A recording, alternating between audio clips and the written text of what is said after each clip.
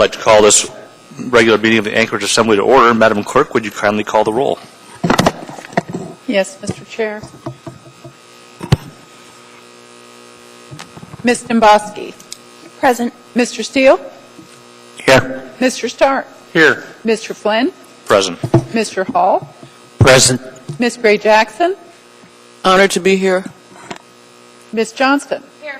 Mr. Honeman. Here. Mr. Trainee. Here. Mr. Peterson. Present. Mr. Evans. Here. You have a quorum. Thank you, ma'am. Ms. Gray Jackson, would you kindly lead us in the Pledge of Allegiance? The United States of America, to the republic for which it stands, one nation, under God, indivisible, with liberty and justice for all.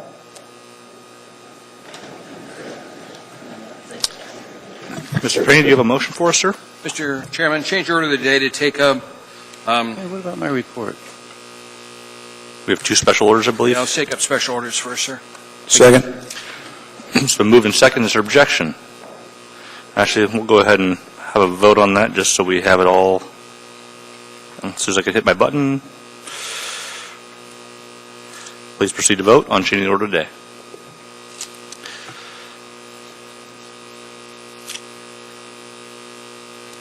And that carries unanimously. With that, we are under item 15A, reorganization. Is there a motion?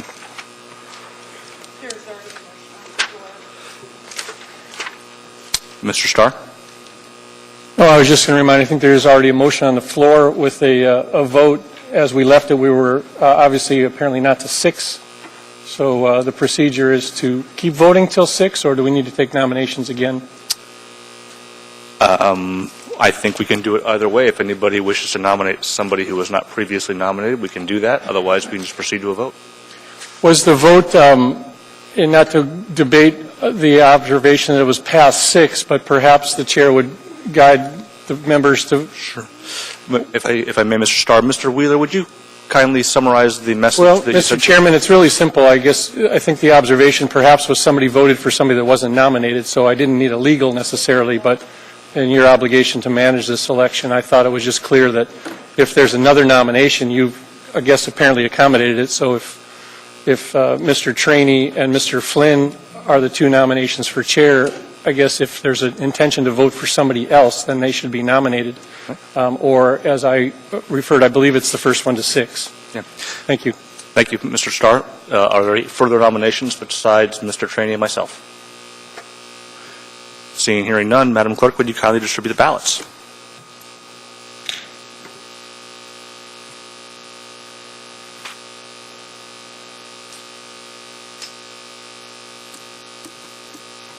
Oh, shoot, I better turn these down.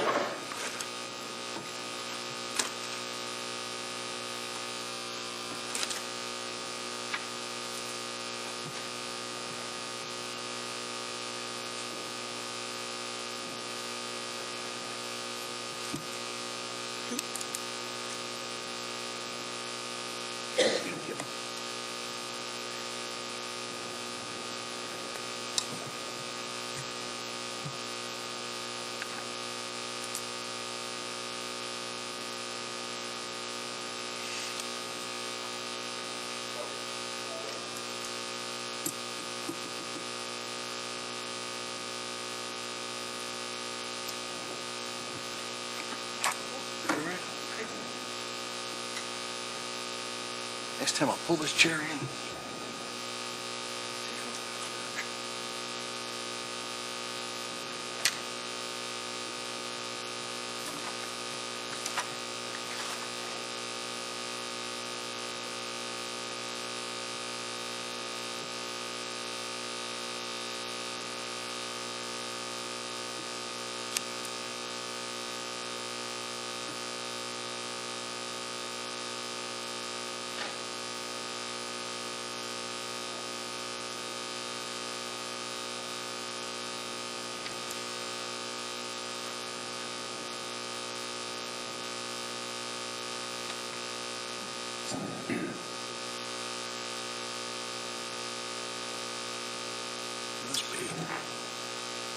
We have it on the... Yeah. I don't think it's on the amendment agenda. Maybe it's the change.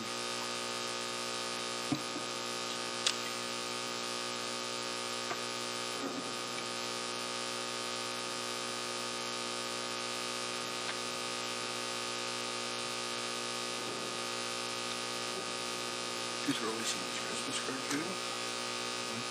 Too early to send this Christmas card to you? But, yeah.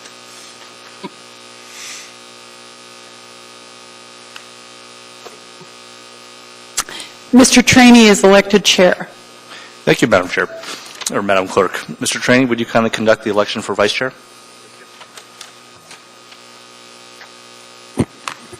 Elections for Vice Chairman are now open. Anyone make a nomination, please? Ms. Flynn?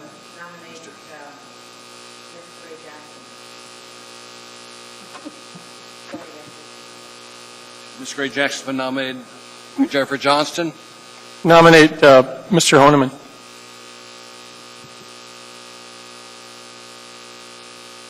Mr. Honeman's been nominated by Mr. Starr. Anybody else?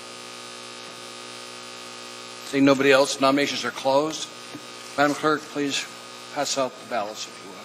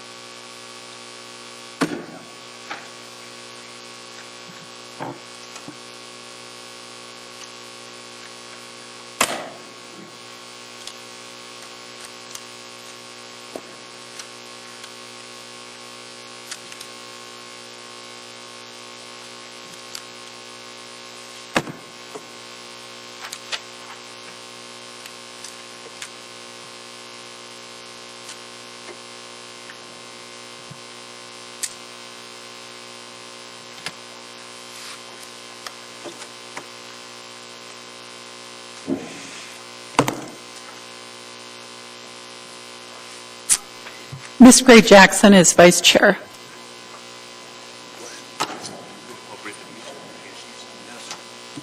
We're going to have a brief at ease. Back in a minute.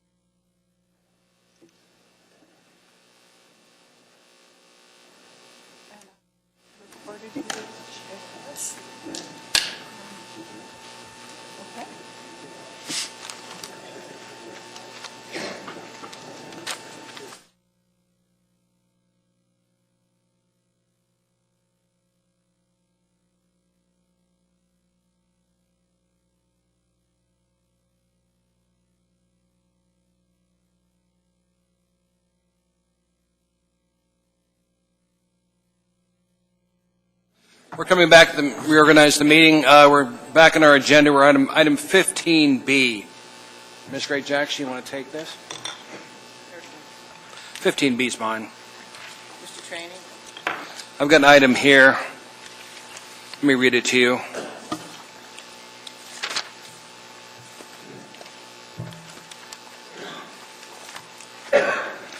Item 15B is submitted by me, and it's amendment to previously adopted towing ordinance, AO 2014-137S. Second. The purpose is the garage keeper's insurance requested by Risk Management for towing ordinance is not available in Alaska.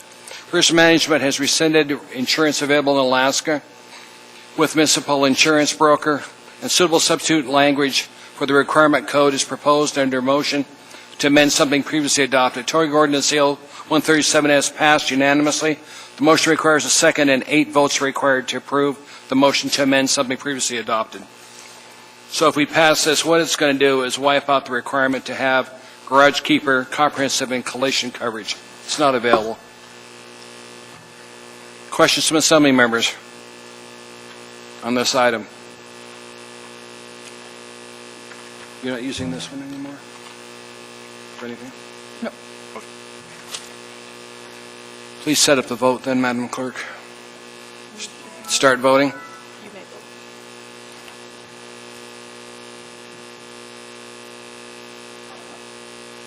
That passes unanimously. Thank you.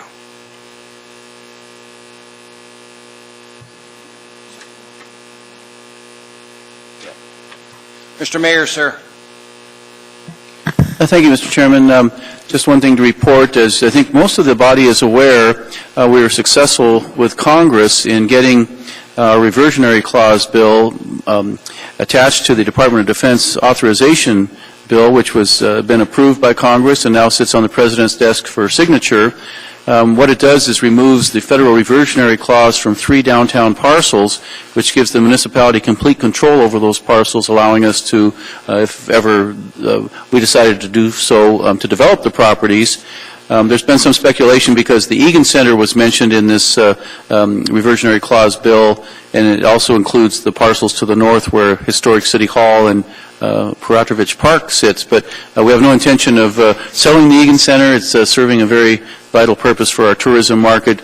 But 15, 20 years from now, you never know if it's outlived its purpose as a convention center. We now have that option to repurpose it for another use, even if we don't sell it. So the reversionary clauses said that if any of these parcels were not used for municipal purposes, they reverted back to the federal government. And with those removed, the one opportunity I think that probably is best for the city is there's 3 lots that are currently used as surface parking just to the west of 7th and I Street across from Snow White Cleaners. That is a fantastic parcel for future development of something of a multi-story, multi-use type of development. And so that one is something we will be moving forward with and seeking development ideas on how to get the best and highest use for that property. So Shalon Harrington, our Government Affairs Director, did an outstanding job working with our lobbyists in D.C. and our congressional delegation, and potentially something worth millions of dollars to the municipality. So very pleased to finally get a bill through Congress. It's not an easy thing when you have a Congress that just keeps reauthorizing things rather than passing new legislation. So we came also very, very close to getting our bill passed on the archive property, the 9 acres just to the east of Cuddy Midtown Park. We got to the 2-yard line and couldn't quite get it over the goal line, but Congressman Young will be introducing legislation at the start of the next Congress. The bill started in the House, he got it passed, it ended up in the Senate, and our 2 senators just were not able to, I think, work together as a team as they should have with campaign season going on. There was a lot of distractions, and so we're going to try again next year. And again, if that becomes available with the shortage of housing and other needs that we have in this community, having that property into municipal hands, I think would be a wonderful thing as well. So that's your kind of Washington, D.C. update, and that's all for today, Mr. Chair. Thank you, Mr. Mayor. The questions to the Mayor from the Assembly? Doesn't appear there are any. Thank you, Mr. Mayor. You're welcome. There's no Assembly Chair report. Committee reports. Start with you, Mr. Hall. Thank you. I'm glad to be the first one out of the box because I want to take this opportunity to wish happy holidays to all of my fellow assembly members. We've gone through an incredibly tough election season, campaigns, and I think it'll be great to go and have a happy holidays and goodwill toward men. Thank you. Thank you, Mr. Hall. Yes, sir. Mr. Honeman. Thank you, sir. The Public Safety Committee meeting is tomorrow at noon here in the conference room between these chambers and the Wilden Marston Theater. We have a pretty full agenda and look forward to inviting any of the assembly members who aren't otherwise committed to work or other obligations. Please, you're invited. And I, too, want to share and pass along my holiday cheers and wishes to each of my colleagues and as well to the municipal employees who carry out the services diligently each and every day of the year. So happy holidays, one and all. Thank you. And to our citizens. Ms. Johnston, ma'am. Yes, there was a Title 21 meeting scheduled for Wednesday at 10, and I've been in touch with the speaker for tomorrow's meeting, and he has agreed to delay it until after the holidays, and we'll have both Tyler Robinson from Cook Inlet Housing and Greg Sabana from Widener Group giving their presentations, and I'll have a date out there soon. Also, Thursday at 1, there'll be an Enterprise Committee meeting, and any of those who would like to come, that we'll be discussing some budget issues as far as ML&P. And to add to the mix, as far as I'd like to say goodwill towards men and women. That was my error. And to all. And I also would like to thank Mr. Flynn because I think he's been an excellent chair, and thank you for his service. Amen. Mr. Steele, sir. Yes, there is an AMATS travel modeling meeting tomorrow, or Wednesday the 17th at 1 to 3 in the Mayor's Conference Room. Mr. Evans, sir. Thank you, Mr. Chair. We had a meeting of the Ad Hoc Committee on Chronic Inebriates and Homeless on December 4th. The focus of the meeting was geared around youth issues. We had a number of informative and quite moving presentations from the folks involved in that area, and I think it was valuable. Thanks. Thank you, sir. Ms. Gray Jackson. Thank you, Mr. Chairman. The Budget and Finance Committee will be meeting on Thursday at noon in the Assembly Conference Room from noon to 1. It'll probably be a short meeting. We're not going to have too much to talk about a few days before the holidays. And I'd just like to take a moment to thank my colleagues for electing me chair. And I got to tell you, if I seem a little out of sort during the rest of the evening, well, I am, because I truly had no idea I was even being considered for this honorable position. So thank you to all of you. Thank you, Mr. Chairman. Thank you. Mr. Flynn, sir, before we get to you, you're a great job as chairman. I appreciate everything you did. Yes, ma'am. Mr. Borowski, ma'am. Straight shrinking violet that you are. Mr. Chair, you look at me like I always have something to say. I'm waiting for a conflict of interest. Oh, how did you know that was coming? Mr. Chairman, it looks like there is an AO regarding the Police and Fire Medical Retiree Funding Program. It's AO 2014-151. I have to be completely candid. I have no idea if my husband is a member of this trust fund. I don't think he is. I don't think he is, because I think it happened prior to him being a fireman, but I do want to make that disclosure just in case. Mr. Borowski, you're directed to participate in this. It doesn't affect your husband, ma'am. Okay, thank you. And then lastly, I just want to give an update on the Eberhardt matter. That case, the hearings, we concluded them on December 3rd, about 7:05 p.m., and the members of the subcommittee, as you are aware, Mr. Trainee, Mr. Evans, and myself are members of that panel. We have begun deliberations. We have asked both sides to present findings of fact and conclusion of law to support the multiple issues that were remanded to us by the Superior Court, as well as a couple of questions that the panel had that we wanted addressed. So once those come in, we've directed them to have them in by the end of January.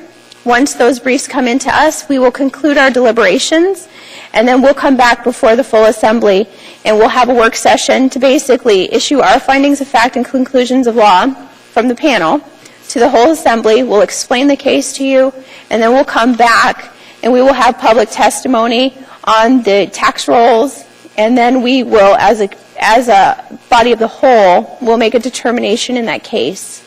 So it's a long process, but hopefully we'll be done everything by March, is what I'm hoping. Thank you, Mr. Dombrowski. And Mr. Flynn has some ideas on future use. When we have something like this come forward, if you'd get with him, please. I think he's got some good ideas on different ways we might want to do this. This happens so infrequently that I like his method of dealing with it. So if you'd talk to him, I'd appreciate it. Okay, thank you. Mr. Peterson, sir. Thank you, Mr. Chairman, and congratulations to you on being elected chair, and also to Ms. Gray Jackson on being elected vice chair. And I would like to thank Mr. Flynn for all the good work he did as chair, serving for the many months that I've been on this august group. I have actually no committee reports. Thank you, Mr. Chairman. Thank you. Mr. Starr, sir. Just a reminder that the audit plan suggestion items are due in the clerk's office by tomorrow. We'll have a meeting sometime in January to sort of flesh out how that plan comes together. Thank you, Mr. Starr. Next item of business is going to be addendum to the agenda. If I get a motion for the addendum, I'll go over it. Thank you. Second. Item 9B5, Resolution Air 2014-332, a resolution of the Anchorage Municipal Assembly appropriating $20,000 from Area-Wide General Fund Balance 101 to Department of Assembly Fund 101 to provide funding for Contract Amendment Number 3 with Levesque Law Group, LLC, for representation in the remand of Eberhardt v. Municipality of Anchorage for Mr. Flynn. And then there's also 9B5A, same memorandum, AM 746, 2014. There's 9B6, is Resolution 2014-334. So I can find that one. Do you got one? Okay. Where's that? Oh, there it is. A resolution of the Anchorage Municipal Assembly amending an alcoholic beverage conditional use for beverage dispensary tourism use and license number 4987 to add 268 square feet of floor area in the transition district for Host International doing business as Humpy's Great Alaska Ale House at 5000 West International Airport Road, room SB 2750, within Ted Stevens Anchorage International Airport, South Terminal, Section 34, T13N, R4W, SM General located south of the West International Airport Road in Anchorage, Spenard Community Council, case 2014-181, Community Development Department. There is also B with it, A with it, it's 9BA, memorandum 748-2014. Dropping down on the addendum, we've got 9D13, the same memorandum, AM 716-2014, recommendation award to various carriers providing various insurance coverage to the Municipality of Anchorage, Risk Management Division, $680,815. Item D16, the same memorandum, AM 743, 2014, change order number 2 to PO 20131140 with MODA, previously ODS, to provide stop-loss insurance coverage to the Municipality of Anchorage Employee Relations Department for $706,543 Purchasing Department.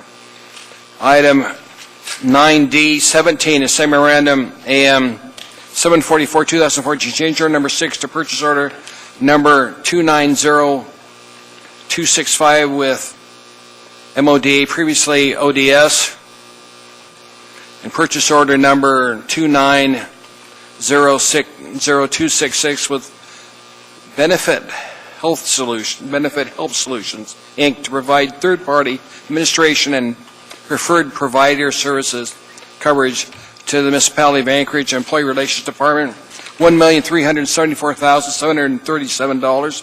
Purchasing Department, item 9D18, a same memorandum AM 745-2014, change order number 1 to purchase order number 201-40964 with Kelly Services to provide temporary employee payroll services for the port expansion project litigation, Municipality of Anchorage, Port of Anchorage, $200,000. Purchasing Department.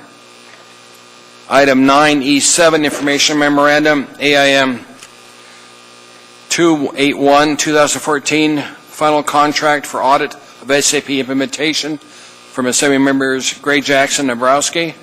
Item 9F4, under Ordinances and Resolutions for introduction. Ordinance AO 2014-150, an ordinance of the Anchorage Municipal Assembly, amending Anchorage Municipal Code, Section 12.15.015 to provide a municipal real property tax exemption for privately owned real estate rented or leased for use as a charter school established under Alaska statute. From Assembly Members Training, Dabrowski, and Gray Jackson. Public hearing on that is going to be January 13th, 2015. Item 9F5, Ordinance AO 2014-151, an ordinance amending Anchorage Municipal Code, Chapters 3.20, 3.85, and 3.87 to provide for the administration of police and fire retiree medical funding program by the Board of Trustees of the Anchorage Police and Fire Retirement System to provide for defined municipal contributions for administrative support and additional changes to facilitate the transfer of responsibilities from the Department of Law. Public hearing on that is requested for January 13, 2015. Item 9F6, or Resolution AR 2014-333, Resolution of the Municipality of Anchorage appropriating an amount not to exceed $120,000 as a contribution from the 2014 operating budget, Real Estate Department, Area-wide General Fund 101 to the Area-wide General Fund CIP Fund 401 for payment of principal and interest on an interfund loan for the Eagle River Town Center for the Real Estate Department. Public hearing requested January 13, 2015. There's an A with it too, 6A, a same memorandum with it, AM 747, 2014. And then we have an item 9F7. Thank you, Madam Clerk. This is AO 2014-152, an ordinance of the Anchorage Municipal Assembly amending the 2015 General Government Capital Improvement Budget and Capital Improvement Program to reinstate $10.5 million included in the 2014 Capital Improvement Budget and Legislative Program to accommodate a greater Anchorage population and a growing level of use for indoor sports facilities. Now. Excuse me, Madam Clerk, what's the number on that one? 2014-152. No, on the agenda, is it for the consent or is it for a public hearing later? It's for introduction. Public hearing requested on the 13th of January. That's item 9F7. Okay, thank you. Anything else, Mr. Starcer? No.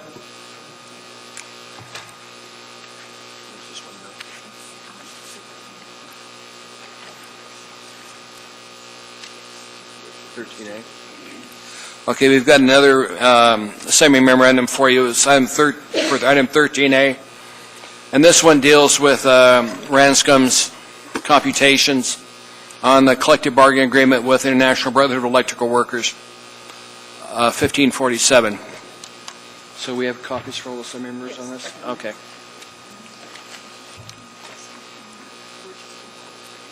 Okay.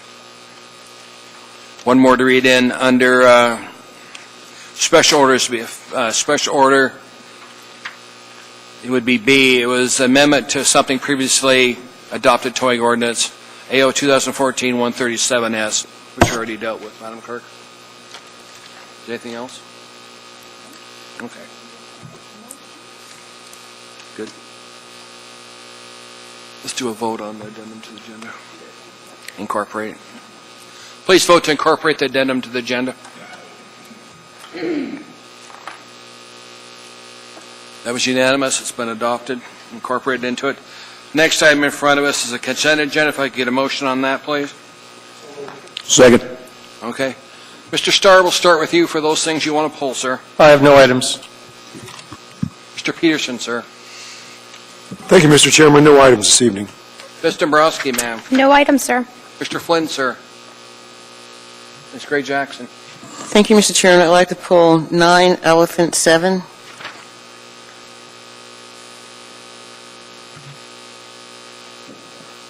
Thank you, Mr. Chairman.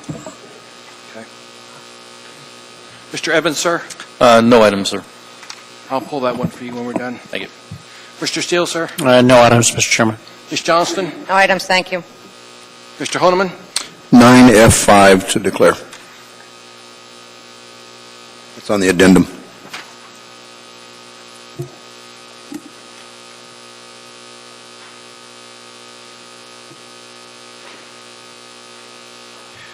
Mr. Hall, sir. No items. I do need to pull one for one of our members, item 9D5. I'll pull that one.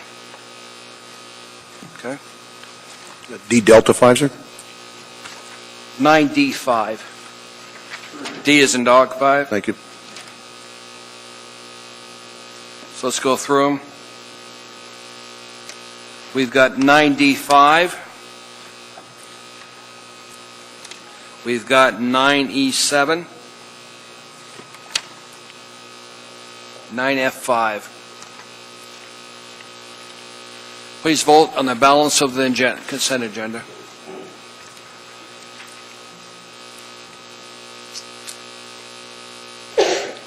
The item is approved by the body.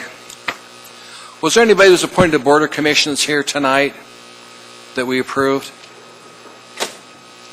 Okay. Let's go through these then. I pulled item 95. Ms. Gray Jackson, can you make a motion on that one for me? Thank you, Mr. Chairman. Move to approve. Second. Moved and seconded. Mr. Evans, sir?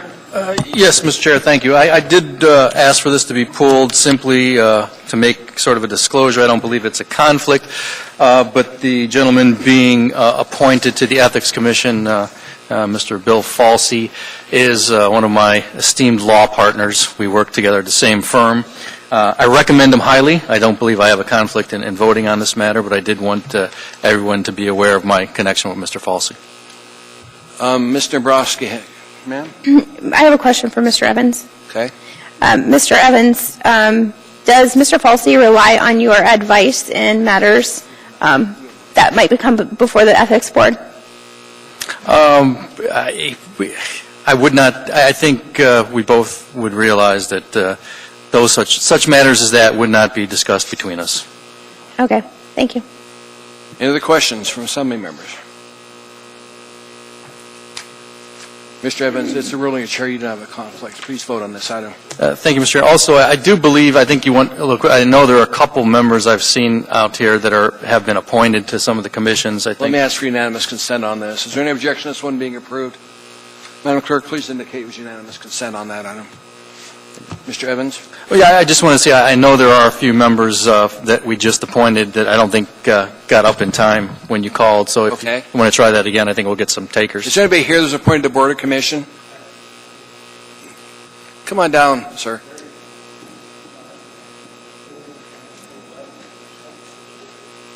We didn't pull it.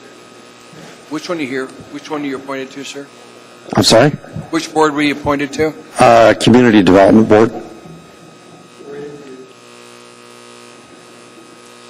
Thank you, sir.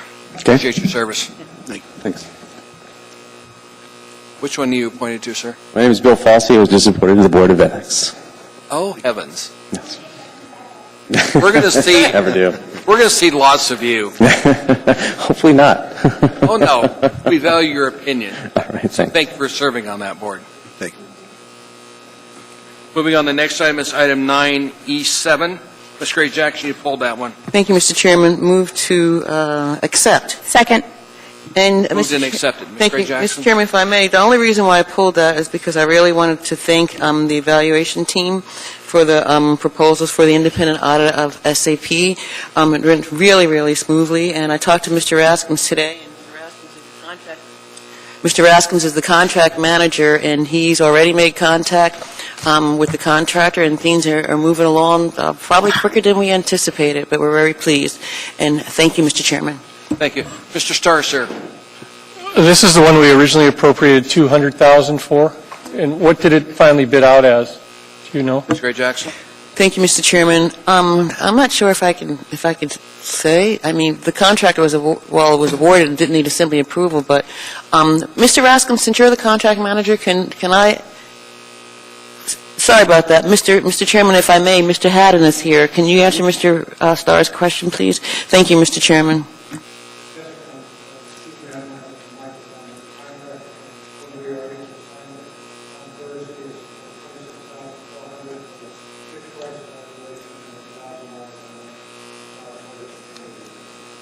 $8,000 a month? Thank you. Any other questions, Mr. Starr? Okay.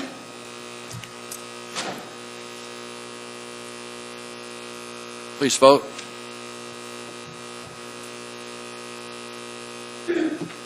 That was approved. Next item in front of us is item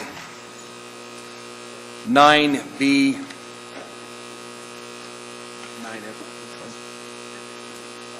You've got 9F5.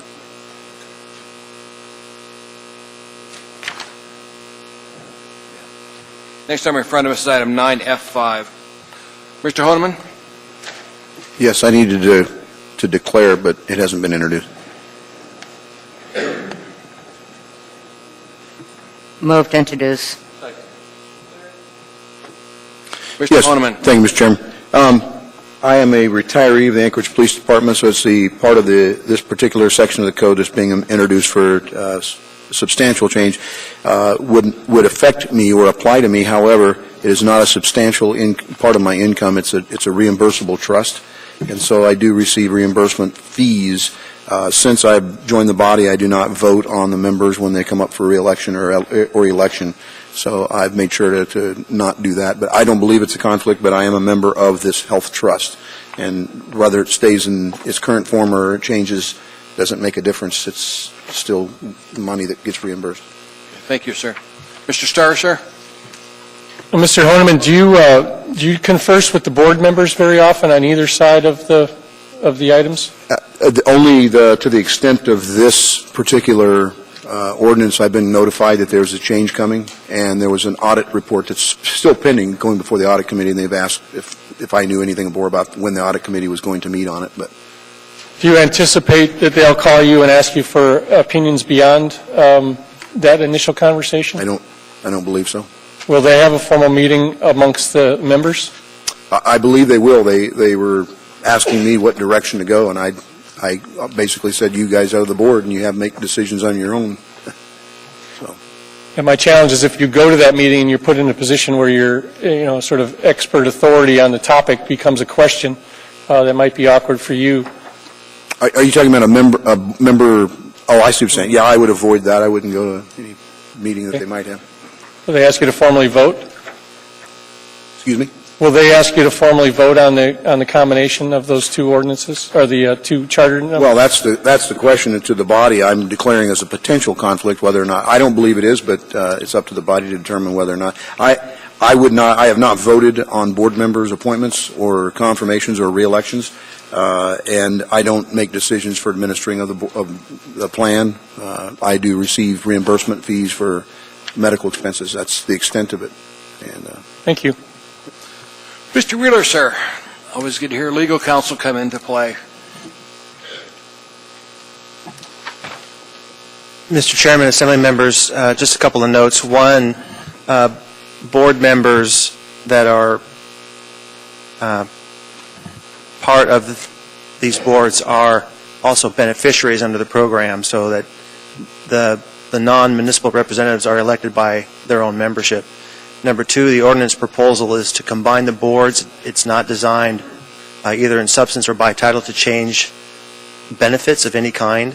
So the ordinance by its scope would not affect any benefits to be received or currently being received by members. Thank you, Mr. Wheeler. Ms. Dombrowski? Thank you, Mr. Chairman. I just see where the line of questioning is going, and I just want to remind the members, when we're determining a financial or private interest is substantial, it has certain criteria that's outlined in your packet. Mr. Honeman, I've heard what you said, and I personally don't think you have a conflict, but I want to just bring members' attention to this. It's in your packet, at the very front, it's a yellow sheet. It says disclosure of potential conflict. Number 1, whether the financial or private interest held by the elected official or household member is a substantial part of the matter under consideration. I don't believe this is.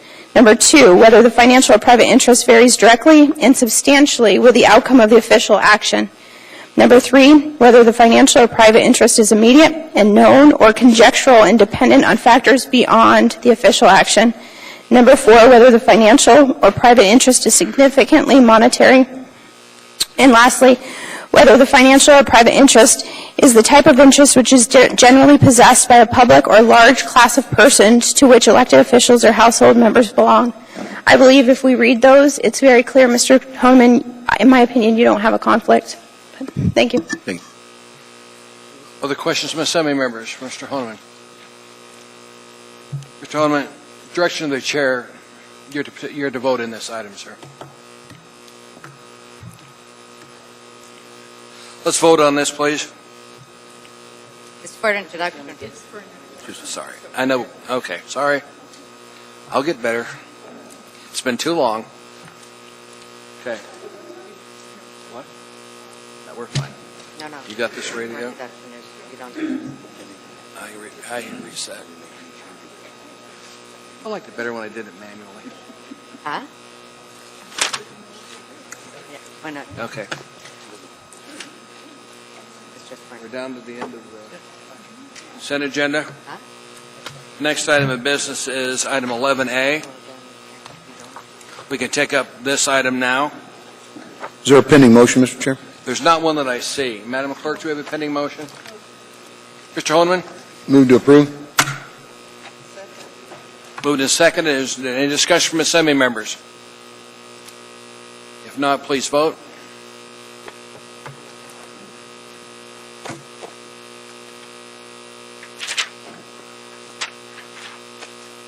We're out to 10, so who are we missing?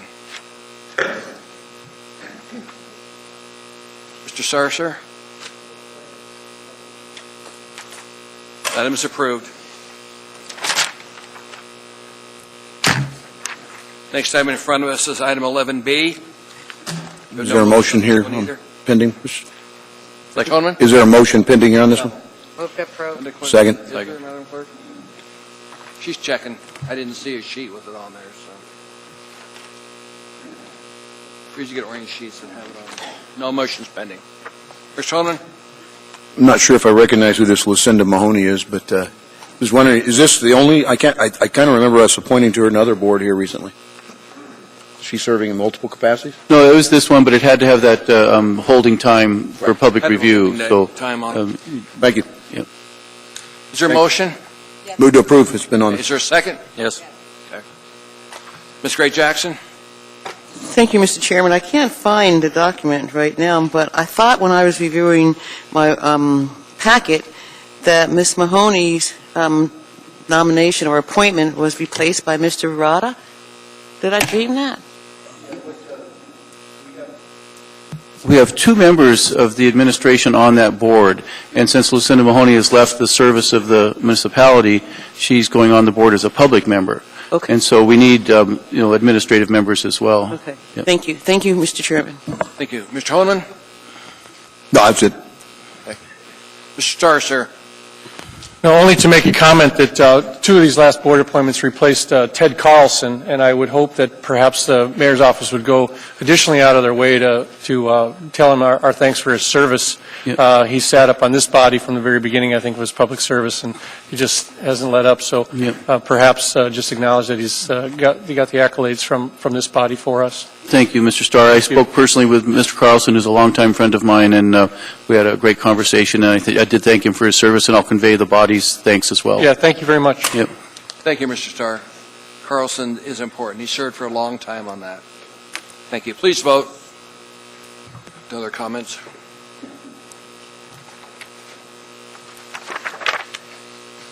That was unanimous.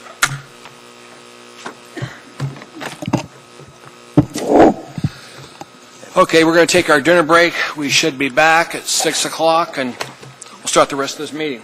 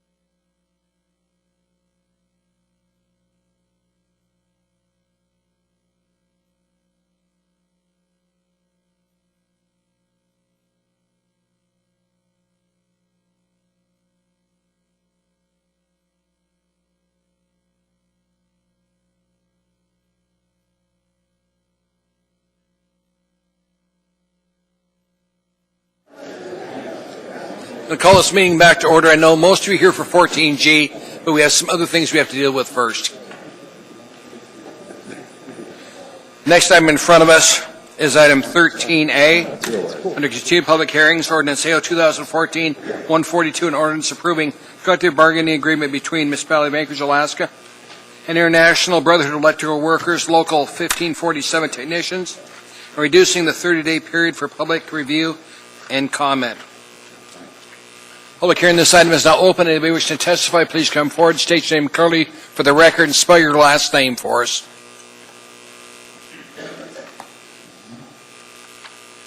Hearing and seeing no one, the public hearing is closed. What's the wish of the body? Second. Sir, do you want to testify on this one, or are you on 14A? The collective bargaining agreement. Go ahead, sir. Dustin Darden, DUSTINDARDEN. Welcome, sir. So are you guys getting ready to vote for this? When you're done testifying. After I'm done? Yeah. Okay, cool. So, some of the language in this agreement, as far as outsourcing to the private sector, it's kind of like open to that. So I am against this, so just kind of wanted to Well, thank you for coming here. Have you talked to your union members about that? Yes, sir. Okay. Well, thank you for talking to us about it. I voted against it, too. Okay, good. Thank you very much for coming here. All right, thanks. Anybody else wish to testify? Hearing and seeing none, public testimony is closed. I'm sorry. What, sir? I'm sorry, you guys don't work. Who would like to testify in there? Do it then. You can come and testify if you want to, yes. If you want to testify on this item. I think so. I'm real sorry, though. Okay. Thank you. And I'm sorry, could you repeat the item? Well, this item, it's on the board there. It's collective bargaining with the IBW, Technician Workers Union. Okay, I'm so sorry. I was unaware of where you were in the meeting, and I interrupt you. It's all right, sir. Okay, I'll pass. Okay, take a Thank seat, you. sir. Thank you. Anybody else wish to testify in this collective bargaining agreement? If not, public testimony is closed. What's the wish of the body? And again, Second. push your buttons. Moving to second, discussion from assembly members.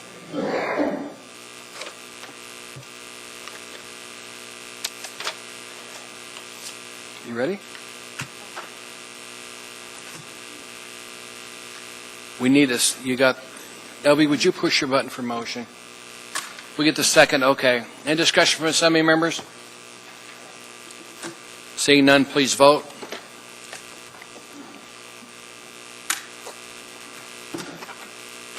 Mr. Honeman, sir? Oh, I thought I had voted. Thank you. That was approved by the body.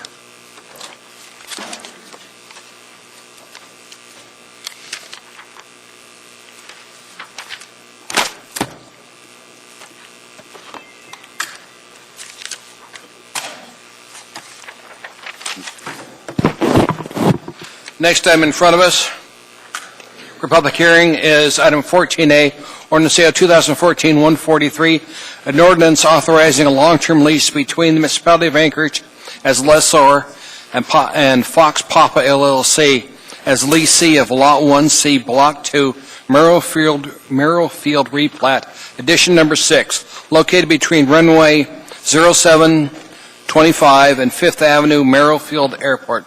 Public hearing on this item is now open. Anybody wish to testify, please come forward. State your name clearly for the record. Spell your last name, please. Hearing and seeing no one, public testimony is closed. What's the wish of the body? Move to approve. Moved in second, discussion from assembly members. Mr. Evans, sir. Thank you, Mr. Chair. I was just wondering if somebody from the administration can address what appears to be it's a 20 cents per square foot per year lease, but it's for technically looks like up to 55 years. And I don't have the lease in front of me, but are there any escalators as far as that price goes over the course of 55 years? Just curious. Can the administration respond to Mr. Evans, please? Yes, sir. The director of the Merrifield is here. He can address the question.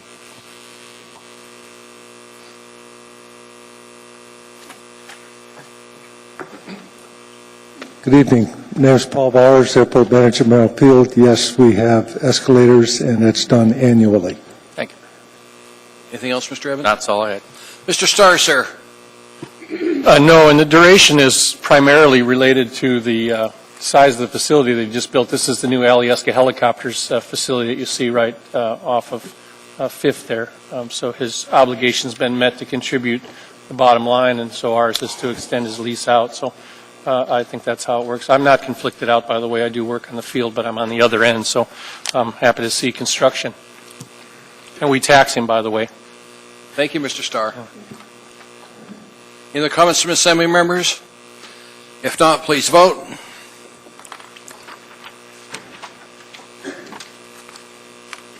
That item was approved unanimously. Next item of business in front of us is item 14B.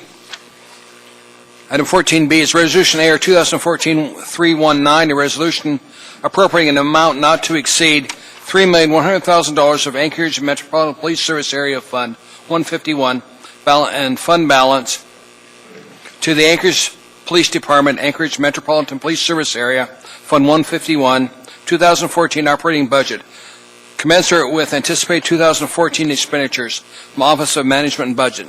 Anybody wishing to testify, please come forward, state your name clearly for the record, and spell your last name.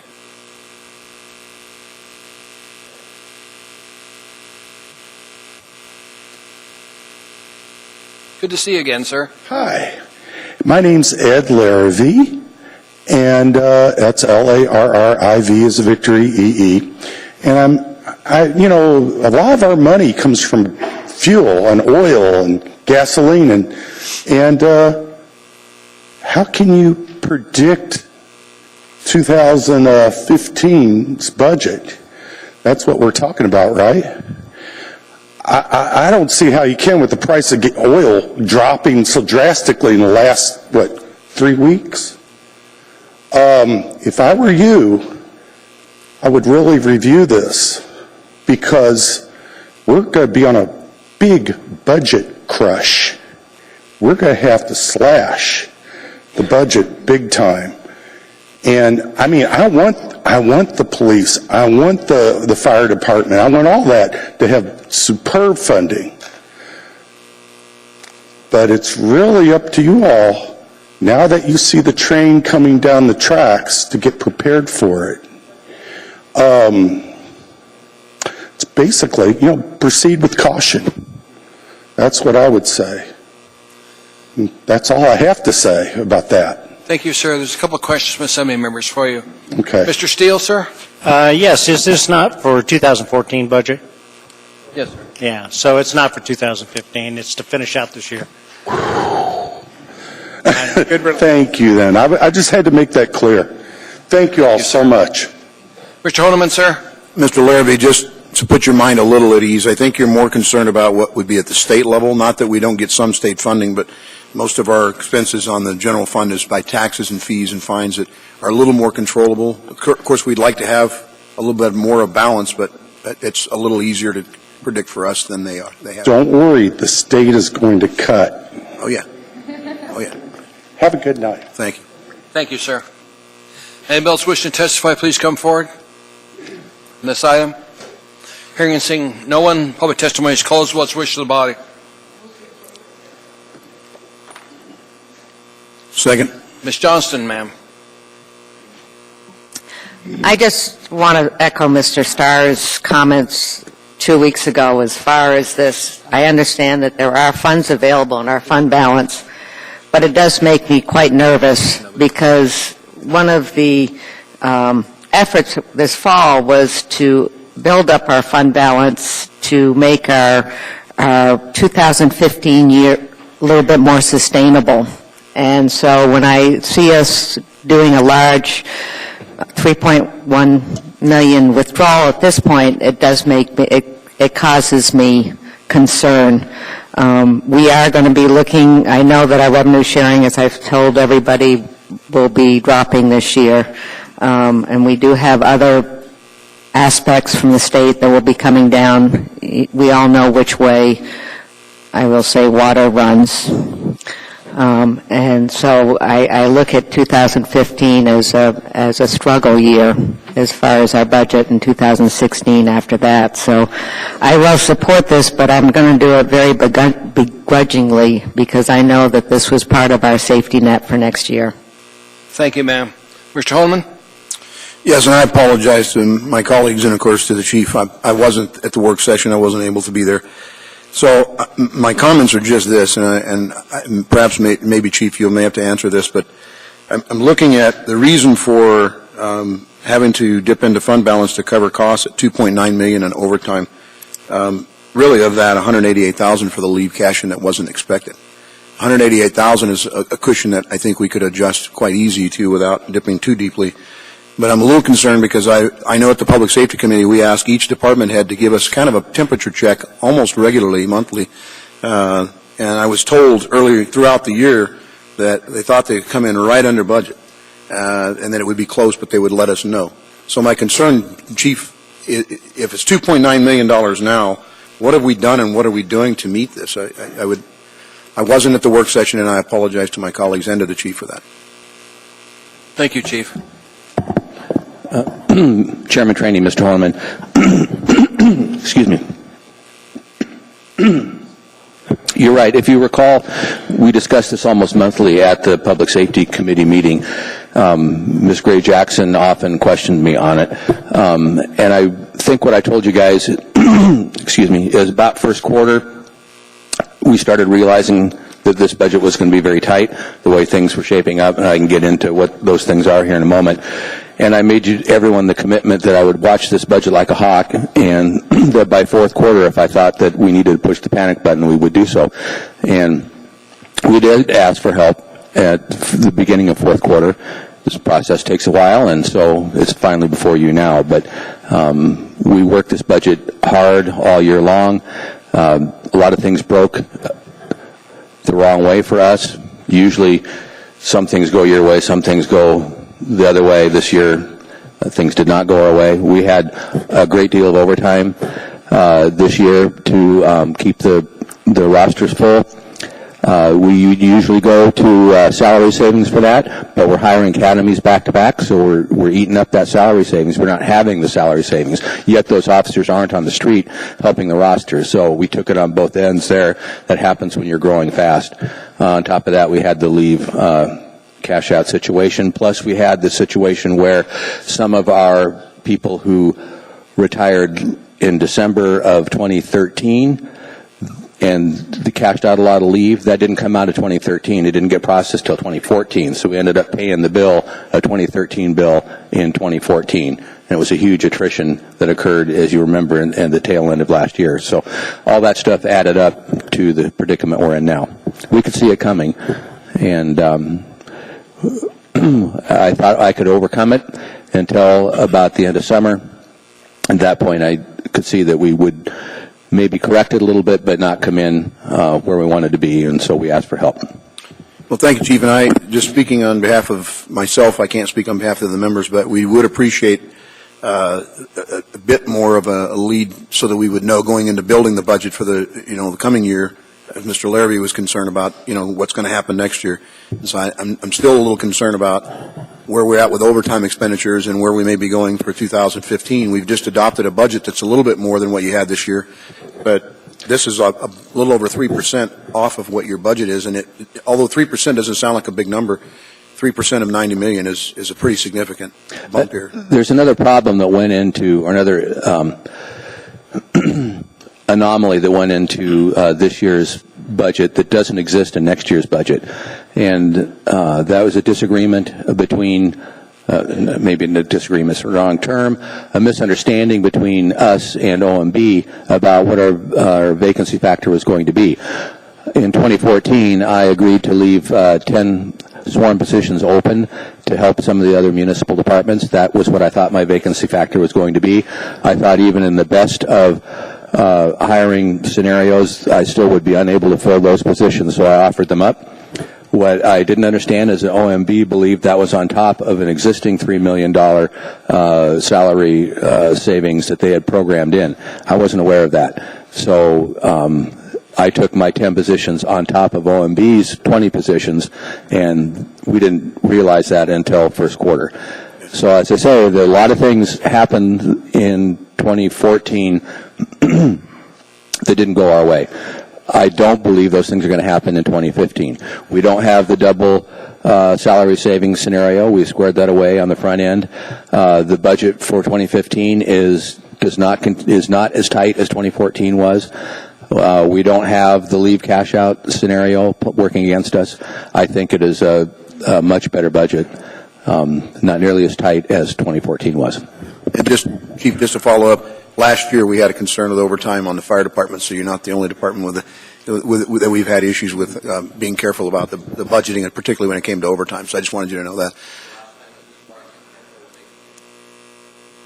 Push the button. Here we go. The last time we were in this fix was in 2002. Normally, we break even or return $1 million or $2 million to the fund balance. We couldn't make it happen this year. And then, Mr. Chairman, if I might, Mr. Chairman, to the administration, would appreciate, the chiefs are doing very good at when their reports on the monthly meetings at PFC, but would like to have a little better understanding. I mean, if the chief's not understanding it, Ms. Jared, I'll give you the benefit of the doubt. Last year, we had Ms. Mahoney in your position, and the fire department had issues with overtime, and they had to come back, and we had to make some serious adjustments in the third quarter going into fourth. But the reason I think everybody's having consternation on this fund balance dip, it is significant, and it is going to pinch us a bit, and we'd like to have good clarity as we go forward with the department budget. So thank you. Mr. Starr, sir, anything for the chief? Not for the chief, but Okay. Mr. Honeman, it's because the fund balances are getting low that our consternation occurs. And that's not to preach to it, but it was my comments a couple weeks ago. I was happy to have the understanding of the work session discussions, but quite frankly, an 11% benchmark now for end of year fund balance is a little bit frustrating from the fact on how hard we've worked to get it up there. The rating agencies would like us to be higher than that. Even 13, when we had it at the high point in June, wasn't high enough. We didn't get AAA on all of our rating agencies. So my challenge is what do we do if there's a hiccup in services that require us to dip into our cash flow? The answers at the work session, however conciliatory, were not up to what I would feel a prudent businessman would look at, in that the mayor commented that we were going to be ahead of budget this year because it isn't snowing. Ms. Gaillard, without misquoting, spoke about anticipated revenues coming in higher than we thought. Those are helpful answers to have, but what if it did snow a lot? What if 4 other departments came in and overshot their budget? Our primary responsibility here is fiscal management and fiscal understanding.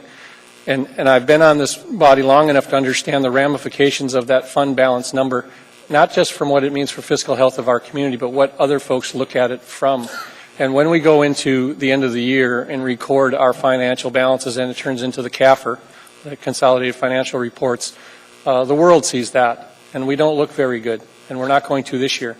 What I want to make sure goes on record right now is that it can't be the excuse of the next incoming mayor that the outgoing mayor left him in a pickle, because we're short. To bring it up to a 13% fund balance would take some money, but it's not going to be $11 million. It's not going to be $9 million. It's none of that. So we're going to end the year at about 11% fund balance. That's a 1% for sort of, in quotes, an emergency reserve, and then the 10% for that. That's not acceptable to me. I'll vote for it. We need a balanced budget. We need to pay our bills, but it's not a place that we should take this body, and I feel somewhat responsible for that. The points of comment were right on. We get quarterly reports. We get summary reports. We have clear communication. My inference to the administration, which I hope they did in December, was to stop spending, if in fact we were that close. We don't need chairs. We don't need tables. We don't need upgrades to computer systems if, in fact, we can't pay our payroll. So the other qualifier I have is that we need to probably restate what emergency reserve actually means. It's not a safety net. It's not allowable. It's not acceptable. We could very well have an emergency in this community that we need the money for quickly. And if we feel that it's used for over-budget problems or under-budget spending flux, I'm not liking that definition. So clearly, I like the financial structure, but I would rather be at the 13% on the high side of this assembly guidance and not on the low side. So it's enough preaching, but we have to do better. Thank you, Mr. Starr. Ms. Gray Jackson. Thank you, Mr. Chairman. First, I'd like to thank my colleagues for their comments, because you have some very valid concerns, but a couple of points I want to make. First off, it is the administration's responsibility to let us know when you don't have enough money to meet your needs through the end of the year. And it was stated a couple of times that one of the reasons why the police department didn't have enough money is because they're short of police officers, and so they had to use overtime. There's money set aside for emergencies, and having enough police officers on the streets, to me, in a community with over 300,000 people, is an emergency. I also want to just take a moment to thank our CFO, Ms. Gaillard, because she did a really, really good presentation for us. I think it was on Friday, Her presentation made me feel really comfortable that we are doing the right thing. We're doing what we need to do. And I don't feel like the sky is falling because we're making this appropriation. But we do need to be prudent in the future and find savings where we possibly can.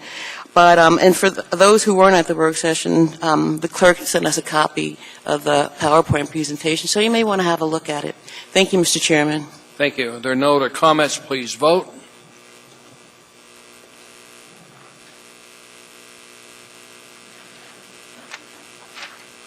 That is approved 10-1. Next item in front of us will be item 14C. Item 14C is Resolution Air 2014-320, a resolution of the Municipality of Anchorage, Alaska, appropriating $250,000 from the U.S. Department of Justice Community-Oriented Policing Services and $11,996 as a contribution from the 2014 Anchorage Police Department operating budget, Anchorage Municipal Police Service Area Fund 151 to the Federal Grants Fund 241, Anchorage Municipal Department for the COPS Hiring Recovery Program. Public hearing on this item is now open. Anybody wishing to testify on this item, please come forward. State your name clearly for the record and spell your last name, please.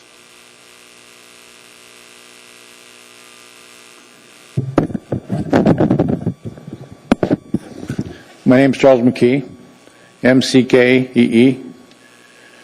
As you've heard me talk in the past pertaining to no oath, bond, and commission on the federal level, and having spoke with the Anchorage prosecutor on that matter, her statement to me saying, well, that's federal, indicating from that statement that because it's federal, the municipality of Anchorage prosecutor's department and the attorney and the police department, they don't have to comply with federal law of 1863. I mentioned it was 1862, but it's actually 1863 Act of Congress. So you're asking in this resolution for the U.S. Department of Justice to respond in kind with $250,000 and being in compliance or non-compliance with the federal law.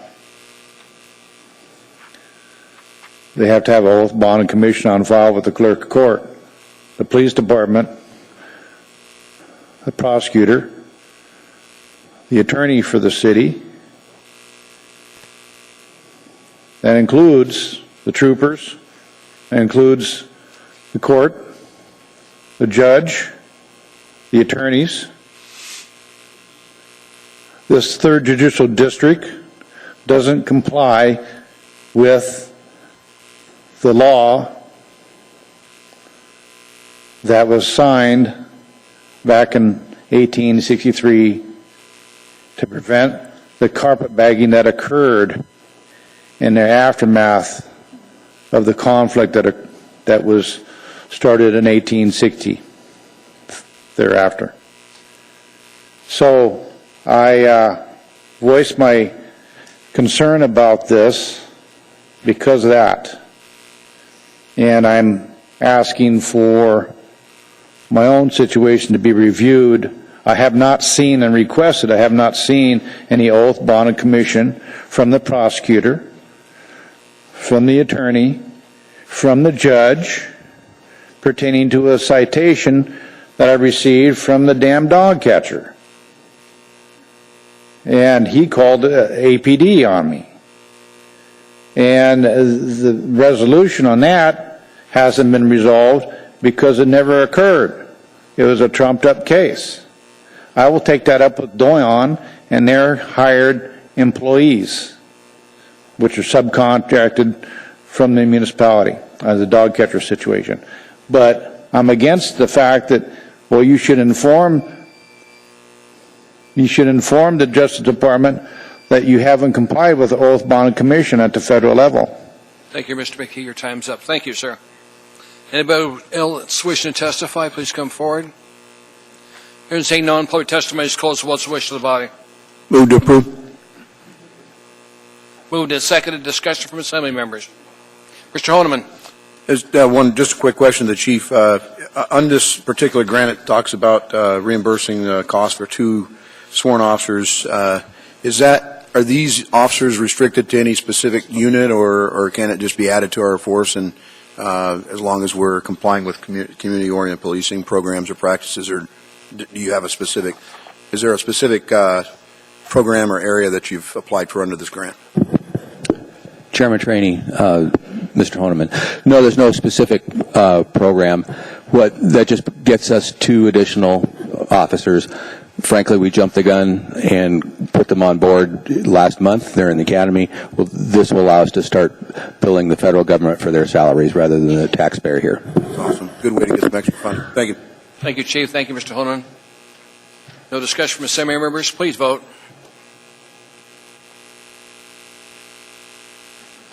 The item was approved unanimously. Next item in front of us is item 14D. Resolution Air 2014-321, a resolution of the municipality of Anchorage appropriating $527,947 to the state direct federal pass-through grants fund 231 as a transfer of responsibilities agreement, TORA, when tenured, from the State of Alaska Department of Transportation and Public Facilities to fund the transit marketing program within the Public Transportation Department. Public hearing on this item is now open. Anybody wishing to testify, please come forward, state your name clearly for the record, and spell your last name. Hearing and saying no, and public testimony is closed. What's the wish of the body? Move to approve. Moved and seconded by Ms. Johnston. Discussion from assembly members. Please vote.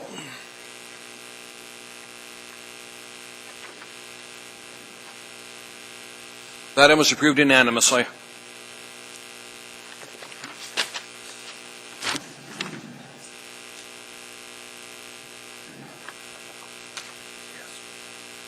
I will. Thank you, Madam Clerk.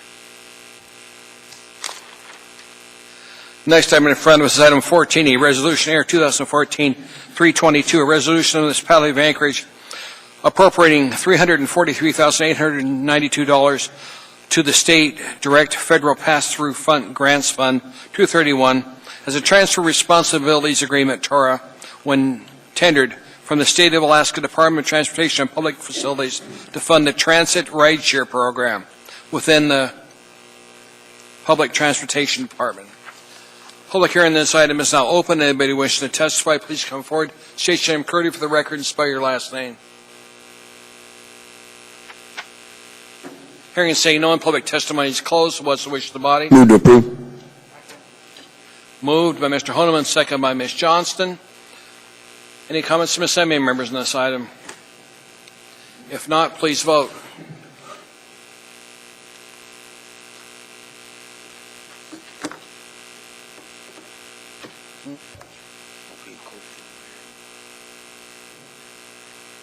That was approved unanimously. So good having you here. Next item in front of us is item 14F, Resolution Air 2014-323, a resolution of the municipality of Anchorage appropriating a contribution of $1 million from the Information Technology Fund 607 to the Information Technology Capital Improvement Program, CIP, Fund 608, all within the Information Technology Department. Public hearing on this item is now open. Anybody wishing to testify, please come forward, state your name clearly for the record, and spell your last name. Hearing say no, and public testimony is closed. What's the wish of the body? Move to approve. Moved by Mr. Honeman, second by Ms. Gray Jackson. Comments from assembly members? If not, please vote.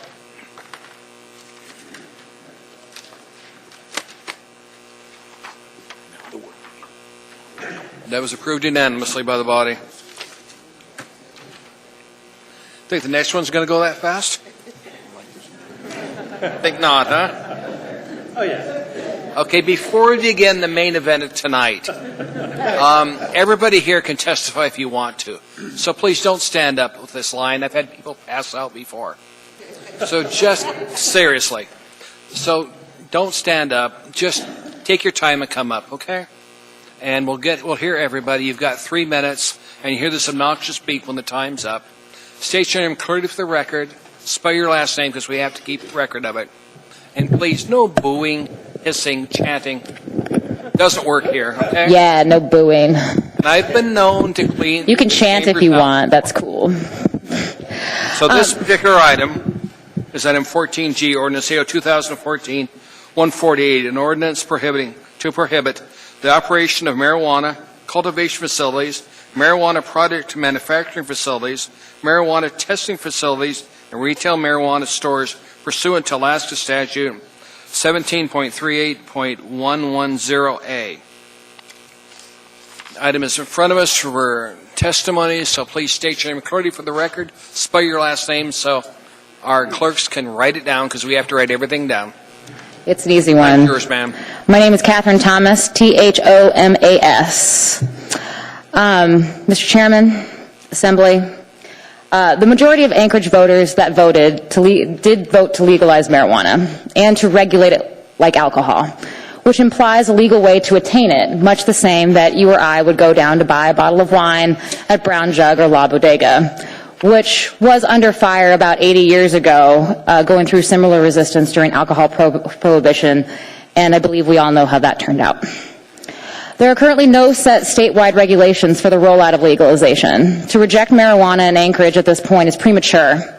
We don't even know what the rules are yet. How can you say that this is not right for Anchorage or that the people of Anchorage don't want this? By allowing dispensaries, jobs will be created. Safe environments can be made for both consumers as well as distributors and growers. Marijuana is bought and sold daily without the permission of this assembly. And with government involvement, a safer and legal environment can be created to make a system of legal accountability. Tax revenue will also be gained. If the assembly chooses to reject dispensaries, revenue will go elsewhere. If Anchorage does not want marijuana, those businesses will do poorly and shut down. If Eagle River opposes marijuana shops, residents will not patronize those establishments. We should allow the people the opportunity to make the decision for themselves. If people do want to purchase marijuana, the assembly should not stand in their way, but should allow the people to make their own choices instead of this assembly making their choices for them. No matter how you feel about marijuana, though science does say it has many productive uses, no one ought to have the authority to tell another what they do with their time, money, or body if it does not inhibit others' liberty or choice, including making a living selling the substance. Prohibition creates crime and violence, and legalization provides a safe and accountable environment. Making something illegal or opting out of the industry will not make it go away, nor will it make it flourish. People that smoke or intake marijuana will do so whether it is allowed or not. People that do not, and will not be forced to. The majority of Anchorage that voted have approved marijuana stores, and the Assembly, which is supposed to represent Anchorage, should respect that. The majority has spoken, and not at the expense of the minority, and that should be respected by this governing body.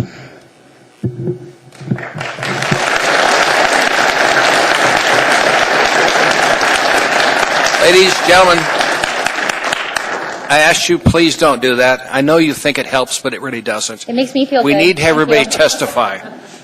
We need to get everybody through, and this just delays the time. Thank you, ma'am. Yes, sir. Yes, my name is Roger Penrod, and I'm a local business owner. Anyway, I'm concerned that the state doesn't have the time to properly address implementing safe and reasonable regulations on this particular product. The voters they voted the proposition that specifically allows the immunity to opt out for any reason, and I would really urge the immunity to opt out of this one. I support the opting out to allow the state to complete its task of get this regulation in place. After that, then the immunity can engage in their own licensing and regulation that has no conflict with any new state law. This also allows other communities a chance to demonstrate what works better with a smaller population before we jump into it with a city of 300,000 plus, and then concerned about the marijuana production and distribution and zoning. Think about that one. I stringently object to cannabis being sold at any location licensed to sell alcohol, tobacco, e-cigarettes, oils, or to be near any location within 2,000 feet of a registered firearm dealer. Furthermore, I would like to see a distance zoning protections for schools, assisted living facilities, and churches. I also believe it impractical to achieve any meaningful regulation for production and distribution without first shelving the concept of licensing conversion of cannabis into other products. We have only enough time to deal with the standard licensing and production, not gummy bears and not the myriad of issues behind the others' products. Sir, could you spell your last name for us? Oh, I'm sorry, it's Penrod. I apologize. Thank you, sir. No questions from Assembly members. Welcome, ma'am. My name is June Pittman, Pittman, and I actually have a physical reason I need to stand. So I'm a 39-year resident, and I want to explain a little bit about how the state has failed me. There will be other people who will talk about how adults can make responsible decisions. There will be other people who can talk about how the sin tax process will make this administration of this new law sustainable. However, where the problem lies, for me personally, is that I'm permanently disabled. And it's just been in the last 2 years that disability has impacted my life. I am on the medical registry and not able to get the drug that assists me. My normal paid doctor said she would prescribe it for me, except she has no place to refer me. She has no place to send me that would have a consistent available supply, or that someplace that could be monitored. So I go back to the state and I say, what are my options? And they say, you can grow it yourself. And I say, I can't. My disability prevents me from growing it myself. I can't even smoke it because of my disability. I have to take it in other forms. Before my disability, I was in general concept approval of holistic medicine. After I personally took it and I got the reaction and the fact that it actually mitigated my most disabling symptoms, I wholeheartedly believe in holistic medicine. I'm on 15 medications, and this would take care of many of them. But I can't get it. I can't even go some other state and bring it in the state. And I can't physically grow it myself. I can't financially create my own grow operation for the amount that I need. And I can't, being in a city, in the location I am, grow my own. I'm in a city for resources to make things easier for me. If I wanted to live a rural lifestyle, I would. So the state in its previous capacity failed me. Don't let the city fail me. This ordinance is premature and it's open-ended. It has no date on it of when you need to comply, and I just want you to think about that. Thank you. Thank you, ma'am. Further comments from Assembly members? Any questions? Thank you. Yes, sir. Thank you. Daniel Jost, last name Jost. Go ahead, sir. Okay. I want to thank the previous speaker for her remarks. I think it speaks to generally a very important group of Alaskans that are suffering from this type of implementation. What I want to talk today about is first and foremost what the duty of the Assembly is. The duty of the Assembly necessarily is to represent the municipality's needs and also to listen and respond to the collective voices of Anchorage residents. And we have certainly heard the collective voices of Anchorage residents within the last election. So I want to examine really closely what banning commercial marijuana does to uphold that duty. I would say that first it fails in upholding that duty by not representing the majority of residents who supported ballot measure 2. First, they voted to create a regulated commercial industry that would replace the dangerous underground marketplace with the benefits that are seen there, which I'll further elaborate in my other point. But it's also the case that this doesn't uphold the duty to citizens because this cannot possibly be a representative discussion when we don't actually know what the discussion is on. We haven't seen the proposed legislation, so it's incredibly difficult for any assembly member, I would say impossible for any assembly member today, to say that they're actually representing the interests of Anchorage by voting yes for the passage of this bill, since Anchorage can't be, because we can't necessarily weigh in on or discuss whether the regulations that are in place by the state legislature are good or bad, because those regulations haven't even been proposed yet. So until we see those regulations, perhaps at that point we could have a discussion on whether or not we would want to opt out as a city. But we haven't seen those regulations, so banning this substance prematurely and banning the commercial sale prematurely fails to represent citizens in those regards. What I would advocate for is a passage of a much more representative approach. I think that the Assembly should continue to follow the state regulation process closely. If at any point bad regulation is proposed within the state regulation process, the Assembly can then at that juncture vote to opt out of the ban. But at this point, it serves nobody.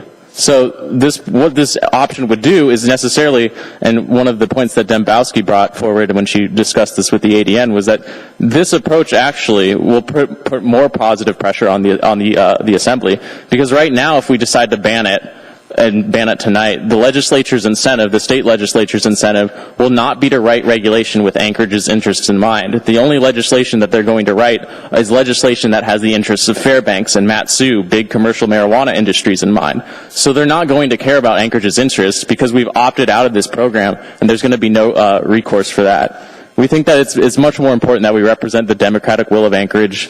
We also need to prevent an exacerbated black market that will exist when Mat-Su and Fairbanks suppliers become huge suppliers for an underground industry. Anchorage deserves far better than this approach. Thank you. Thank you, sir.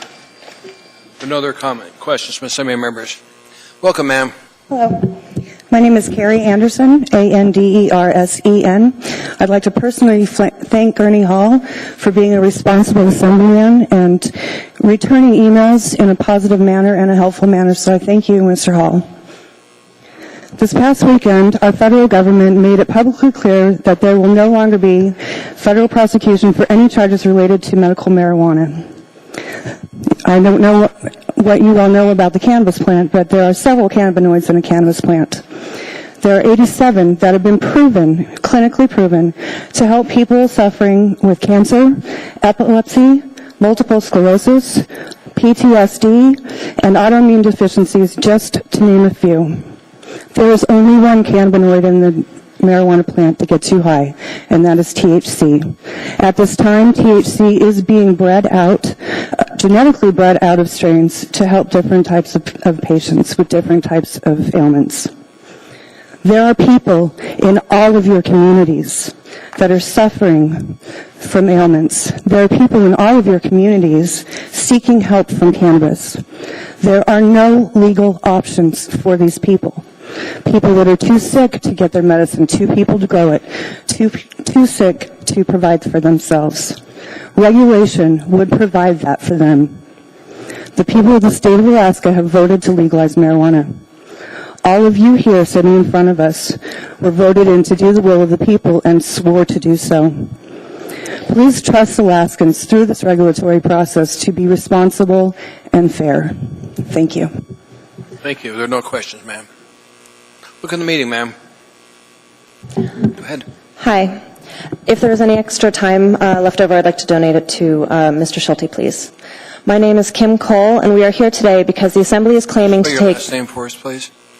Excuse me? Spell your last name. Oh, sorry. K-O-L-E. Thank you, ma'am. Okay. We're here today because the Assembly is claiming to take a quote-unquote wait-and-see approach to the implementation of Ballot Measure 2. Conveniently, already written into the initiative, is a 12-month waiting period for the state to create and adopt regulations for the production and sale of marijuana. The The 3 months between the end of the rulemaking period and when applications for businesses can be accepted would be the appropriate time to have this conversation, but not right now. Tonight's proposal is, in fact, the exact opposite of wait and see, because action is being taken to ban business in the municipality of Anchorage. In a time when the phrase job creation is so prevalent, there is no legitimate reason to quash new opportunities for small businesses and the economic stimulus that they can create. Given our current financial state, one would think that the city would jump on the opportunity for small business economic growth. Colorado saw more than 18,000 badged jobs, and those are people who had to apply for and go through a strict process in order to, those jobs were generated for the state. As well as an additional $52.5 million in taxes and fees, as opposed to supporting the black market. We should be able to have a piece of that as well. Once again, Alaska has the ability for the lower 48 to look at us as a model of how to best take advantage of an economic opportunity as we begin to legalize marijuana, and we can do it better than Colorado and Washington by implementing the best of each and by learning from their mistakes. If this ban is voted in at this time, it will not only continue the black market within the city, but it will also hobble Anchorage's influence in creating the state regulations, since it won't be about us any longer, despite being the largest city in the state. We don't want Juneau to dictate our local policies to us. If this ban goes through, even with a sunset clause, we will be starting behind the rest of the state, and if growers can't start in time, local dispensaries will be forced to purchase product from out of the city, benefiting other regions in the state and mimicking Washington's situation of open stores and no product availability. Additionally, if a ban is implemented without a sunset clause, new assembly members will eventually be voted in and the ban will eventually be lifted, creating a situation where we had no say in the regulations that are forced upon us. The writing is on the wall and legalization is an inevitability. We should be leading the charge, not hiding from it. And I also find it curious that the 3 members who are proposing this ban have all declared an intention to run for mayor, bringing up the question of the true motives. You are all voted in to serve the people. The public has spoken, and there are other voted officials who have moved forward to propose regulations with which they feel comfortable while still honoring our wishes. It is possible for you to do the same. Thank you very much. Thank you. There are no questions from the Assembly. Thank you. Welcome to the meeting, sir. Hi. Like she said, mostly. My name is Bruce Schulte. Last name is spelled S-C-H-U-L-T-E. Mr. Chairman, thanks for hearing my words tonight. I'm speaking tonight on behalf of the Coalition for Responsible Cannabis Legislation. It's our position that while each community has the right, under the provisions of this law, to opt out of one or more types of marijuana businesses, to do so now, so soon after the election, and without the benefit of any additional information, is premature and would do a tremendous disservice to the voters of Anchorage and to those who might invest in a legitimate marijuana industry. By way of background, I just want to hit a couple of key dates. November 4th, of course, was the election. 51% of Anchorage voters approved this direction.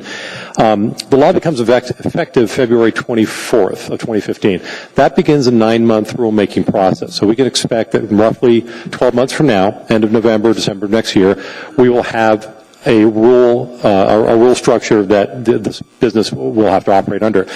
There's an additional 3-month grace period thereafter before the state is required to begin accepting permits.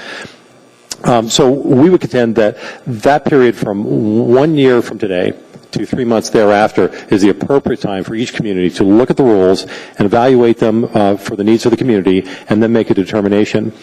Now, it's been suggested that this ordinance constitutes a wait-and-see approach. We disagree. A true wait-and-see approach would be to wait and see what the final rules look like before taking any steps on incomplete information. It's been suggested that an outright ban would send a message to potential business owners that Anchorage is not open to this new industry. Why would we do that? That presupposes that the community wants out, yet 51% of us voted this in. With state revenues on the verge of a downturn, why would we turn our backs on a new industry and all the revenue that could potentially be generated there without even knowing the parameters under which it would operate? To implement such a ban would be to encourage the black market and to ensure that future capital investment and tax revenue would go to communities other than Anchorage with nothing to gain. No marijuana businesses can gain state permits for at least 15 months, as I said before. So effectively, we have a 15-month moratorium in place right now. We submit that the ordinance is premature, will gain the city nothing, and will only send a message to the black market that it's business as usual in Anchorage, no rules apply. Finally, we respectfully suggest that this ordinance be tabled for at least 12 months so that voters and the Assembly can first see the statewide rules and then consider action. In the meantime, Anchorage can work with the Designated Control Board to develop rules that address everyone's legitimate concerns and develop additional guidelines specific to Anchorage. Thank you for your time. Thank you, sir. Questions from Assembly members? There don't appear to be any yet, sir. Thank you. Thank you.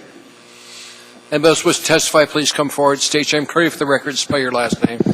I know it gets old, but I've got to tell you. No problem. I'm Reverend Michael Burke, B-U-R-K-E, and I'm actually here representing a new organization called Common Sense on Marijuana in Alaska, where people in business and from the faith community who, along with others, were on both sides, different sides, of this actual initiative. However we might have felt about the wisdom of the initiative itself, we believe that debate is now over. To say that voters only approved the legalization of marijuana, but were silent on the issue of actually being able to legally purchase any, does not pass the red face test. In a municipality that voted in favor of the initiative, this is a distinction without a meaningful difference.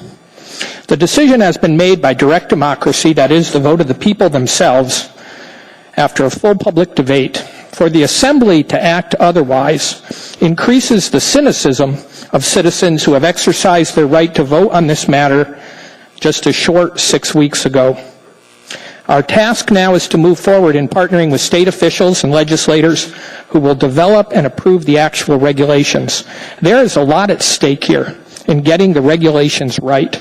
Many of us, especially in the faith community, feel a special responsibility to speak up for the care of those who may be vulnerable or at risk if we lose our focus on the important matters at hand and end up doing a poor job of regulation. We call upon you as Assembly members to put aside your differences, accept and respect the will of the voters, to work with state officials to make progress on what we feel are 4 primary concerns about the implementation of this ballot initiative. Number 1 is funding for treatment. We realize that a dedicated tax isn't permissible under the Constitution of the state, but still taxes from the sale and regulation of marijuana must be offset by general fund expenditures for treatment. Not just for marijuana. There's no reason to believe that marijuana users, the majority of whom use it responsibly and without concern, are at any higher risk than anyone else, but for any behavioral dependency, including the abuse of alcohol, prescription drugs, narcotics, and compulsive behaviors such as gambling. Number 2, we need to go forward on an artisanal model, that is, no corporate money or influence. This new legal industry must be established and regulated such that it licenses only small operators, with production caps for growers and sellers, and with limitations on full or partial ownership of more than X number of related businesses. Number 3, advertising limitations. Advertising must be sufficient to enable producers, sellers, and consumers to effectively find one another, but regulated to prevent marketing to teens, etc. And lastly, the regulation of edibles. We support regulation to prohibit or to restrict to medical marijuana users broad categories of edibles that put children at risk. Thank you. Thank you, sir. There are no questions from the Assembly. I picked my seat wisely. You've got room. What, ma'am? They don't need to. We're going to get to all of them. Go ahead, sir. Good afternoon, or good evening. My name is Joseph Adami, spelled A-D-A-M-I, and I'm an industrial hygienist and safety engineer working in the oil and gas, mining, and heavy civil construction industries. We've been dealing with the issue of medical marijuana throughout the Pacific Northwest because the firm that I'm with operates down to California as well as all throughout Alaska for about 2 years now. And one of the things that we've actually found, we work in a zero tolerance industry. All 3 of the industries that I'm working in are all zero tolerance industries. The highest paying jobs in the state are all zero tolerance industries. That will never change. That's not going to change. Our insurers won't let it change. We accept federal monies, so under the federal mandates to have federally drug-free workplaces, those things aren't going to change as well. My concern with the failure of passage of this bill would be that the city of Anchorage actually create a dual system and end up having to try to reconcile that with whatever the state comes up with later. And at the exact same time, one of the things that we've found as an industry is that we've spent a great deal of money litigating for the right to terminate individuals that test positive. The city itself is going to have to face that at some point, because as far as I know, you can't work for the city and not have to be tested for drugs after any sort of incident or injury or pre-employment. These are things that are going to have to end up being litigated at the municipal level, whereas we've already taken care of it in the industry.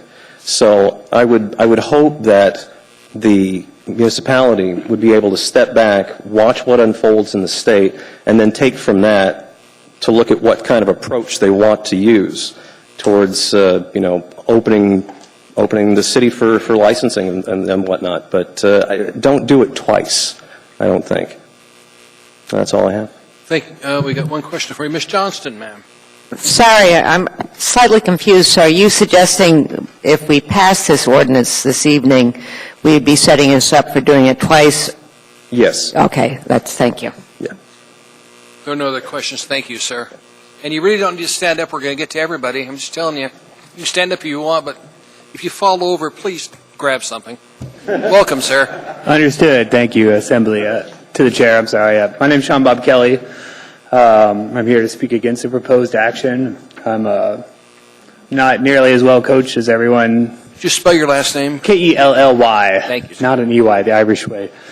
Anyways, I've noticed that everyone here is really well coached. I'm just here as a homeowner in Midtown who is a father of small children who's very concerned about the financial stability of this community. As we go into this, the state's growing deficits, oil revenue shrinking, Anchorage has few opportunities. There's no sales tax here at all. I really think that preventing small business entrepreneurs from capitalizing on this new industry is contrary to the needs of the community. This assembly seems to do really well, all that it can to stimulate a really strong economy here. It's going to be capable of weathering the budget shortfalls here in the future.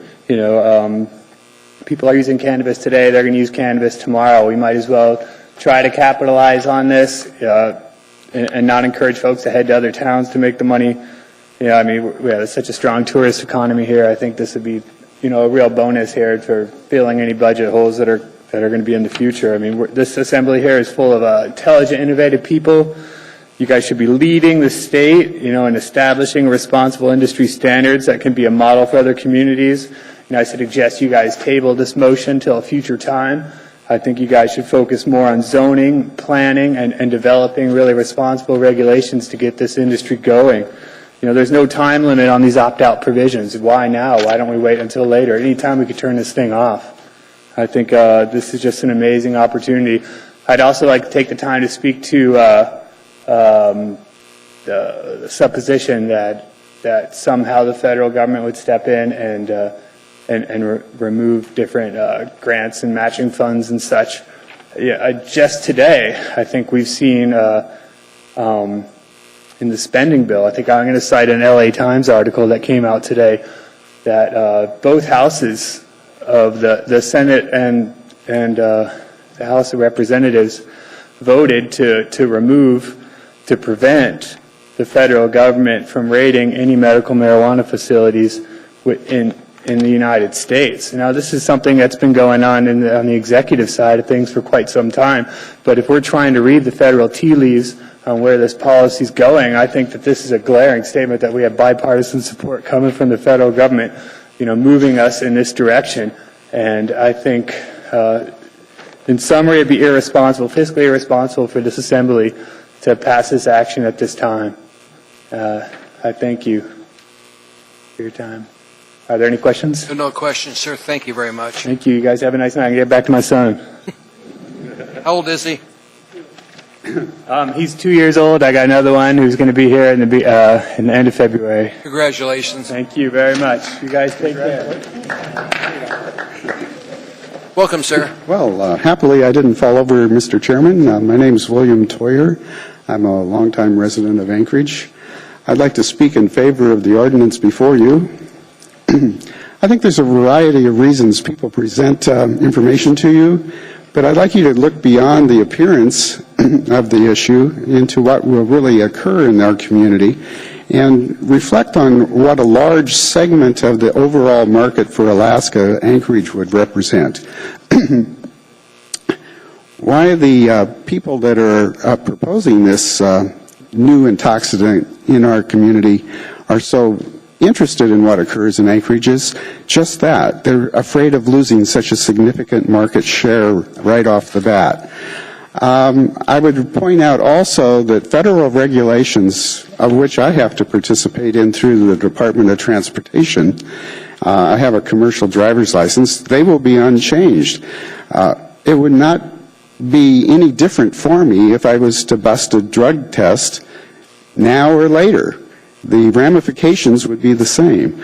I think for a variety of reasons, it's just a bad idea to poison our youth, and I'm confident that it would get into the young culture of our community more than it is now. I would like to echo what the Reverend just mentioned, that we have insufficient, or at least we are challenged to find resources for the treatment of addiction currently in our community, and it would only encourage more participants to get involved in that kind of activity. And finally, I'd like to point out that we may not realize it, but the Matanuska Valley may not be the only source. China now is preparing to provide marijuana as a product to the United States. They're selling us the rope, if you know what I mean. I'm highly suspicious of that activity because it's illegal in their country. There's a lot of elements to these kinds of decisions, and I would never presume to tell you what your duty is as the Assembly. I think you have a complex job, and I appreciate the work that you put into considering these difficult issues. Thank you, sir. There are no questions. Welcome to the meeting, sir. State your name clearly for the record and spell your last name, please. Thank you, sir. My name is Timothy Johnson, Johnnson. No relation to Cheech or Chong.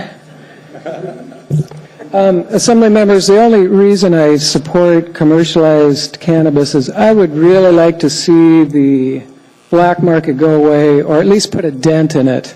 And I come to you not from a business perspective. I mean, that's fine, or the money, the revenue. I come to you as a father and a grandfather. The other speaker mentioned dropping off his son. I just dropped off my 4-year-old granddaughter, believe it or not. And I strongly believe, I do believe that going forward with the ballot measure 2 will protect my kids and your kids by bringing all this out in the open, by being really clear about it. And so I'm against this because I would like to see the black market go away as much as possible. And really, I want you to ask yourself, what kind of message does opting out send? I believe it sends a message that we don't really care about the black market, because if we do something right now, and after they pass the regulations, let's also not opt out. Assembly members, it also sends the message that we're not capable in Anchorage of crafting legislation that will satisfy everyone. We are. Anchorage is capable of coming up with all the rules and regulations and zoning to protect those who disagree with this, 49%. We'll hear them, we'll do something about it, okay, we'll protect my kids. So really, we in Anchorage were perfectly capable of maybe even ending the black market. That's what I'd love to see. Advertising, let's educate our kids. I'd like to see some of the revenue go towards educating my kids, my grandkids, all out in the open, none of this, evil weed and all that kind of weird stuff, the good stuff and the bad stuff. So really, Anchorage, we are capable of doing this right, of listening to the opposition. That's what we ought to do. Listen to the pros and the cons, get it right. And so I just thank you for listening. I oppose this ordinance. Thank you, sir. Any questions? There are no questions. Thank you, sir. Welcome to the meeting. I'm John White, W-H-I-T-E. Thank you. I'm a medical marijuana patient, and I have no way of getting my medicine. So I'm coming here to basically let you know that I can't get my medicine. So if this does go no, there will be no way for me to get my medicine. And I did get prescribed by the doctor for something that happened to me. And yeah, I don't understand how I get prescribed and I still can't get my medicine that I got prescribed. So basically, that's what I wanted to say. I'm an MJ patient, and I can't get my medicine. Well, thank you, Mr. White. No problem. Take care, sir. Welcome to the meeting.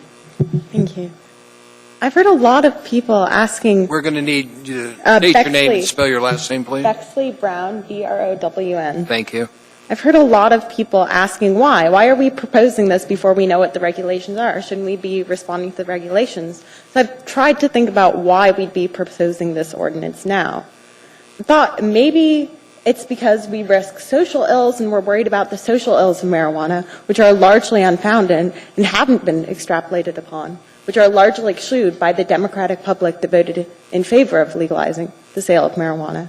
And really haven't been proven in states where there is legal use of marijuana.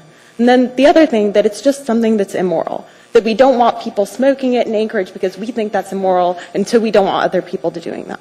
The problem is, I also have a moral compass, and there are lots of things that I'm sure most of you do that I find very immoral, like the consumption of meat products, the driving of cars, the smoking of cigarettes, the drinking of alcohol, the use of tanning salons, and some of them also have very large social ills. But I bite my tongue, and I recognize and respect that you have the ability to make choices. And if I don't feel a significant impact outside paying a little more in healthcare expenditures, I'm willing to respect that cars are convenient for you, that meat is healthy for you.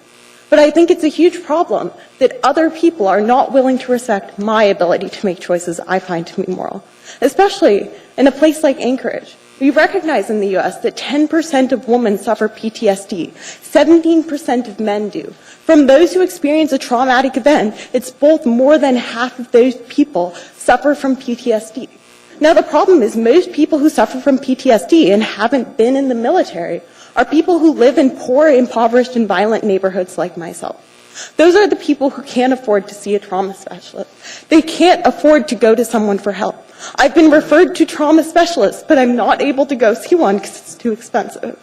For people like that, there's a more affordable form of treatment that they've been prescribed, but they can't access. For 1 in 10 women you see, there is a way for her to get help that she cannot access. I think you should respect my ability to make moral choices. You should respect the other people's ability to make choices that are healthy and safe for themselves. Thank you. Thank you.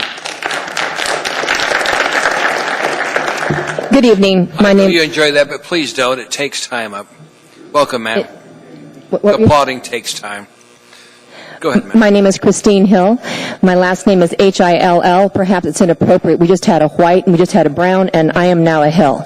But it's true, I am a Hill. And I applaud Amy and yourself, Dick, and Paul. Thank you very much for bringing this forward. I certainly 100%, support this. I am an employer here in Anchorage, Alaska, and I have a drug-free policy. So this is going to make it pretty interesting. Am I going to be sued then for being discriminatory because someone wants to choose to smoke marijuana when it's certainly not something that we have at, being a drug-free workplace? So that's going to make kind of an interesting scenario for us.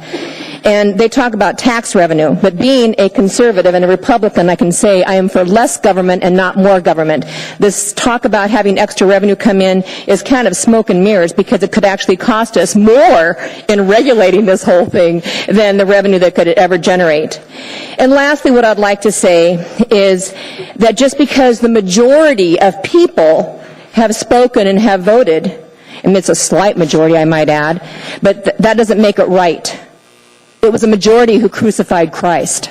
Thank you. It's true. Come on, we don't. I've been known to shut the meetings down. If you really want me to, we'll delay this meeting. We want to get through the testimony because you have a lot of important things to say to us. If somebody says something you don't like, don't make a comment. Just move on. Welcome to the meeting, sir. Hello, my name is Tyler Emmett. Emmett is spelled E-M-M-O-T-T. And thank you, Assembly members and Chairman. This November, a majority of the people in Anchorage and Alaska as a whole voted yes on Prop 2, a measure to bring cannabis out of the black market and regulate it like we regulate tobacco and alcohol. Prop 2 is written in such a way that it provides a 9-month window of time for rulemaking in order to address community concerns and set up a regulatory structure that would simultaneously keep cannabis out of the hands of underage people and allow the drug to be purchased by responsible adults in a legitimate business setting. Soon after the majority of Muni voters said yes to this common sense initiative, Amy Dembowski introduced a proposal to ban the sale of cannabis in the municipality, taking away the opportunity for municipal input into the rulemaking process and attempting to subvert the political will of a majority of Alaskans. I wish to express my disappointment at her casual disregard of the will of Anchorage's voters.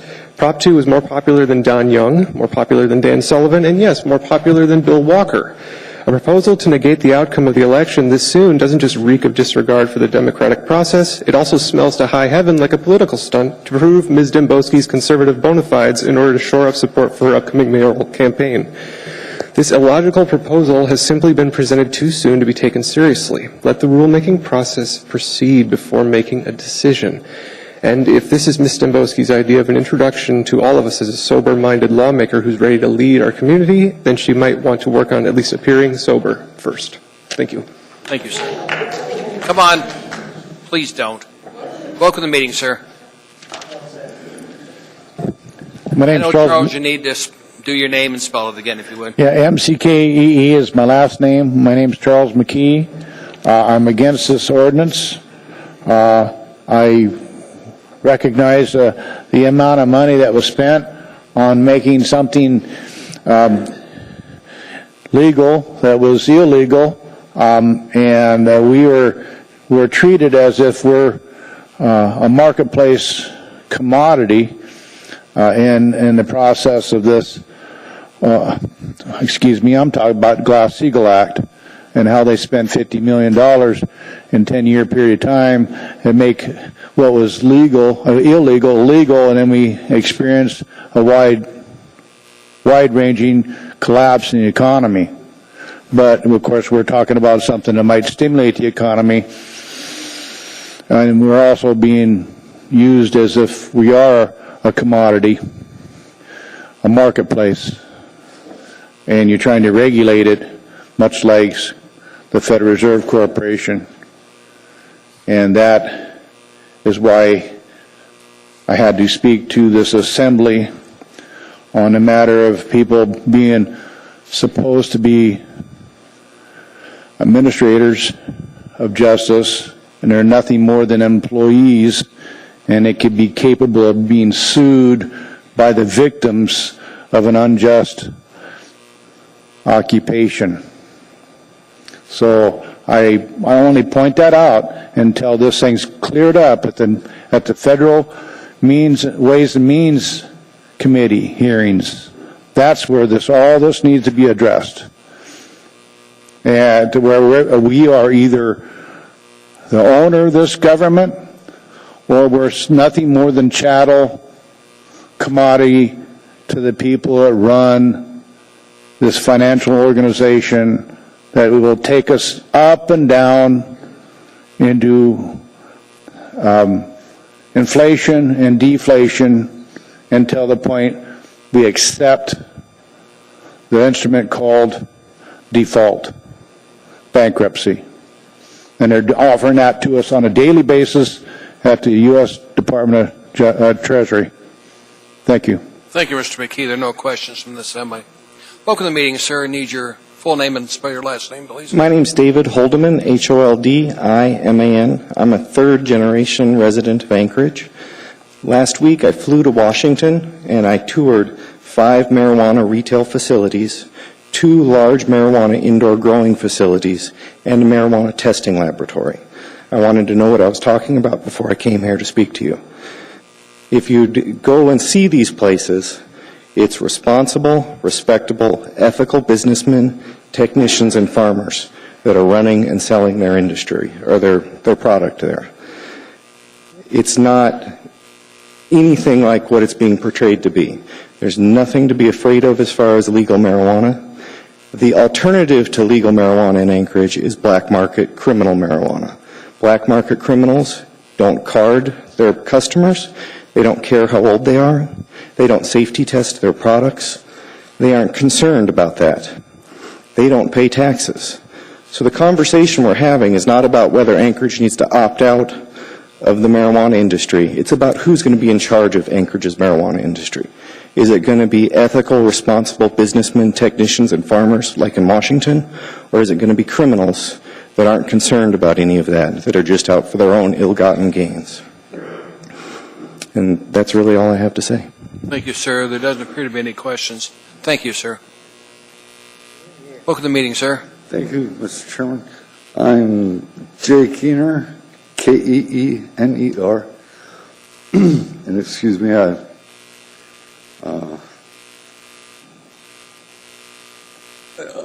I'm sorry I didn't have anything prepared when I came, and so I'm just following what everyone else is saying. And I wrote a couple notes. One person talked about how she can't get it, I believe her, she's pretty sick, and she needs this medicine. I have a medical card, I've had that since 2006, and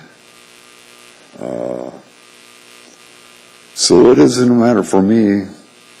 I have a caregiver grow it, but now for this lady, she can't grow it herself. She doesn't have a caregiver apparently, and so what this is going to say, since now we've got this law, right on, we can do it legal now. But no, now she's going to have to break the law. She's continuing to buy from her dealer down the street who's not licensed, registered, anything like that. And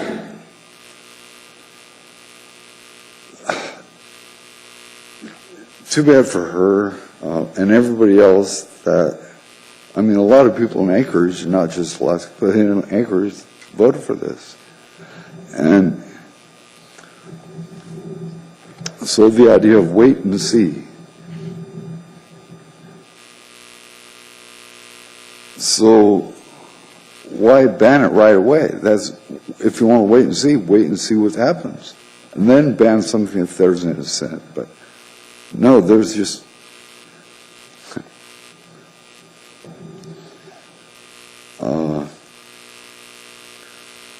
we waited and saw November 4th we voted and it passed, and even so it passed, now this lady that was here, she can't, or slash, wants to go to the store and buy it. Well, no, sorry lady, you're going to have to buy it from that guy down the street. That's ripping off every time you get a $40 rate.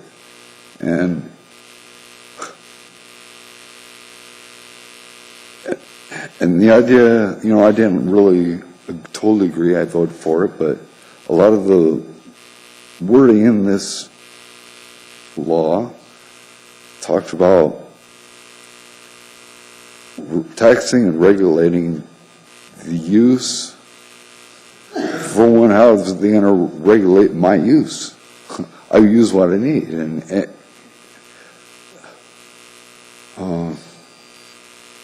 I'm sorry, I'm hearing a beep. Thank you, sir, for your testimony. There are no questions. Okay, thank you. Thank you for being here, sir.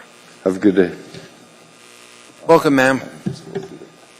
Hello, thank you. My name is Linda Ronan, R-O-N-A-N.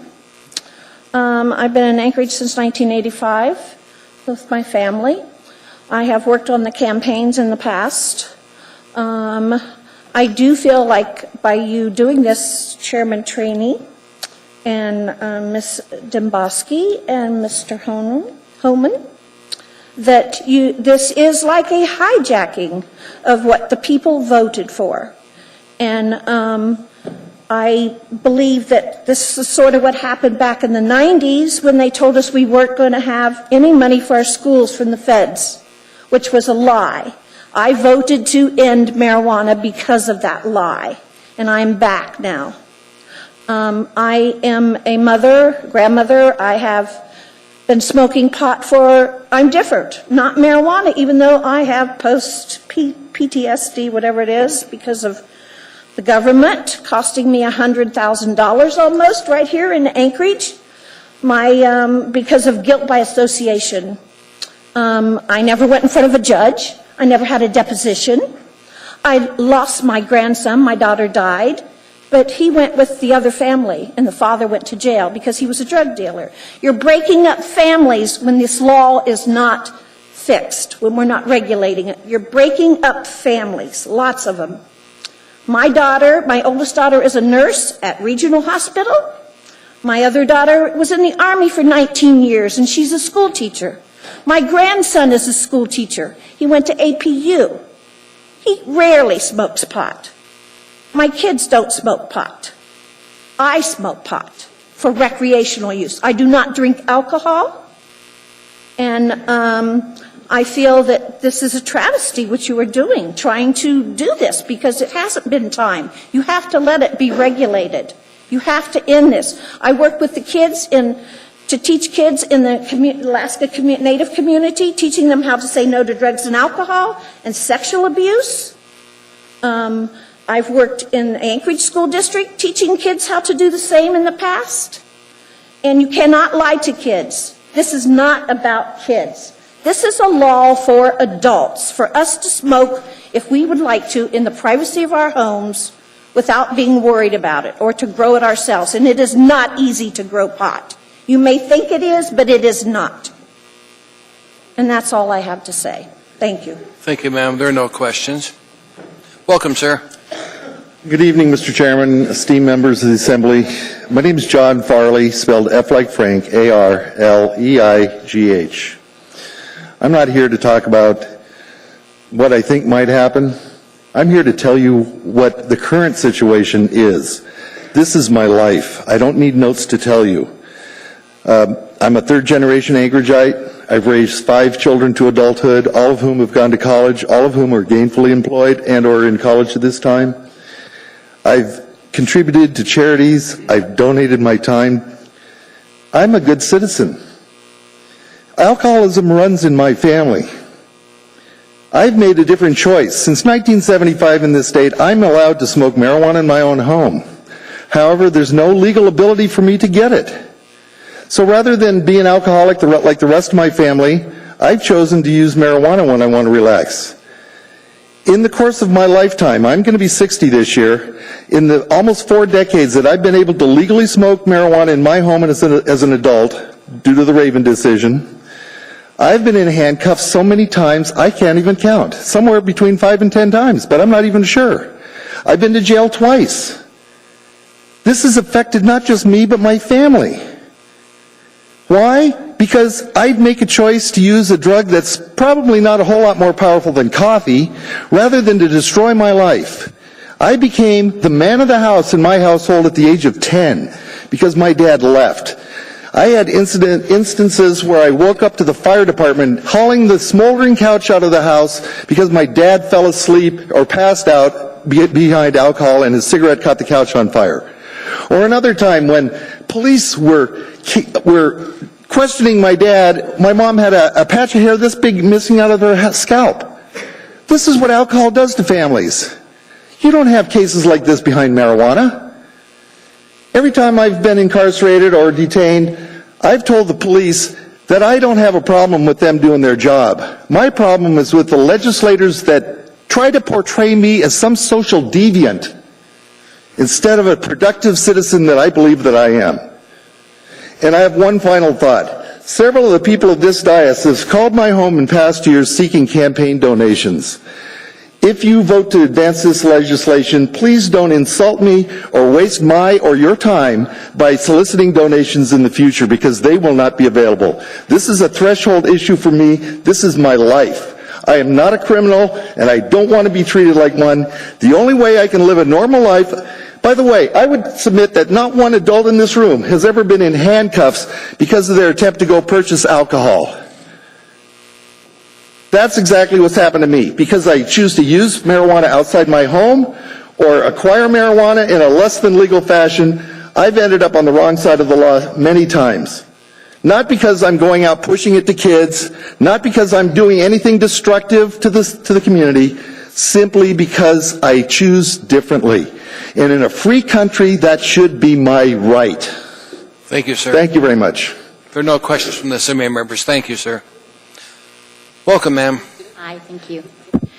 My name is Christina Woolston, last name Woolston. Just a couple of very brief things, and I didn't really have any prepared remarks, just some thoughts as I was sitting here.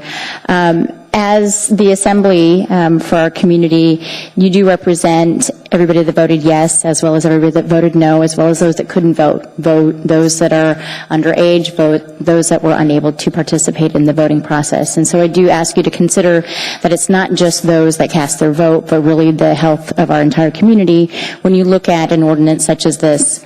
The fact is there are already folks that are moving along with their businesses, regardless of the fact that we don't have any regulations. We don't know what the legislature will do. It is a complete disregard for our community and the process under which this was voted on. And that doesn't give me a lot of confidence that the businesses around this will adhere to the rules going forward when you're already advertising for bud tenders or other positions, when you're already acquiring real estate fronts for your store. Those are things that are well ahead of the process. So that in itself is not a due process around what we are trying to accomplish as a community. The other thing in terms of the cost to Anchorage and to our state, when you look at the cost of what has happened around this industry and commercialization in Colorado and Washington, Colorado specifically, they had to borrow money from their state coffers to pay for the implementation in the regulatory process.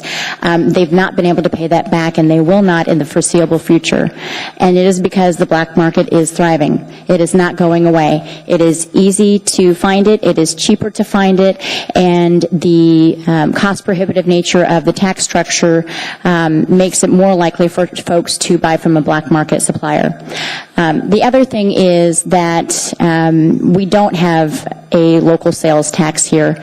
The state would receive the revenues, which under all reasonable expectations would be less than what we would receive, would be less than what it would cost for us to implement this.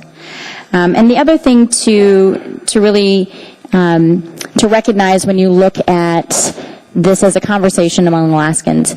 From a campaign standpoint, the conversation was really directed and paid for by an outside organization. The same organization is continuing to invest in this Alaskan regulatory process.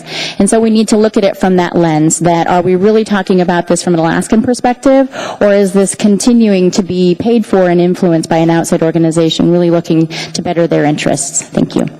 Thank you. No questions, ma'am. Welcome to the meeting, ma'am. Hi, Rhonda Marcy, M-A-R-C-Y. It was Thomas Paine, author of a famous pamphlet produced in America in 1776 entitled Common Sense, who was credited with the saying, lead, follow, or get out of the way. I would submit the Anchorage Assembly should show some 21st century common sense and do the same. I would say lead, follow, or get out of the way, but certainly don't block the progress ballot measure 2 provided to Anchorage residents. The Assembly ordinance is a knee-jerk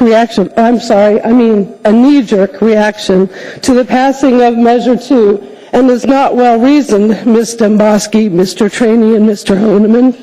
For example, just the plain language of the ordinance, if passed, the Anchorage Assembly would ban the State of Alaska Crime Lab facility in Anchorage, as it certainly qualifies as a marijuana testing facility. It would behoove the Assembly to take a more learned approach to the will of Alaskan voters and educate themselves about the health benefits and economic benefits of the cannabis industries. Instead of a banning ordinance, how about taking an active role to assist in the promulgation of appropriate rules and regulations at the state level, be it with the ABC board or with the legislature, as to be able to easily incorporate that sensible legislation into the municipality. The City of Boulder is enjoying their portion of the fruits of the success of publicly traded multi-million-dollar industries in that city, as is the state of Colorado, enjoying its revenue. The cannabis industry in Colorado has shown a willingness to adapt to community and governmental concerns and provides Alaska with some good industry role models to emulate. I'd also like to share remarks from an ancestor of mine, Senator William Learned Marcy, before the U.S. Senate on January 25, 1832, in a slightly altered context for this occasion. He said, "It may be, sir, that the politicians of the Anchorage Assembly are not so fastidious as some gentlemen are as to disclosing the principles on which they act. They boldly preach what they practice. When they are contending for victory, they avow their intention to enjoy the fruits of it. If they are defeated, they expect to retire from office. If they are successful, they claim as a matter of right the advantages of success. They see nothing wrong in the rule that to the victor belongs the spoils of the enemy. We Alaskans who have fought long and hard for sensible cannabis legislation in this state should now be able to claim as a matter of right the advantage of success, and in the American tradition, to the victors of the election belong the spoils. Additionally, I would like you to consider that if the law that allows for local communities to opt out does not take effect until February 2015, then wouldn't it be unconstitutional for the municipality of Anchorage to opt out before the law goes into effect granting that authority? Lastly, I leave you with the paraphrased thoughts of another famous American. To this body I say, ask not what the government can prohibit the governed, but ask what governing the government can provide to them. How about asking how to provide Anchorage residents who use medical marijuana lawfully with safe access to dispensaries and sensible medical standards? Thank you. Ma'am. There are no questions. Thank you. Welcome to the meeting, sir. Hi, my name is Augustus Gunderson, Gunderson. Could you speak a little louder, sir? Oh, I'm sorry. I'm not entirely sure how sensitive this mic is. It's Augustus Gunderson, Gunderson. Thank you, sir. I'd like to speak to the Assembly on the behalf of why this ordinance opposes Alaska's values and Alaska's approach to resource development as a whole. Generally, the way Alaska approaches resource development is that with sensibility while maintaining development. When we approach fishing, we sell fishing licenses in a manner in which there is a quota and a limit on the level of fishing. This maintains the level of resources, maintains the available resources, the fish, for the fishermen to fish, while still allowing development. This is the same way that we approach contentious issues such as the Pebble Mine project, such as other mining projects such as oil development on the North Slope and in other oil fields. Just as marijuana is another resource, it is nothing but a resource which is to be sold to the public or to be sold, to be manufactured or turned into some other product. It is no different than any other resource. And an outright ban of a resource does nothing to sustainably develop it, and only, just as has been previously stated, is a knee-jerk reaction. And I would like you to consider these issues and this viewpoint on marijuana as a resource when you vote on this legislation or this ordinance. Thank you. Thank you, sir, for your testimony. Appreciate it. Welcome to the meeting, sir. Hello, my name is Kareem Noel, last name spelled Noel. I just have some thoughts right here. I campaigned with the Yes, Yes, Yes campaign. I'm a proud supporter of Measure 2, as along with many other proud citizens of Anchorage, Alaska. I oppose of Amy Dembowski's proposal to ban cultivation, possessions, and sales of marijuana. Businesses, it would be unfit for many of Anchorage, Alaska citizens have approved of Measure 2. This can be a major opportunity to see many profits from taxes the state of Alaska needs. Citizens will appreciate the incomes we will acquire. Great actions can happen all over. Other states that have made it have received many improvements. We would like to see this happen in our city and state. Many patients that have acquired medical marijuana cards will be able to receive safe and legitimate medicines from reliable sources that will help with their serious illnesses. These great opportunities can be for schools, for school fundings, and many road assistances here. I would like to see and hear our youth conversating about the new things they use in schools and see our city brighten and flourish with new surroundings. Please help us with our sights and thoughts. Thank you very much for your time. Sincerely, Kareem Noel. Thank you for testimony, sir. All right, you're welcome. Appreciate it. Welcome, sir. Hi. My name is Albert Lewis, Lewis, and I just have a couple That's fine, sir. quick statements. I can tell from the earlier conversations that our city is not we're not in the best financial situation, so I don't get how turning down a potential tax opportunity for our city is exactly a wise decision. I don't think it's responsible for such a great city like ours. I also think that this proposal is an insult to the ideas that America was founded on, and that it's a slap in the face of the voters.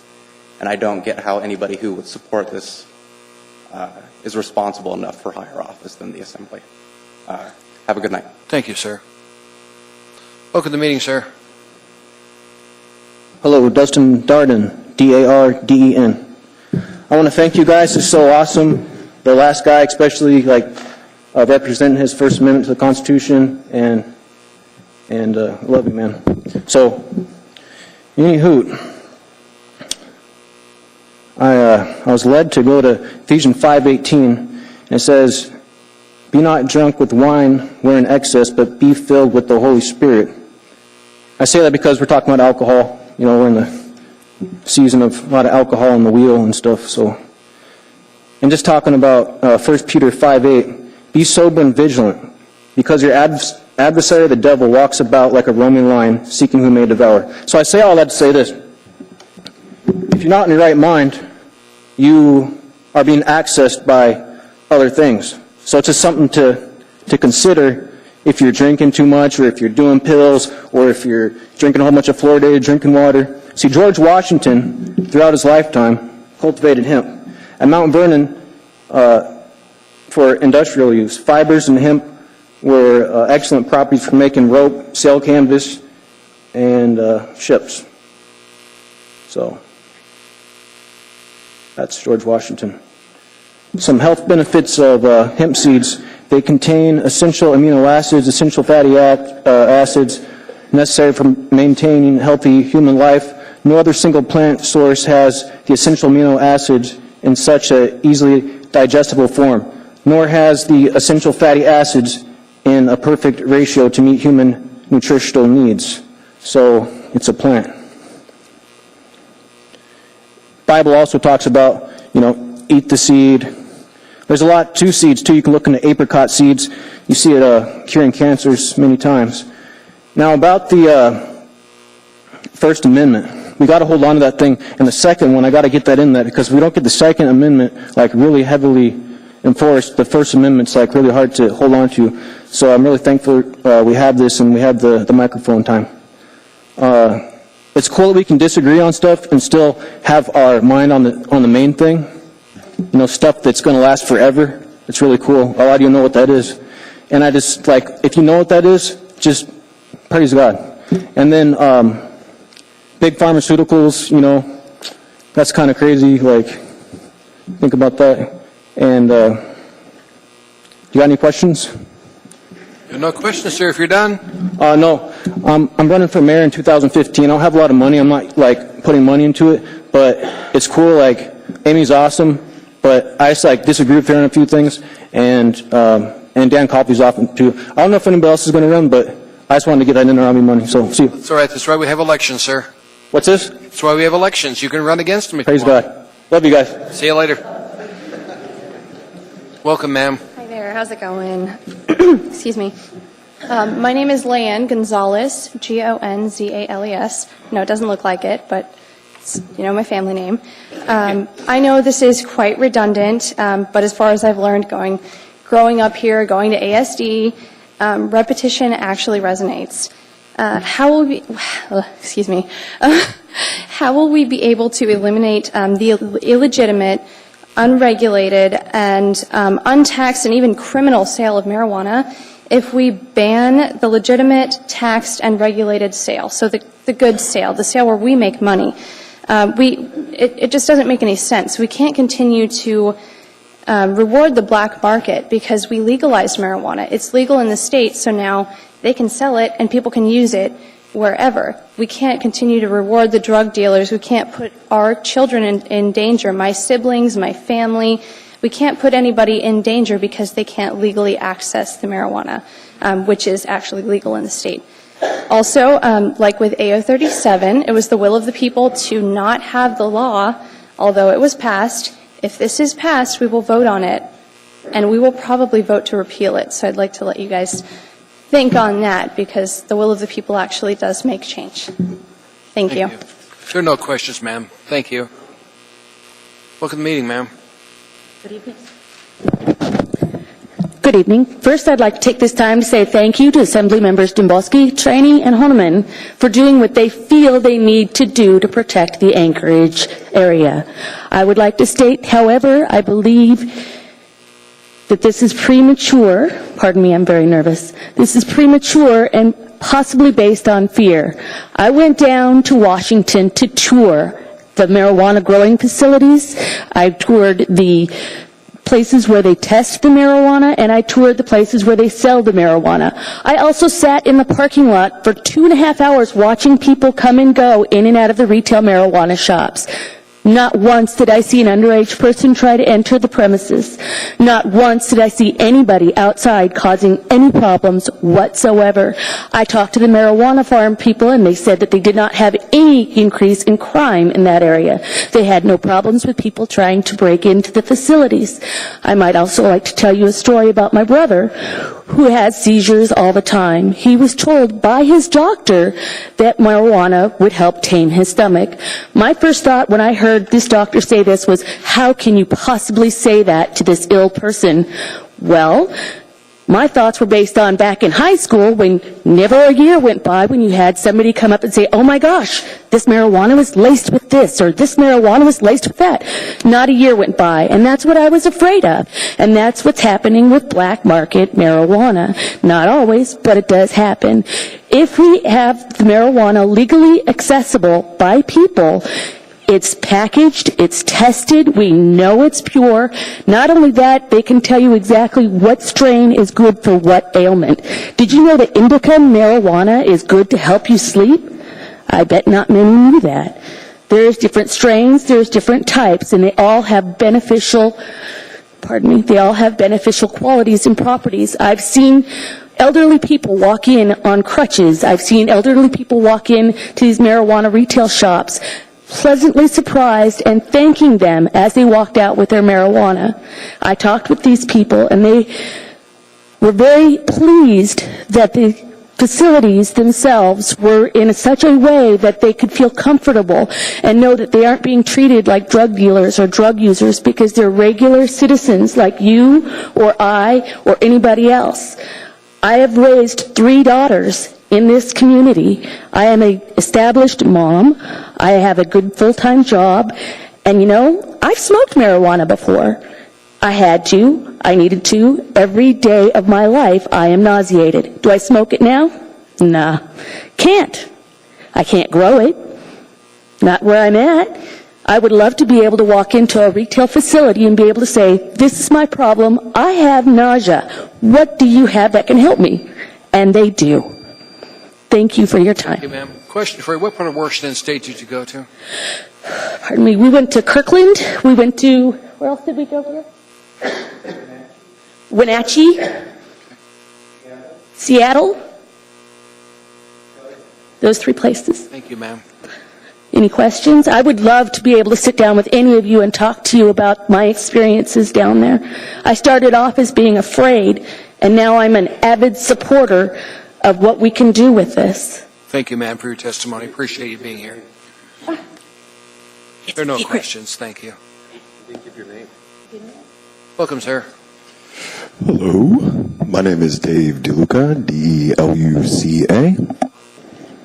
Good evening, Assembly members. Anchorage is seen by the rest of the state as the political epicenter. If Anchorage opts out, a domino effect will follow, having municipalities and boroughs throughout the state follow suit. This is clearly unconstitutional by blocking the will of the voters. If Anchorage does opt out and others don't, you're putting your citizens at risk by having them to drive an hour to and an hour back from where they purchased said cannabis. When you put that many drivers on dangerous, windy, icy roads, the statistics for accidents increase. Cannabis users are inventive, innovative, and they are adaptive.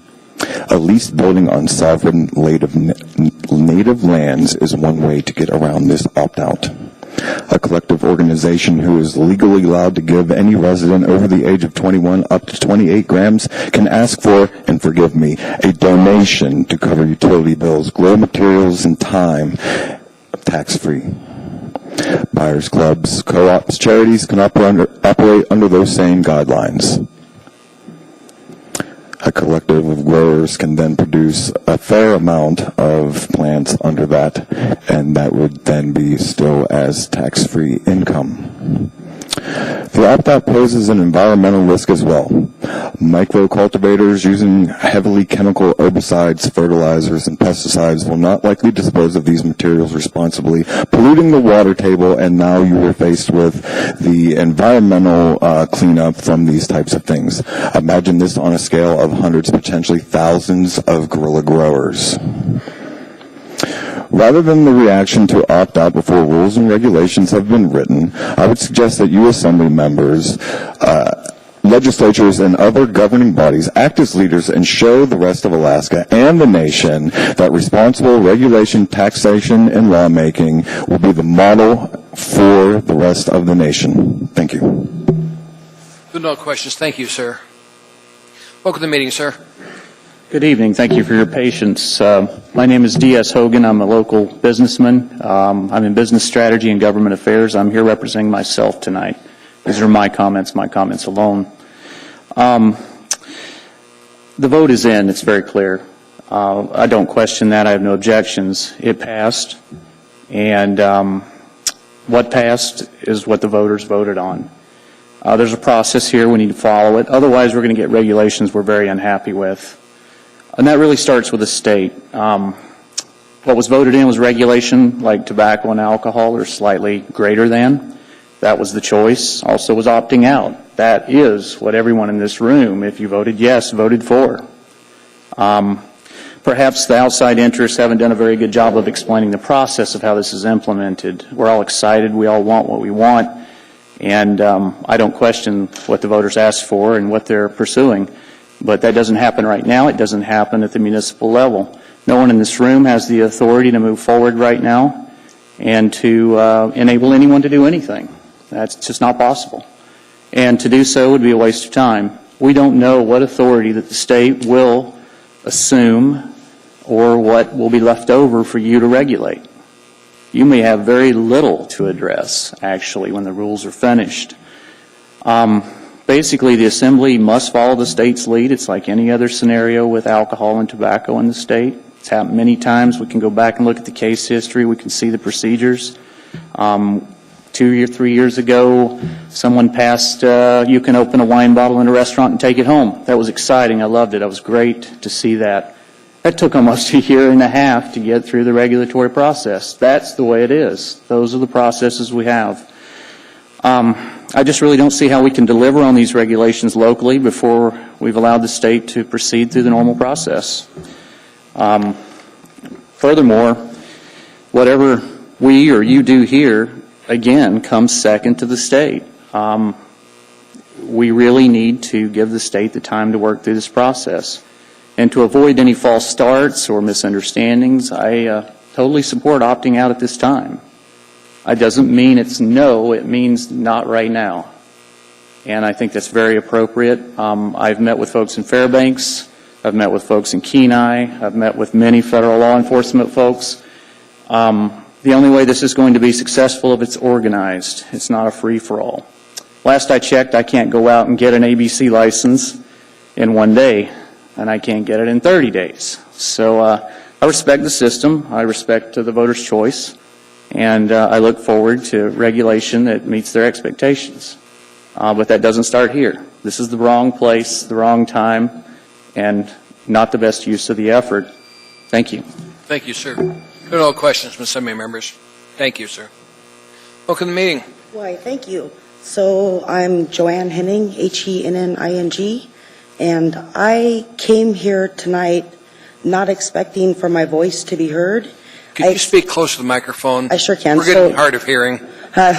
So Joanne Henning, Henning, and I said that I came here tonight so that I could be aware of my surroundings, and I came here without a voice. And as I'm sitting here listening, I realized that my voice is, I feel like I've heard people fearing for their children and for not knowing, and I feel that it is here. We have voted on it. It's voted as medical marijuana in 1998. And if we don't take this chance to actually educate our children, to test our marijuana, our medicine, and to give Alaska, Anchorage, the opportunity to set an example and to say, no more to black market, no more will we be having, people passing out or going to the doctors because, there's too much unknown with their medicine or with recreation. No, I would also like to break it down that alcohol, tobacco, I have been addicted to both those things. I'm still addicted to cigarettes, and I'm not proud of that, but I wish if there was a meeting here that could have helped me and my family to educate me on that. What I'm saying, though, is that marijuana is not only medicinal, it's also in no category as alcohol. Nowhere is there alcohol, is it medicinal. Maybe in your own cycle, like, oh, I need a beer because it'll make me feel better. It will never be better. So that's what I wanted my voice to say, is that I feel that we have not only an opportunity, but a right and a responsibility to educate our children, to educate the people, and to do it the right way, to all see the vision that what is going to happen anyway. It's already here. We're medical marijuana users or recreational marijuana users. Let's do the right thing here and let's actually educate. And thank you. Thank you. Do you have any questions? Thank you very much. There are no questions, ma'am. All right. Well, thank you. Take care. Welcome to the meeting, ma'am. Thank you. My name is Susan Jensen, Jensen. I grew up here in Anchorage, and I raised 5 children here in Anchorage. We all went to the Anchorage School District and to the universities here. Some have master's degrees and bachelor degrees, and we are proud Anchorage residents. I'm very involved in the business community and an avid volunteer, and I'm here as a private citizen and in absolute opposition to this ordinance. And anyone in business who has participated in regulation knows that decisions need to be made actually before they're finalized in Juneau. I've experienced this myself, and anybody in business I know the same. Our legislators in Juneau represent the people of Anchorage, as do you. Therefore, we, the people in Anchorage, need to make decisions about what we want and about how we'd like the legislators to set up regulation and not the other way around. We need to lead the conversation. Legislators serve at our pleasure. They need to hear from us. I find it unimaginable for us to sit back and wait for the legislators to come up with regulation and then decide if we want what they came up with. The moral issue has already been decided. The people of the state and the people in this city have said yes. This is now a business issue, and rarely does the city have the opportunity of a new tax base? And that is exactly what we have. Anchorage has already benefited from conferences that have drawn hundreds of potential business investors. And what message do we want to send to them? Are we open for business? Do we want new tax dollars? Whoever opens their door to new business and whoever gets in on the conversation and participation is going to get the critical initial investments. Businesses are going to go where their business and their investment is welcome. Business investors are not going to wait while Anchorage waffles and thinks about it. I say we need to set the tone, we need to lead the conversation, and we need to solicit businesses to make long-term investments in our community. Thank you. Thank you. There are no questions, ma'am. Okay. Appreciate it. Welcome, sir. Evening. My name is Christopher Jensen. It's Jensen. I come here in two capacities. One, as a businessman, and two, as a Christian. As a businessman, I want to speak to you as I've been, my family goes back here to the 1700s in Alaska, recorded history, so I've been here a while, all my life. Ms. Domboski has said she would like to see the city take a wait-and-see approach to the rulemaking process. I would like to know when she has decided Anchorage should be a part of the rulemaking process. This is rhetorical, because if we are not part of that process now, we might never be, which I believe goes to the thinking of the prohibitionists who are supporting this initiative. As one of the largest communities in Alaska, we must be part of the voice in the whole process, from the rules to the taxation, which will alleviate the budget shortfalls we are going to see in the near future. If we do not, the people of Anchorage municipality will regret not standing up and having a voice, only at the behest of the minority of people who are obviously still bitter on their no stance to Proposition 2. Opting out would be foolish from a business position, as Proposition 2 has opened up the usage of marijuana from a social standpoint. People are going to be ingesting marijuana, whether you agree with this or not. And we in the business community must be ready to make the most of that financially, and our community must be ready to accept that as a course of living in a democracy. Ladies and gentlemen, this is God's good green. This is seen from I'm talking from my perspective as a Christian.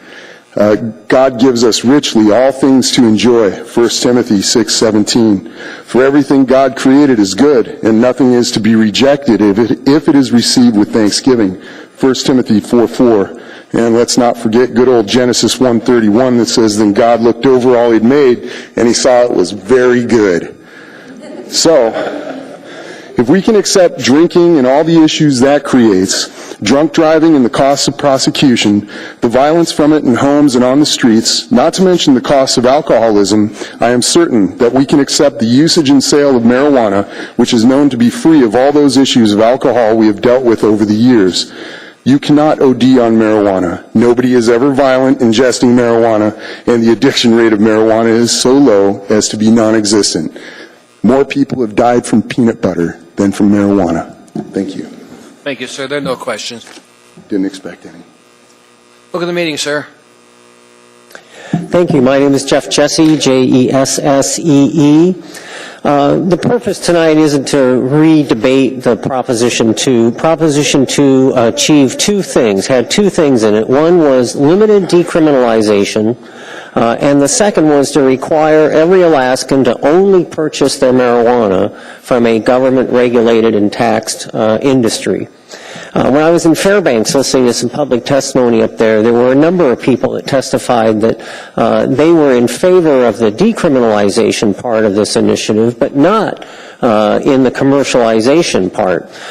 Is there actually a mandate in Anchorage for commercialization? Would a standalone initiative for that purpose stand a vote in the town? We don't know. And the reason I say limited decriminalization is because the way this law is structured, if I go to a dispensary and I purchase marijuana legally, and I sell a joint to my neighbor, I'm now a criminal. I'm a criminal again because it's not legal to sell small quantities of marijuana. Why the ban now? Why is this a good idea? Well, actually, for the same reason many people have used to say it's a bad idea. The reason it's a good idea is we don't know what the regulations are going to say. We don't know what amendments the legislature is going to pass in the next 2 years. We don't know what the legislature will do in 2017 when they have an opportunity to look at the entire proposition. In addition, the municipality is going to be faced with what regulatory framework do you want to put around this? You won't even know what the playing field is for you to regulate until those processes are done. And once these businesses get licenses and become investors in an operation, and you know this from the regulation of alcohol, once those businesses are in place, you are not going to be able to regulate them back out.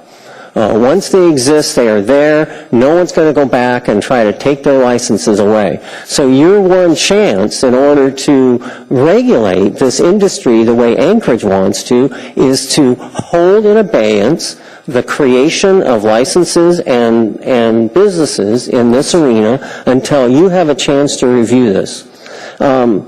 The industry already has said they want unlimited licenses. In Colorado, there are more dispensaries than McDonald's and Starbucks put together. Is that the type of community that we want for Anchorage?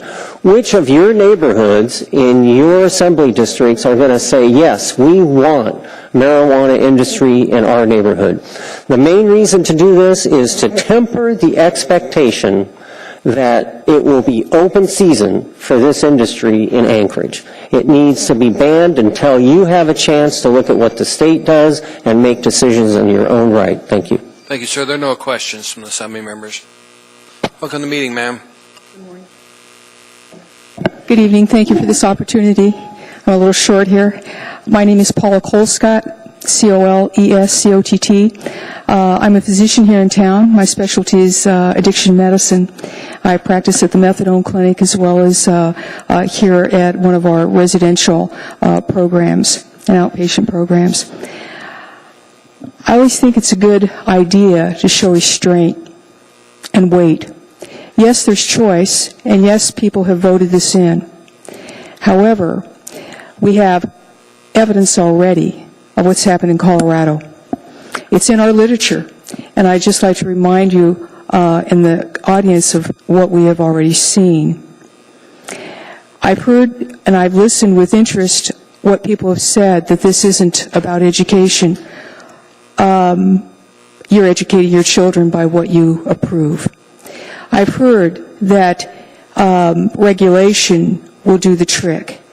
Well, that's interesting because I've talked to Dr. Wang at Aurora Children's Hospital, where they have admitted multiple children to the hospital who've gotten hold of edibles, and 2 have been on respirators, overdose. We've already heard about 2 deaths in Colorado. We've already heard about the motor vehicle accidents that are happening that are medically, that are related to marijuana. Children, they compared the U.S.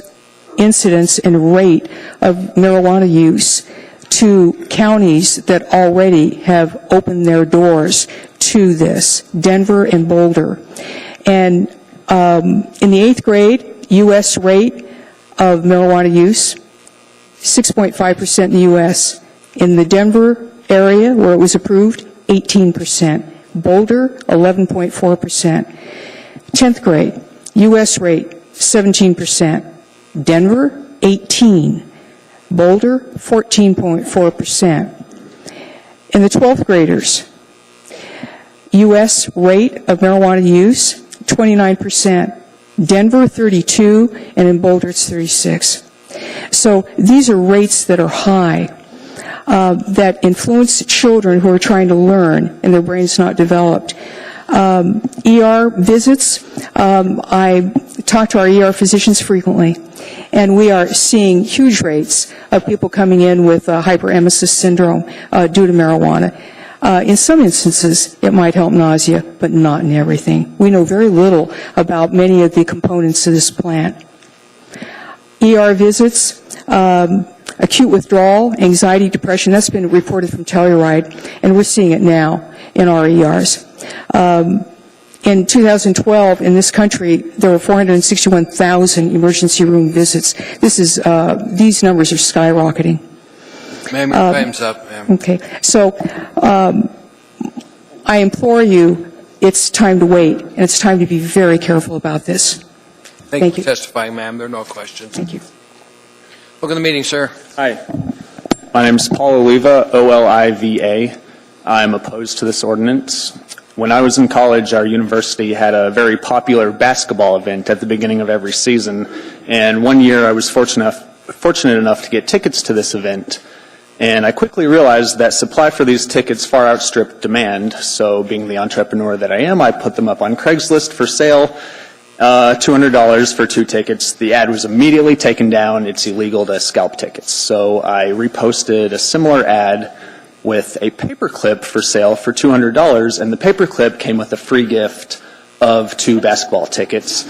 It was totally fine, and they didn't take the ad down, and I sold my paperclip for $200. By adopting this ordinance, that is de facto the kind of system that this assembly will be imposing on Anchorage, because in the initiative that passed, it allows you to gift up to an ounce of marijuana to a friend or an individual in the community.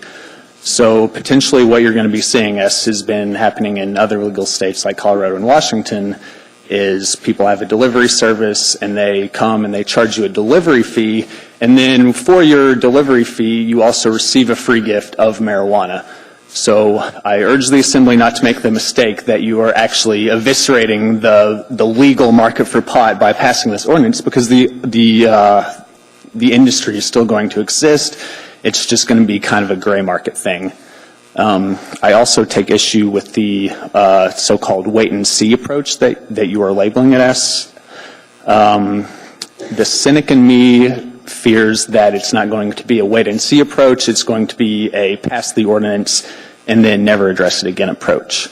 So I am against this ordinance, but if you do see fit to pass it, which I urge you not to, I would ask that you adopt an amendment so that the ordinance would expire and have to be readopted when the regulations are made finally by the state.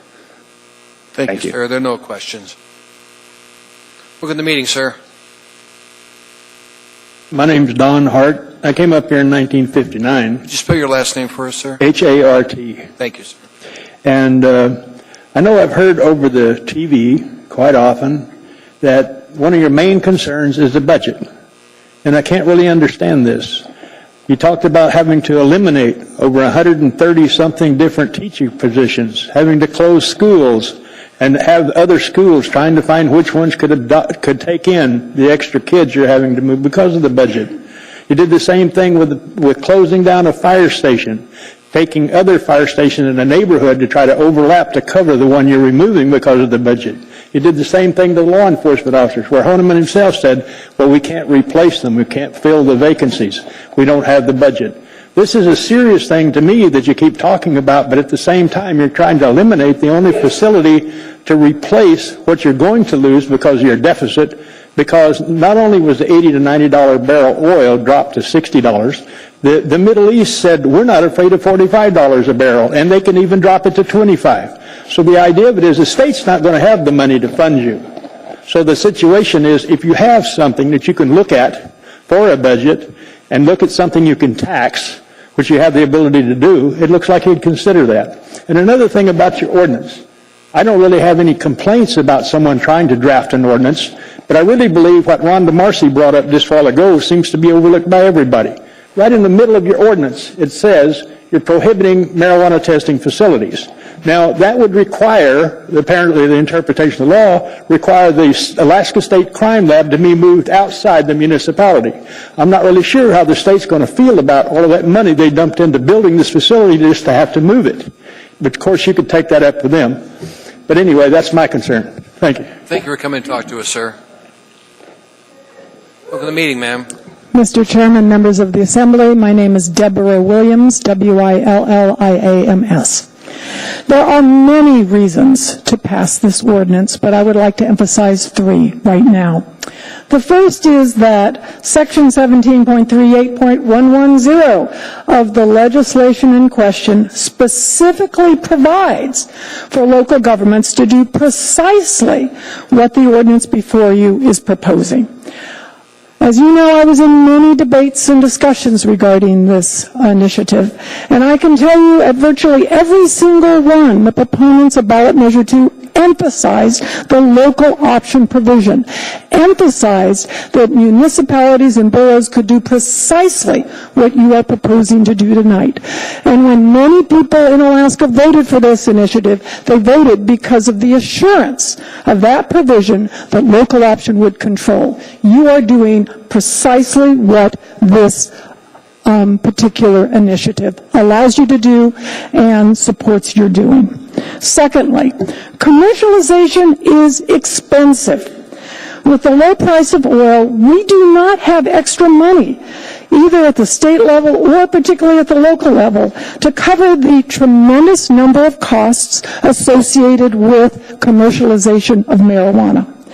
And the commercialization costs are not only direct, the cost of regulating and so forth and so on, but also indirect. And I could go on for many minutes, which I don't have, but I'll just cite one thing that came out just yesterday. Yesterday, again, an example, almost every day you hear something like this, but yesterday, Colorado Public Radio reported that arrests for marijuana-related incidents in the Denver public schools increased 40% following the opening of recreational marijuana stores in Denver. And you can look at the chief and ask others and say, is that expensive? Yes, it is. And the municipality is not getting revenues from this. If it is commercialized, costs will go up with $40, $50, $60 barrel of oil. Think about it. We can't afford that right now. And thirdly, passing this gives Anchorage more bargaining power during legislative and regulatory process and protects Anchorage if there are lawsuits. And I really want to emphasize the lawsuit piece. Now, there were many, many promises during the debates about ballot measure 2 about, let's ban advertising, let's ban edibles, let's ban butane hash oil production and so forth. Let's see if that really happens. That's what this does, is it gives you bargaining power in front of the legislature and in front of the regulatory commission to see if this really happens. This is the potential biggest market. If Anchorage is saying, look, we're not going to go into this business unless these protections that lower the cost of marijuana commercialization are in place. And then let's wait to see if there are lawsuits. Keep this in place until legislation, regulation, and lawsuits are over. It's the prudent thing to do. Thank you, ma'am. There are no questions. Thank you, ma'am. Welcome to the meeting, ma'am. Hello, sir. My name is Adele Davis, D-A-V-I-S. Get close to the microphone. Adele Davis, D-A-V-I-S. And I'm here this evening trying to determine what the motivation behind this would be. I've come down to one of two things. One, kind of a sore loser complex. Those who the vote did not go their way, well, I'm going to take my football and go home because it didn't go the way I wanted it to. The second would be, which the one I want to believe, is that you as a body honestly want to do what is best for the citizens of Anchorage and to impose our will. Our will has been made clear. I understand your fears. I want to believe that you want to protect our children in this community. I stand before you, the epitome of your fears. I had a 19-year-old child shot and killed over a pocket-length amount of marijuana in Anchorage, downtown. Had there been regulation, legal access, where adults who choose to use recreational marijuana or those who have had it prescribed to them by their physicians can go and safely be ID'd, questioned, and confirmed that they are of age to purchase their marijuana, I speak to you from experience, is a much safer environment for our community and for our children. What we have now is not safe. And what you're trying to do would bring all of the black market into Anchorage because all the legal ones wouldn't be here. So not only would you be making our children less safe, you've also got to look at the tourists that are going to come in. They're going to bypass Anchorage and go to the valley. And those that don't, what's going to happen? They're going to be preyed upon by the same type of people that took my child for a gram of marijuana because he was being cheated and he spoke up. I understand your motivation, but don't believe that by doing this you're going to make it go away. That's not reality.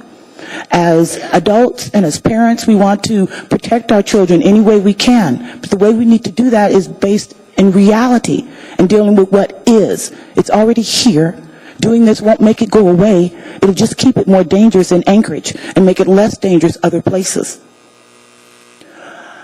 I am not saying that I approve of anyone smoking or I don't approve of anyone smoking. What I am saying is base our decisions on the facts and the reality and what is and not what we wish. Because as a mother, when you have a small child, you wish you can keep them safe forever.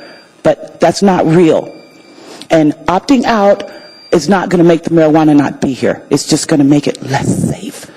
Ma'am, thank you for your testimony. Sorry for your loss. Book of the meeting, sir. Hi, my name is Ryan Hamill, and I have a couple points that I've kind of come up with listening to previous people testify. A lady a little while ago mentioned some statistics from Colorado that suggested high rates of marijuana use. I read about a study that came out from the University of Michigan that suggested marijuana use among teens is actually on the decline right now. I think we really have to question the dogma about legalization necessarily leads to more use among teens. I remember from personal experience, as a teenager, it was much easier to find black market marijuana than it was to get alcohol. When you take the demand for black market things away by adding enough supply that is legal, there won't be black market people selling it, and so it won't be as easy for kids to get it. Secondly, I heard someone mention worries about alcohol or automobile accidents related to marijuana. If we pass this ordinance and then force marijuana sales out of Anchorage into areas like Houston, where we get our fireworks right now, what will that lead to? I would suggest that would probably lead to increased incidents of people not being safe on the Parks Highway. Is that something we want? We talked about wanting to lower property taxes in Anchorage. This is a way to bring in additional tax revenue.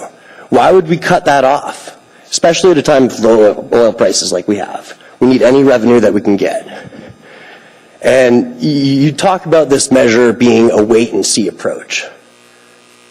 I think that's pretty close to the opposite of what this would be. This is preempting a law that the voters of Alaska said they wanted to put in place before it's even had a chance to come into place. Talk about government overreach, thinking that you know better than the will of the people who have already voted. A majority of Anchorage voters approved this initiative that just passed. Let's give it a chance. Thank you. Thank you for your testimony, sir. Welcome to the meeting, sir. Hello, my name is Steve Raines, that's R-A-I-N-E-S, and I'd like to thank Mr. Peterson for being very responsive when I've sent him emails. I appreciate that.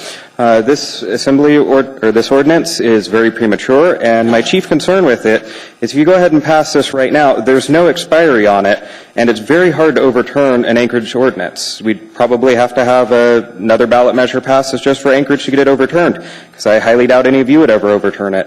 It's definitely not a wait-and-see approach to go ahead and do it right now before the state has done anything on this. Is that all, sir? Yes. Any questions? Thank you for testimony. Welcome to the meeting, sir. Ma'am. You were short.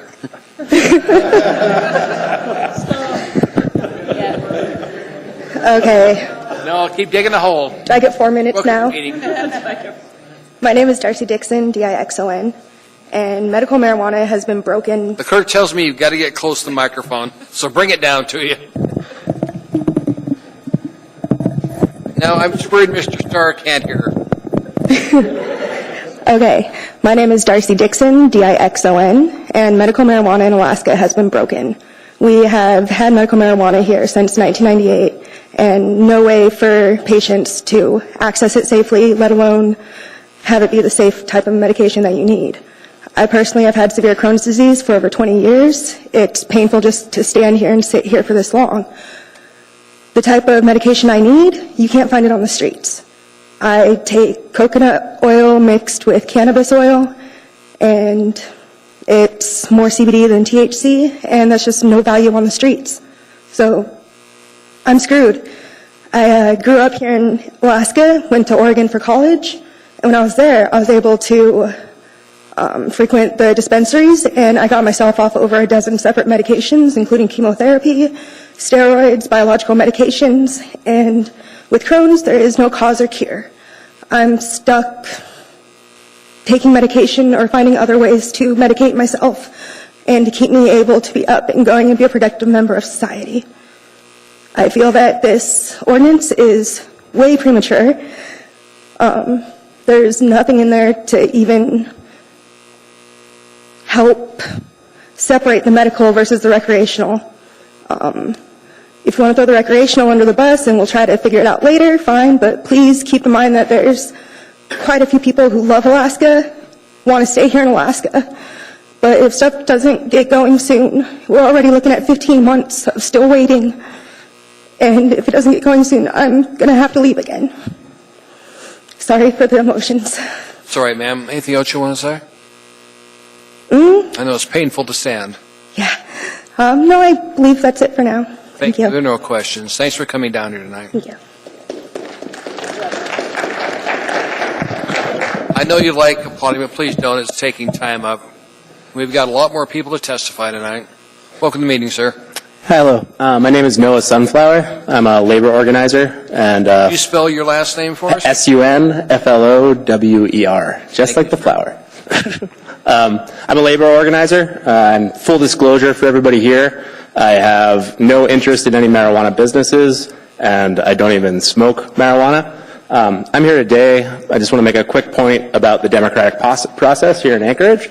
I feel like with this last election, we just got rid of one very clear attack on democracy that happened here in Anchorage when Mayor Dan Sullivan passed his labor law in the dead of night, and people here had the testimony cut off. Then it was moved to the general election because they thought they were going to win if they moved it out of our election, and that was an attack on democracy that we've just fought our way through. And thankfully, the only thing less popular in the municipality of Anchorage in this past election was Mayor Dan Sullivan's labor law. It was passed by a majority here in Anchorage, 51%, and I'd ask that this body respect the democratic process, as we just had to battle through an attack on the democratic process with Mayor Dan Sullivan's labor law. So please, don't make us have to fight through another attack on the democratic process that's happening right now. Like, we've passed this. There's plenty of time to talk about it in the lead up to the campaign. The people who are testifying here today had plenty of opportunity to talk to the voters, to tell voters to vote against passing the marijuana initiative, against passing ballot measure 2, and it's over. Like, the people have spoken. Respect the people, because all that's going to happen if you guys pass this is we're going to, sign 7,000 petition signatures, pass it here in Anchorage, and it'll be over. So please don't make us have to do that, and respect the democratic process. Thank you. No questions. Thank you, sir. Welcome back to the meeting, sir.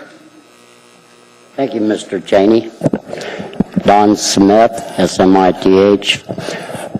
First off, I'm not for the marijuana being legalized, but what I am for is the rights of the people. I was taught that our voice is at the poll. Like it or not, that's how we speak. Some people get elected that we don't like. My father taught me, then work with them and help them. If we take this, we're teaching our kids. My son brought this up to me last night in a discussion. He said, Dad, just because you're not for it doesn't mean that you go against what you've been teaching me.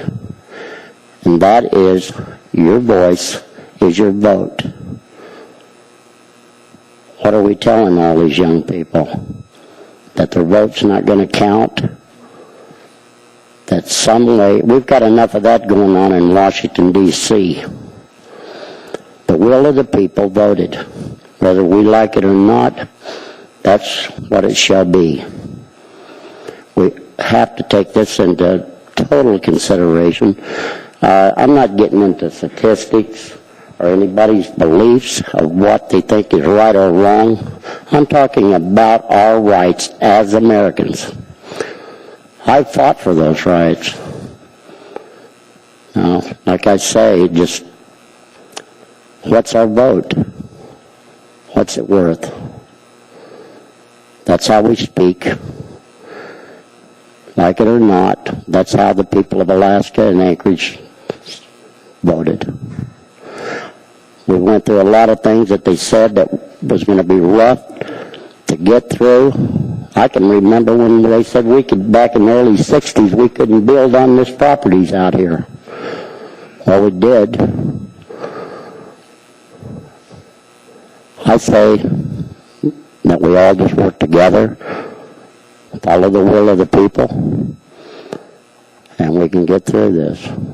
But we all have to work together and do the best job we can to, that's where it's at. But let's don't throw our votes away. That's just telling our young people that everything we've been teaching them about the most precious thing we have is our vote. That's our voice. This is our first line of defense between here and Washington, D.C., is right here in this Anchorage Assembly. You were voted in. The people of Anchorage respected that. So, although I'm not for it to be legal, I am for the voice of the people Thank to you, be Don. heard. Thank you. Thank you. There are no questions. Welcome, ma'am. Hi, my name is Barbara Smart. Thank you for being here tonight. I do oppose this ordinance, and I'm here as a voter tonight. What type of message does this send our kids? You can vote, but it ain't going to count. It's not fair. It doesn't make any sense. People I know have gotten off the couch and voted for the first time in 40 years because of something they believed in, and now they find out that there was an agenda behind it beforehand, and it is not happening. It's unfair. We voted for this. I'm not a marijuana user. I'm a local business owner. I'm civically active, and I vote. And people that haven't voted their entire lives got off the couch for this one. So please respect it. Thank you. Thank you, ma'am. There are no questions in the body. I was asked by my vice chairman how many people still want to testify? How many still want to testify? Okay, good. Come on down. We're open for business.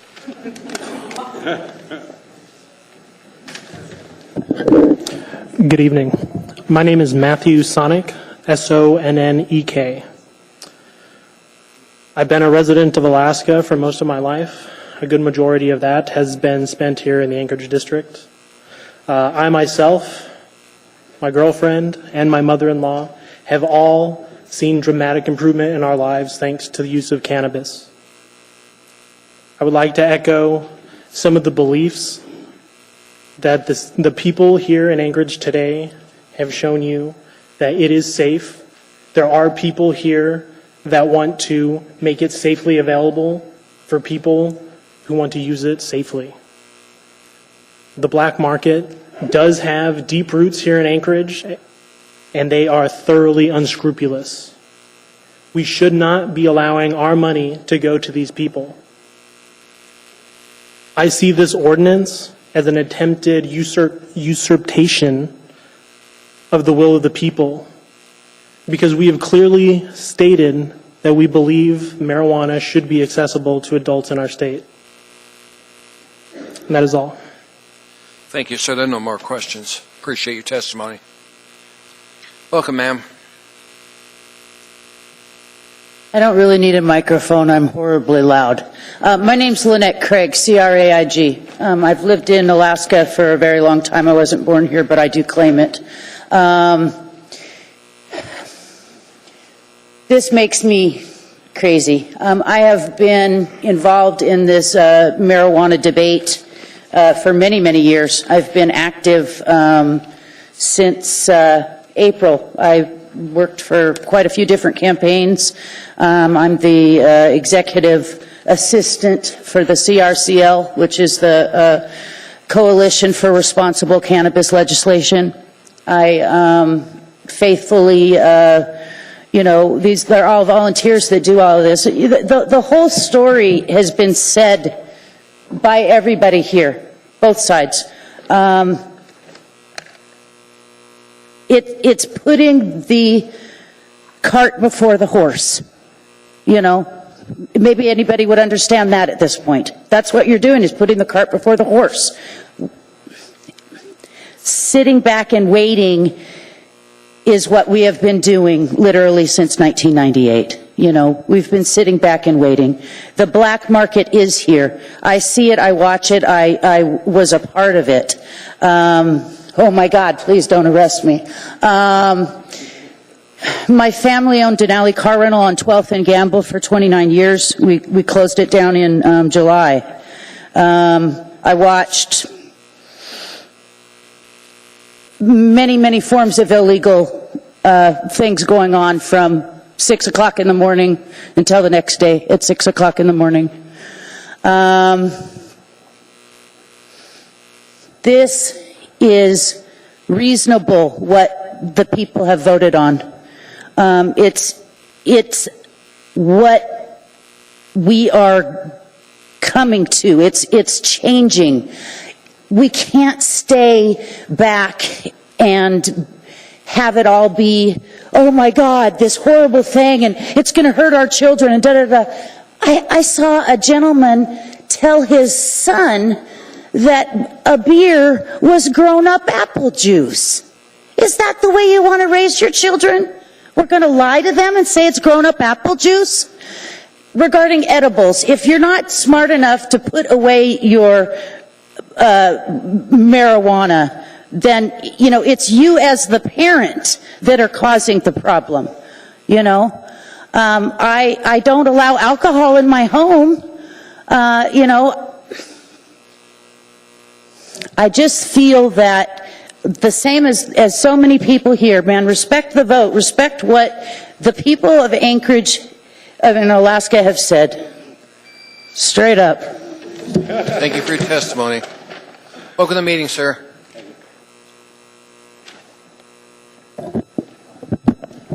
I'm Rylan Maxey, M-A-C-K-S-E-Y. Everything has been said basically about the marijuana vote here, that we passed it, the majority of the people in Anchorage passed it, and I'd like to remind you guys that the majority of Anchorage also gave you guys your positions, and I would like for you guys, when you vote on this, to remember who voted you in and who voted for the vote for marijuana, and vote responsibly when you make your choice. Thanks, guys. Thank you, sir. Welcome to the meeting. Thank you. My name is Paige Lubke, L-U-B-K-E. First and foremost, I wanted to thank all of you for patiently and attentively sitting here and listening to the testimonies this evening. It's been many hours, and I know it's been hard to sit here. I almost thought that I should not come up and talk to you, but I did prepare some words, so here they are. I am a recent graduate of one of Anchorage Public High Schools, and during senior year, all students are required to take a U.S. government course to fulfill their social studies credit. It was in my U.S. government class that I first became empowered to be an active member in our community. What brings me here today is to advocate for the freedom to use marijuana as an alternative choice to alcohol. If it becomes law that marijuana stores in Anchorage are illegal, there are two concerns I would like to address. First, the current activity for sales and production of marijuana would remain underground, leading to many issues I need not mention. Second, if opening marijuana stores in Anchorage is illegal, our city cannot monetarily benefit from taxing this activity. Now, while I am not suggesting that money from marijuana sales tax pays our teachers' salaries, I am asking you all to consider what we could do with potentially more money for our Anchorage School District, or for that matter, any other worthy government-funded programs that benefit the people of Anchorage. It was local ASD teachers, like my own, that have encouraged me to take a stand on issues I find to be important. It is because of them that I feel I actually can make a difference in our community by voicing my opinions. I would like to leave you with the idea that the solution to these concerns lies in economics. Marijuana consumers already exist. Now we only need the suppliers. Thank you. Thank you, ma'am. There are no questions from the Assembly. Thanks for coming here. Thank you. Welcome to the meeting, ma'am. My name is Angel McCabe, M-C-C-A-B-E, and I am against this ordinance. Most of the testimony has already covered what I wanted to say, so I just want to add that I'd like to address not just what this ordinance throws away, but what we stand to lose. Anchorage is the main source of resources for the state. People from all over rural Alaska come to our city to get supplies, and that includes marijuana. I'm afraid of the revenue our city will lose by making Wasilla or Fairbanks the one-stop shop for our rural Alaskans. Can we really afford to lose that kind of revenue right now? I encourage you to be thoughtful of the fact that you are not only handing the marijuana industry to our other cities, but possibly an enormous portion of our in-state and out-of-state tourism. Thank you. Just say what you wanted to say? Yes. Thank you, ma'am. Mm-hmm. Look at the meeting, sir.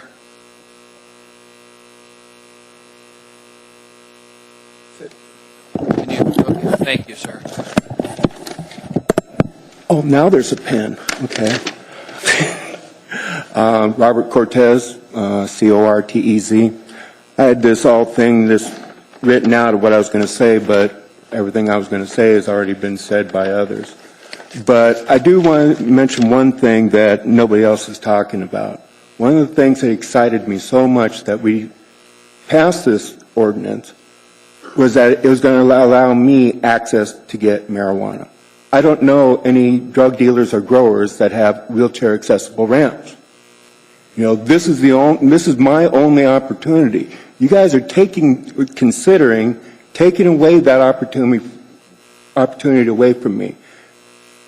If you live in a chair and somebody does something that may not affect everybody else that can walk normally, you know, they can go to a drug dealer or grower, they can hop a car and go out into Wasilla. I ain't going to drive this out to Wasilla, you know.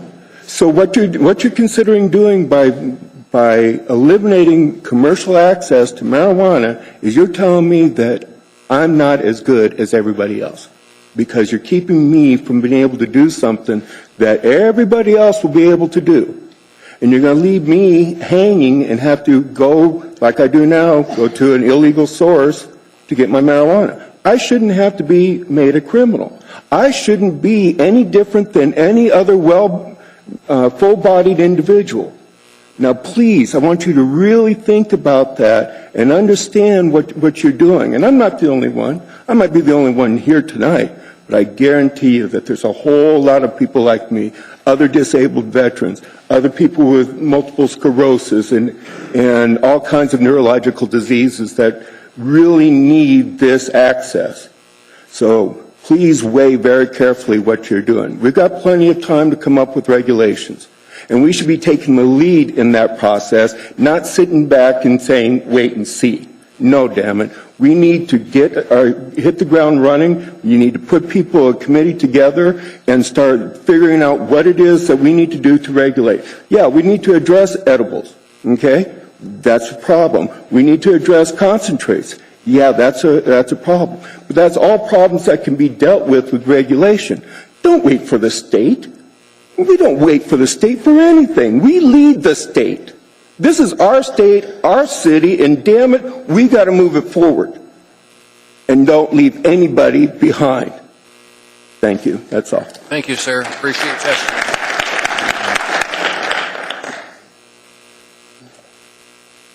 I haven't hit anybody all day.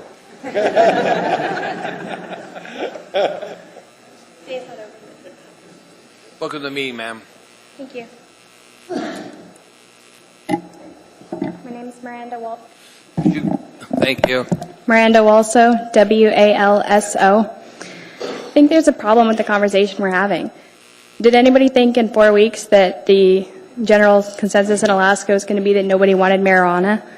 We just passed this law. It was just decided. The commentary hasn't even died down from that initial conversation, and yet here we are having the same conversation.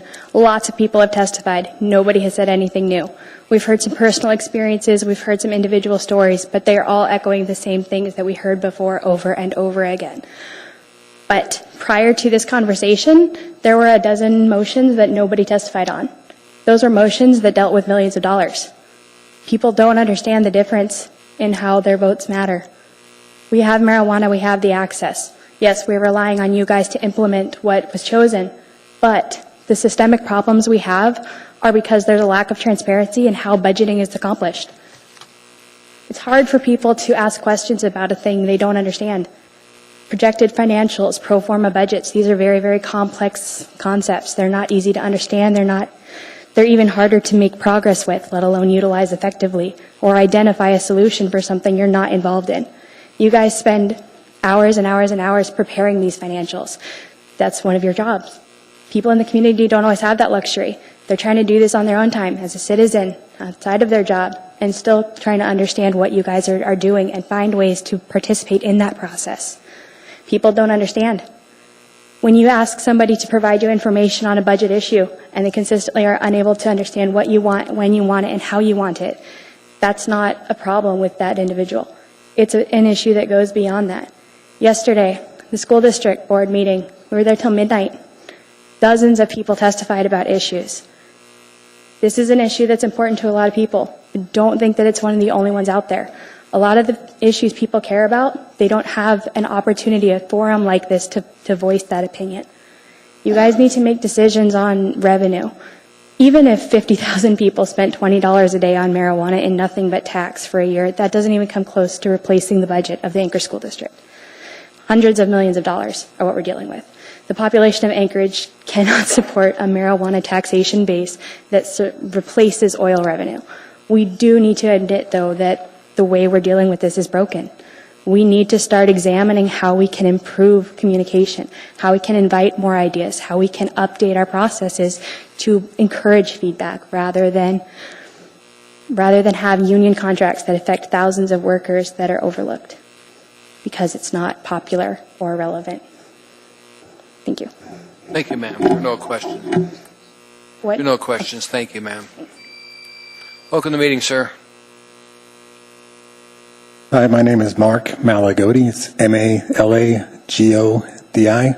And I'm a business owner. And as a business owner, I can understand the idea of implementing a ban now could save businesses a lot of money that might be investing, and then eventually it's banned. But that implies that there is nothing that can be done in the legislation process that would be acceptable to the Anchorage Assembly. And I think that would then apply that the 51% of the people that voted for it never had a chance from the start. What I would ask and what I would like to see is that Anchorage goes with the state and works to develop a legislation that is acceptable, and businesses are risk. People understand that. People will still go with the business, and if it turns out that there is no way that legislation be developed that's acceptable within Anchorage, then that's when a ban should occur, but I don't believe beforehand. Thank you. Thank you for your testimony, sir. Welcome to the meeting, sir. Thank you. Forgive me, I have a scratchy throat.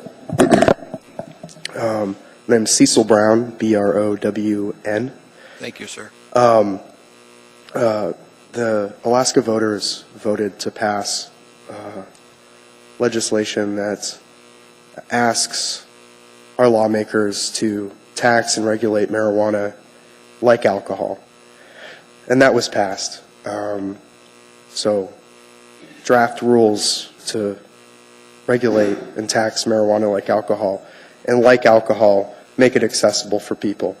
And that may be an uncomfortable position for you guys to be in, but it needs to be accessible. And that requires rules and rulemaking, and simply throwing your hands up and saying, we're not going to make any rules, and wait and see. May not be responsible, but it's also kind of, may not be the best thing for the voters. So that's all I have to say. Thank you, sir. There are no questions. Thank you. Welcome to the meeting, sir. Thank you. I'm Stephen Merrill, M-E-R-R-I-L-L. I recently wrote a long article on this subject, and when I heard about the meeting tonight, I shared it with all the members of the council. It goes into the 6,000-year history of cannabis in which no major problems ever arisen. It goes into the tremendous medical applications of cannabis. Cannabis found the entire endocannabinoid system, which is the main regulator of the human health system, found through this. It is now I won't even go into all the tremendous health benefits it has, from cancer to every disease imaginable. the only thing that treats PTSD, the only thing that treats Alzheimer's disease. But let's look at the supposed myths about the great dangers of marijuana. Now, I think everybody knows that no one's ever overdosed on marijuana. It's been estimated that it would take an entire field of marijuana to even to be in the category to maybe overdose. But that's old news.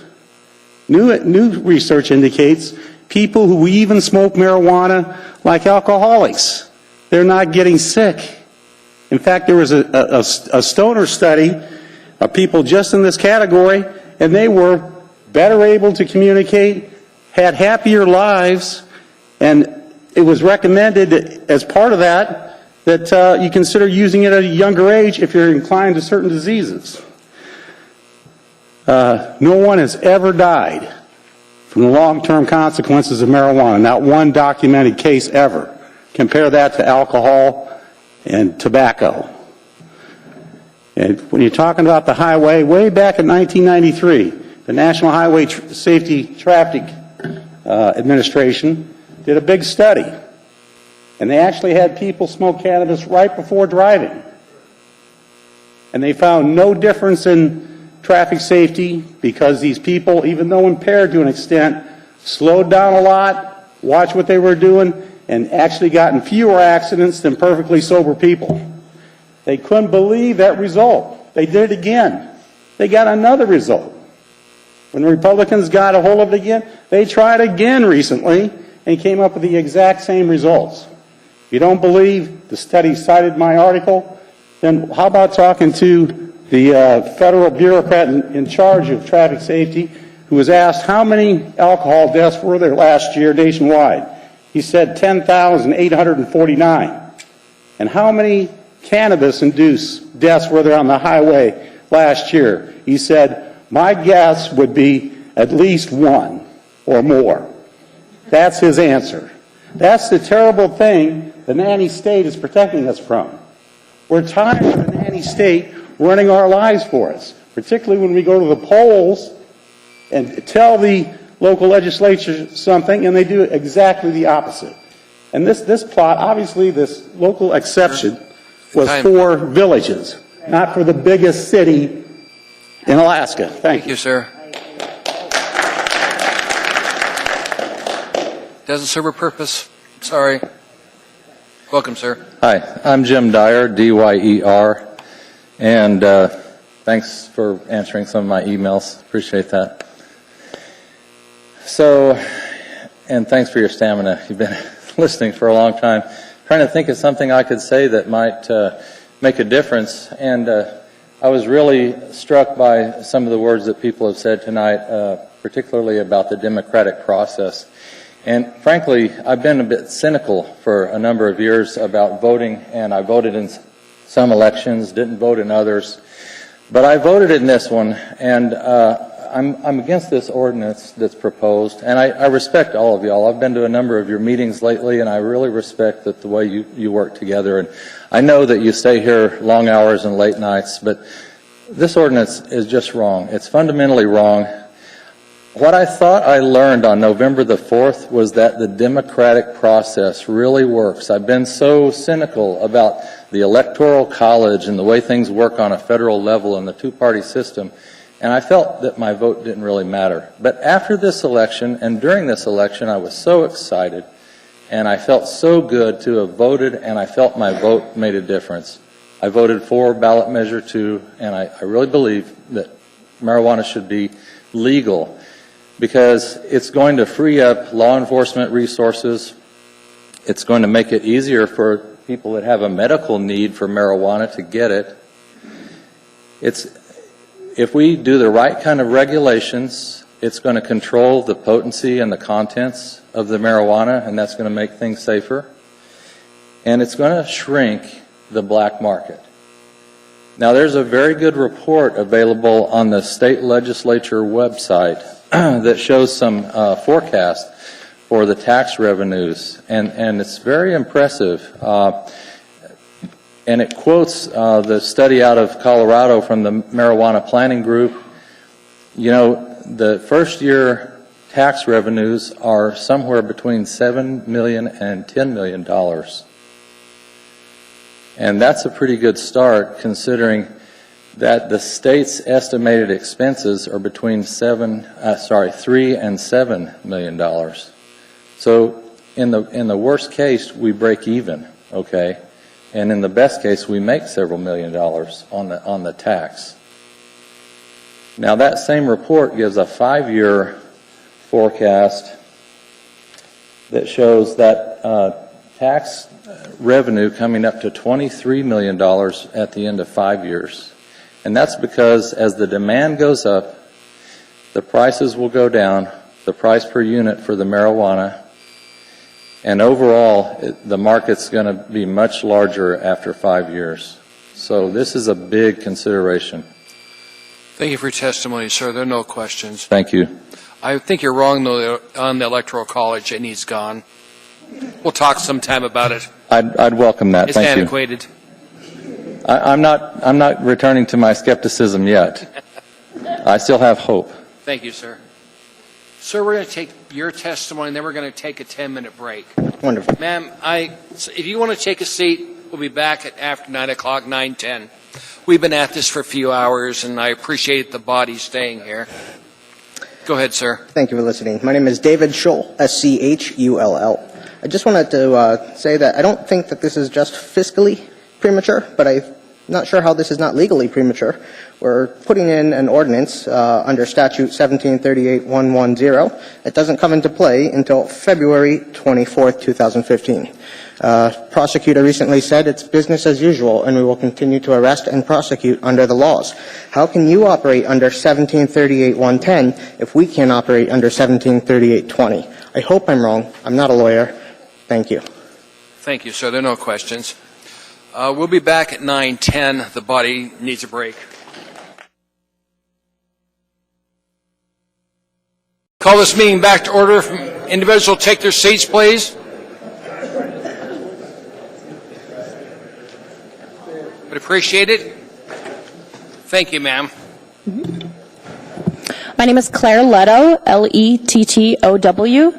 I'm here, I rise in opposition to this ordinance.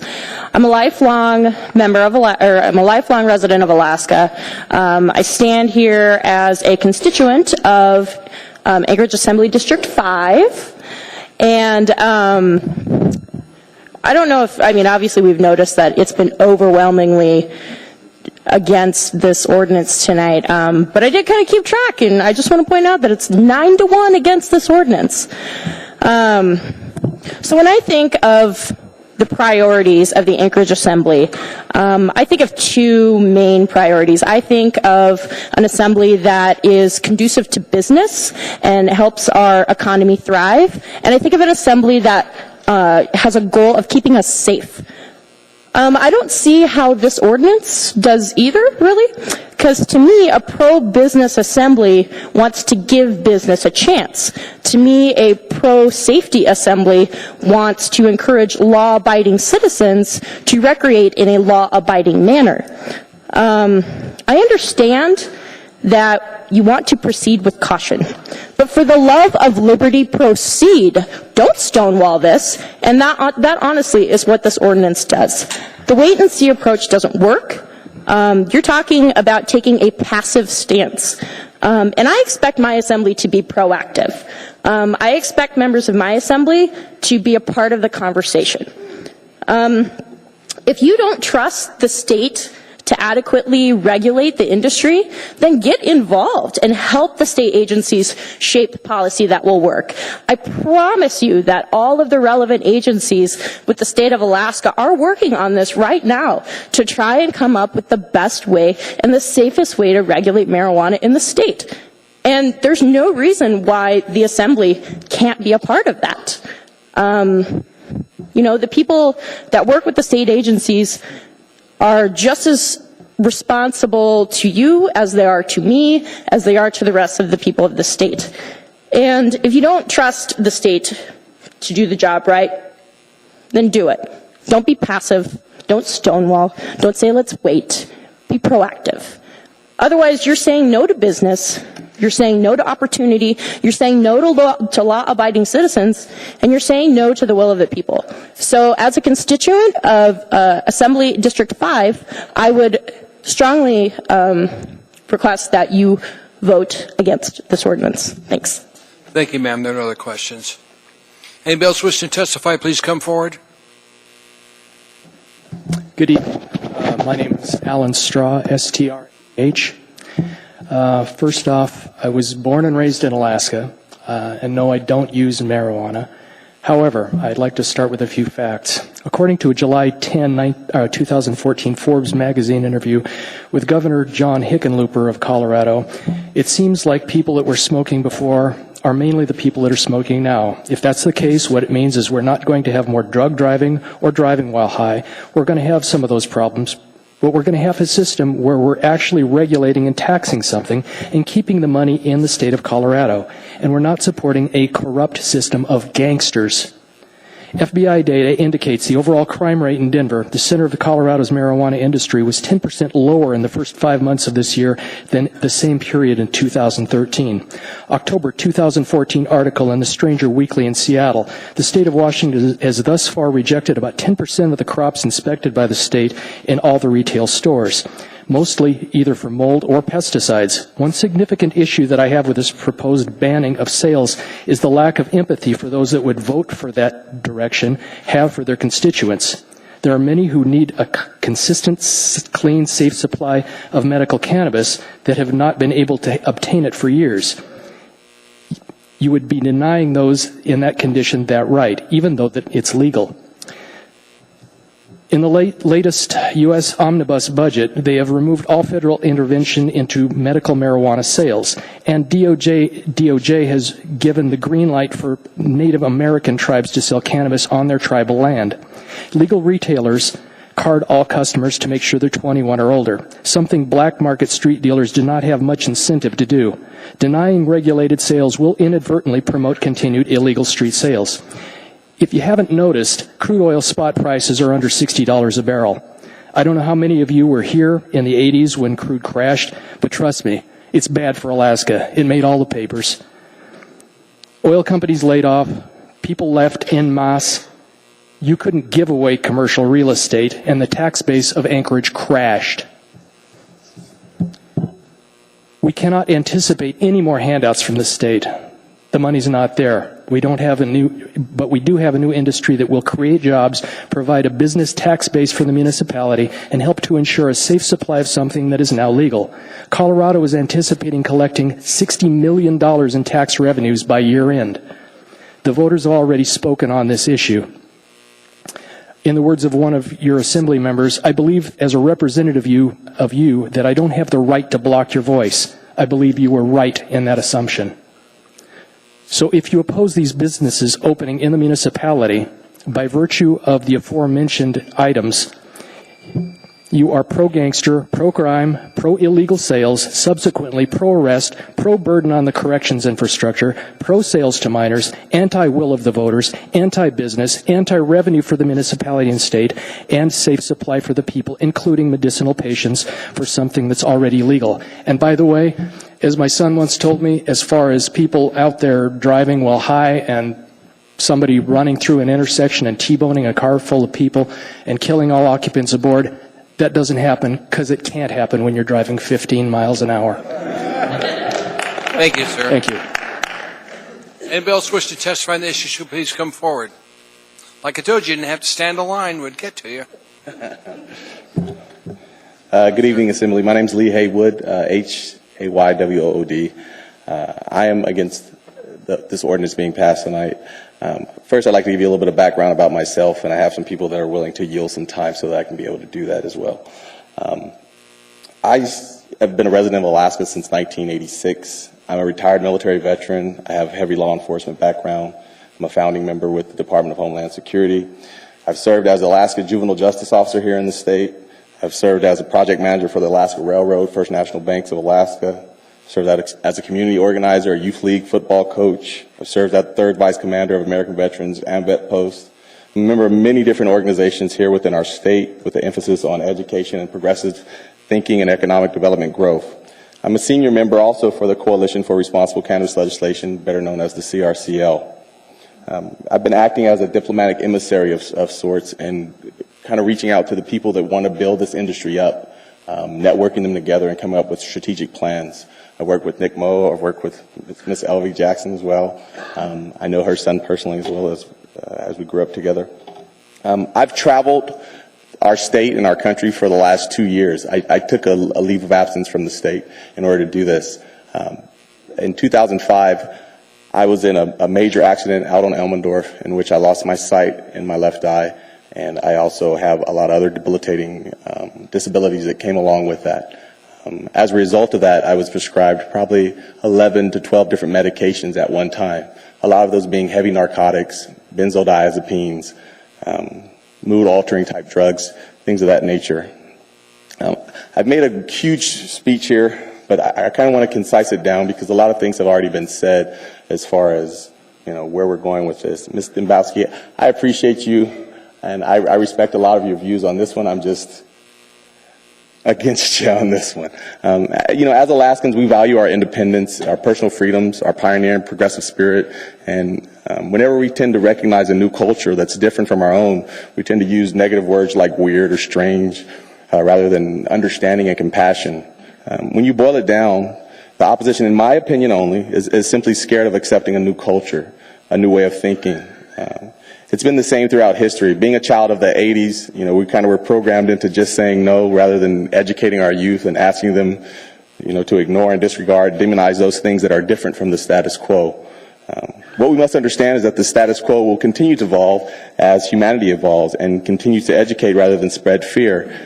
An example of that correlation can be seen as recent as 20 years ago when there was little or no support or compassion for the LGBT community. And some of that still holds true with some members. But as the LGBT community came out of the closet and pioneered for their rights and individuals, can I get someone to yield their time to me? You can't do that, sir.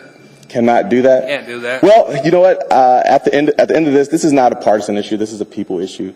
I'd be more than willing to hand copies of my speech to everyone and let you kind of review Give it. it to the clerk. She'll.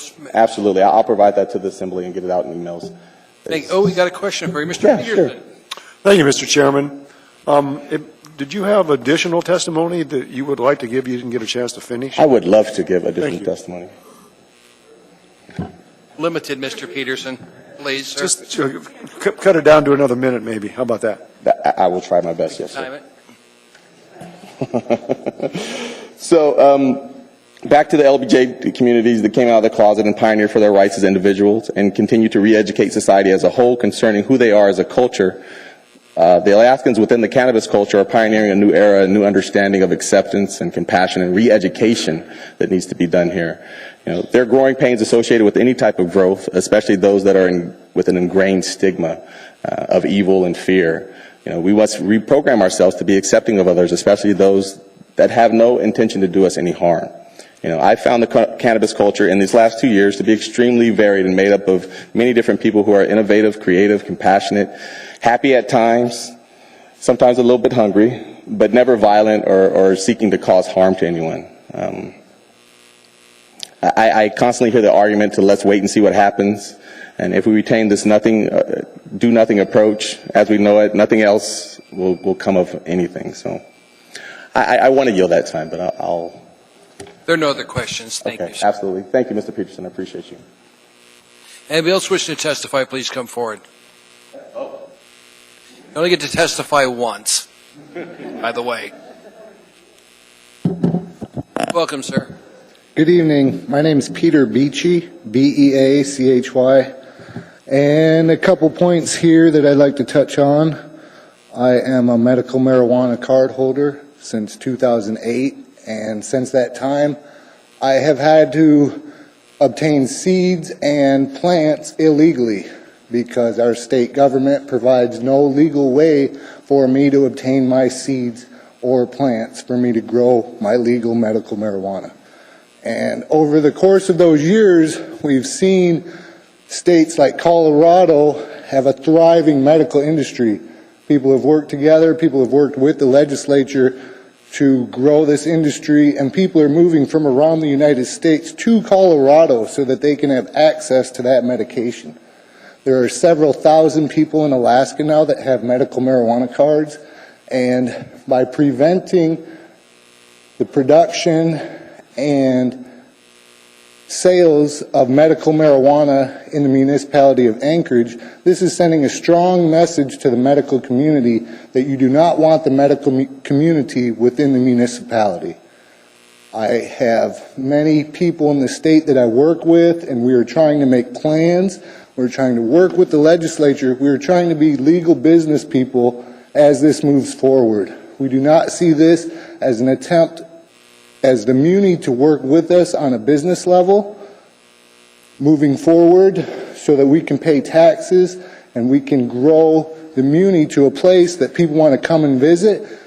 People will want to come here and sample the products that we grow within our state. People are going to come from all over the world to come to Alaska. People are going to spend money on cannabis while they're here, be it legally in Anchorage, be it legally in the Valley. Whichever way the votes pan out, that is going to happen. Anchorage is the center for the medical infrastructure for the state of Alaska. We have the hospitals here. We have the best doctors here. That should be the same for the medical marijuana industry. We should be working together to incorporate with the regional hospital, with Providence, with A&MC, so that we can incorporate our medicines with the Western medicines and move forward on this. By banning it right off the bat, you're going to push that all the way outside. The medical growers are going to move to the valley, and it's not going to be the most efficient method for this to move forward. As far as I know, local option is always done by a vote. You hear about local option in the villages, and what I'm wondering is why we are not taking this local option to a vote like they would do in Kotzebue or Nome or Bethel. I'm wondering why that's up to the community here.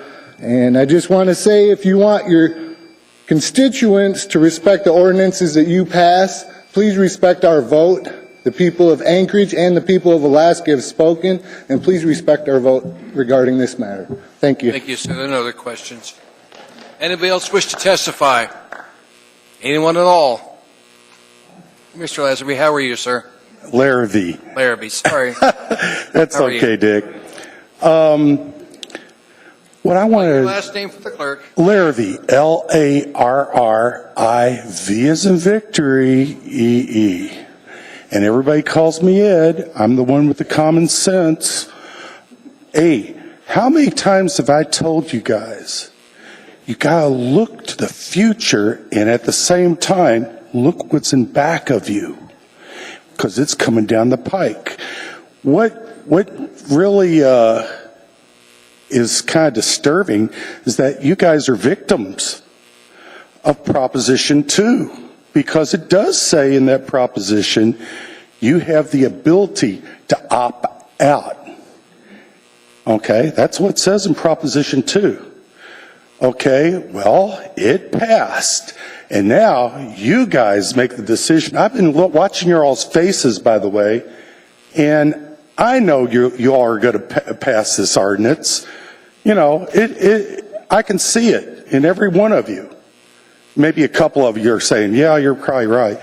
But, you know, I know you guys are going to pass this. And the public is against it. Here's one reason why. Jobs. Now, let me tell you, marijuana includes hemp. Right? It includes hemp. Well, okay, now, if we have these hemp mills far from Anchorage because you all opted out, that means a lot of Anchorage people probably won't get these jobs.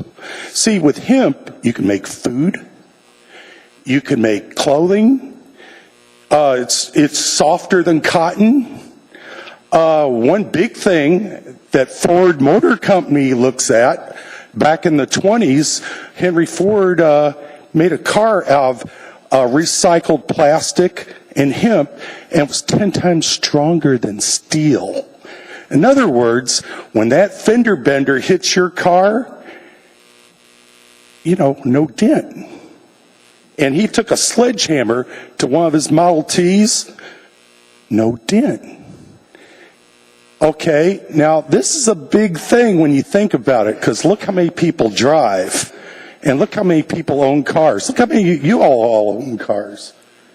But you all want to move this opportunity out of Anchorage. Oh, boy. Wait till we vote for you guys. Wait till the ones that run for mayor, wait till they get, you're going to have so many people voting against you. Why? Because you can't see the future or the past. Thank you. No question. Merry Christmas. Take care. Have a good Christmas. Anybody else wish to testify on this issue? Please come forward. Hello, sir. Hi, I'm Jim Earnshaw. Last name is E-A-R-N-S-H-A-W. I don't think I'm going to make the beep happen this time. I just got two things to say. I voted to legalize marijuana because I don't believe in crimes without victims, okay? I believe that marijuana is a far better way to alter a person's consciousness if they are in the mood to alter their consciousness than alcohol. My point here is this. The people that currently sell marijuana are full-service organizations. They don't distinguish between their customers, and they don't distinguish between their products as long as they can make money with them. So right now we're sending those who wish to recreate with pot to people who probably, or in many cases anyway, also sell cocaine, crack, methadone, heroin. You get my drift, okay?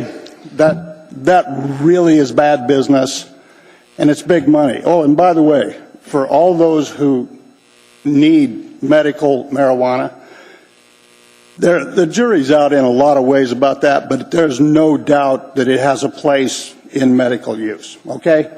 They should have access to it. I just think that's a no-brainer, but it's a very small component of what we're talking about here in the total sales of the drug. Recreational use is probably 20 times greater than medical use. So don't just think about it in the medical sense either.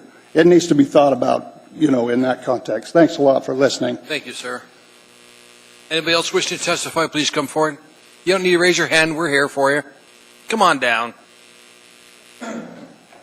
Welcome to the meeting, sir.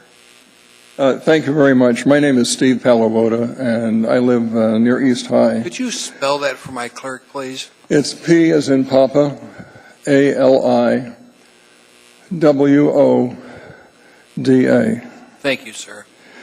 And I'm coming to you as someone who has had a little experience in the business of marijuana, dope, hash, hemp. In the 1960s, for 7 years, I attended the University of California at Berkeley.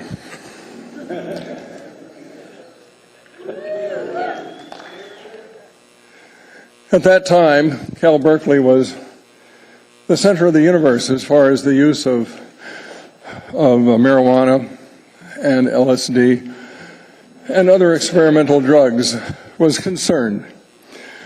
Goodness knows, you wouldn't have believed it. I wish you could have been back there. And so, you would suppose that today, Cal Berkeley is just awash in marijuana because it's such a cool thing. And you would be wrong.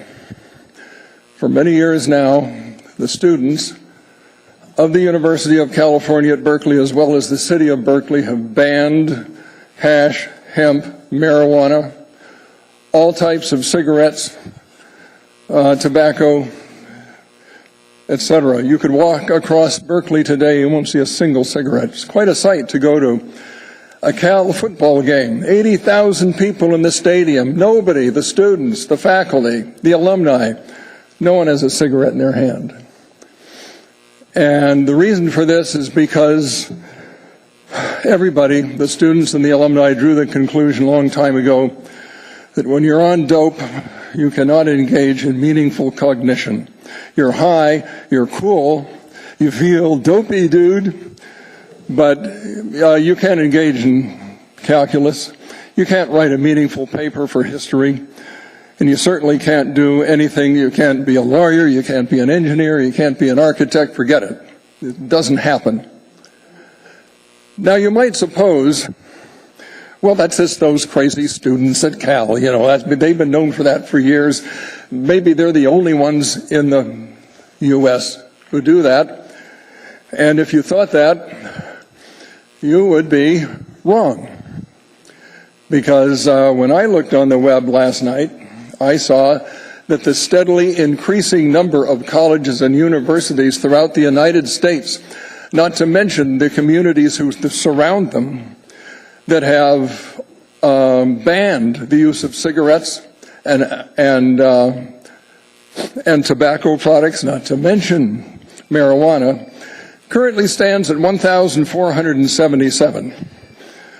As a matter of fact, the same site that I saw indicated that 277 have already banned the brand new e-cigarettes. So your time's up.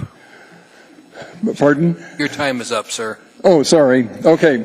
We've got a question. The deal is, if you allow marijuana in here, you are going the wrong way down the highway because the kids don't like it. And if you vote it in, they're going to come here and vote you out. That way, sir. Thank you. Okay. No questions then. Anybody else wish to testify, please come forward. You can only do it once, sir. And I remember you.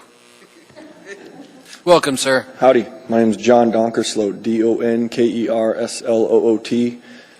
All my life, been hearing drugs are bad. Government told me that, learned that in school, like a lot of people probably have.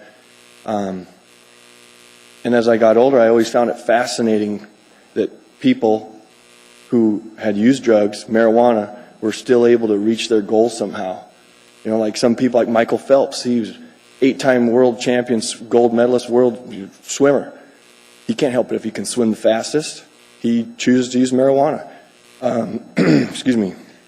I remember seeing Arnold Schwarzenegger on TV after he won Mr. Universe for the 7th or 8th time in a row, kicking back, smoking a joint. There's at least 2 people that reached their goal of becoming the United States president that have openly said, yeah, I've used marijuana. So I just want to state that, and by rights, but everything I was told, everything I learned growing up, all those people should be jumping off of buildings and raping women. So, you know, like a lot of people said here, there's like a big cultural change, and there are many users that kind of stay in the dark. They don't want to come out into the light and say, hey, maybe it's not so bad, or hey, you know, actually it's really not that bad, or I could be in a room full of marijuana. I wouldn't touch it. Don't need to, don't want to. You could put it right in front of my face. Wouldn't use it. But I still think people should have a choice, and I just think this is very premature, and that's all I have to say. So. Thank you, sir. Anybody else wish to testify, please come forward. Anyone at all? My name is Dylan Finnegan, last name spelled Finnigan. First off, I'd like to start by apologizing to Ms. Domboski for the comments made by this gentleman earlier. I believe they were made out of anger and frustration, but ultimately, things that have been spoken of by some of the people here is respect, compassion, empathy. These are things that we need to bring our society forward, and having respect for your opposition is one of the most important things that a person can do. Sorry, a little nervous. Take your breath, sir. Okay, thank you. So I think that having respect for your opposition is important. I will subject myself to that too. I believe that this is a large task we have put in front of us, and there is there's many things that come. They're going to be difficult to cross, but I think that as a community we can come together and do this. Respect for me, as respect for you, will move us forward and ultimately we'll be able to reach a goal, common good. Some of the things I just want to speak that were spoke of earlier. I don't think people are asking for variances for drug testing. People know that if you're a state employee or your job regulates drug testing, even though under current regulations or current deregulation of it or legalization of it, you'll still have to follow in by those standards. Some of the other things is, there was a large opposition for two was keep big business out of marijuana. If we don't allow Anchorage businesses to apply for these licenses and these permits and to get in now, I can personally state that there is people that have already bought houses and real estate in Alaska and are trying to gain state residency so they can have access to these permits so they can open up businesses here. As a lifelong Alaskan, I'll certainly have more of an invested interest in this state as a business owner than somebody who's just moved in from the outside for the sheer purpose of opening a business and generating revenue. Furthermore, a lady mentioned earlier that rape has gone up in certain states, and I can't state the statistics. She said another one is also murder rates have also dropped in Colorado. So it's hard to say what directly and indirectly all these things will have an effect on it inside of our community. Also, I think that the wording in the proposition for each individual municipality to be able to make its own decisions was put with intentions for villages, dry villages that didn't want to have this in their communities. Ultimately, we're not a dry village here. We indulge in many level of intoxicants here, and I think it'd be silly to not allow it. I don't know, I just believe there's many benefits that are seen directly and indirectly, and I think that this is, like everybody said, this is a little prematurely. That's all. Thank you for your Any testimony, questions? sir. There are no questions. Hold your applause, please. Anybody else wish to testify, please come forward. Anyone at all? Hearing and seeing no one, public testimony is closed. What's the wish of the body? Mr. Hall. Move to approve. Okay, Mr. Dombrowski moved to approve. Second. Second by Mr. Honeman. Discussion, I've got Mr. Hall first, sir. Mr. Hall. Thank you, Mr. Chairman. I have an amendment that I would like to move. It is, will go on page, in line to be amended, page 2, inserted new section 2 beginning at line 20. It reads, section 2, absent other action by the Assembly, AMC section 10.51.010 shall sunset on December 31st, 2016, and the prohibition shall expire. Second. Could you push your button, Mr. Hall, on motion? Mr. Dombrowski, thank you. Mr. Yeah. Hall, sir? Yes, if I may speak to it. Absolutely, sir. And I want the audience to understand at this point we're addressing each other. And I want to be very clear, as I think probably the majority of the body sitting here, if all of these individuals had come and testified to me this evening supporting this ordinance, I would not have voted for it. I believe in the vote of the people. This passed on that vote. We keep hearing the word premature, and that's why I think it's important to insert this. I don't think what Ms. Dembowski started here is premature. I think maybe what was missed was the fact that this will be an action in this community. People are going to spend a lot of money on this investment. And I think my message to you is be real careful doing that until we know what we're dealing with. Because what happened is you voted to approve the legalization of the growth and sale of marijuana, but you charged us, state and local officials, with writing the regulations and controlling this so that it's safe, it's done responsibly, and there's accountability. And when you have to write that kind of legislation, you've got to write it for the bad provider, not the good provider. Now, I don't think there was ever an intention for us not to be engaged with the state. At least I never had any perception of that we wouldn't engage very closely and very early up front with the state in regulations that are being written. But I can tell you, as we all know, we don't always get what we want when we go to the state. And quite honestly, we're on the horns of a dilemma right now dealing with a conditional use permit in this community that the ABC board has thrown in our lap instead of them stepping up and doing what they need to do. We've had an individual invest a substantial amount of money in the high six figures in doing improvements, only to have the community around him, not us, but the local community come in and say, wait a minute, we don't want this here. So we've got to go through a process here where the state has got 9 months to write their regulation. And I hope that we are very closely engaged in that they will engage us in it. But when they complete that task, then we know that no applications are going to be taken until February the 24th. This allows 90 days for those to be processed, up to 90 days. So at that point, we're already into May or June. And once those applications come, then we've got to draft conditional use conditions, because all of these are going to need a conditional use permit. And I hope we take time and do this a lot better than we've done on conditional use permits for liquor stores, because we've got such contradictions inside of our own conditional uses where we make greater demands on one provider than we do on others because of demands from the community councils that are located next to them. So after we get the state regulations, we don't have the ability to ignore state regulations, but we can make ours stiffer regulations. We can make them more limited than the state regulation if that's the desire of the community.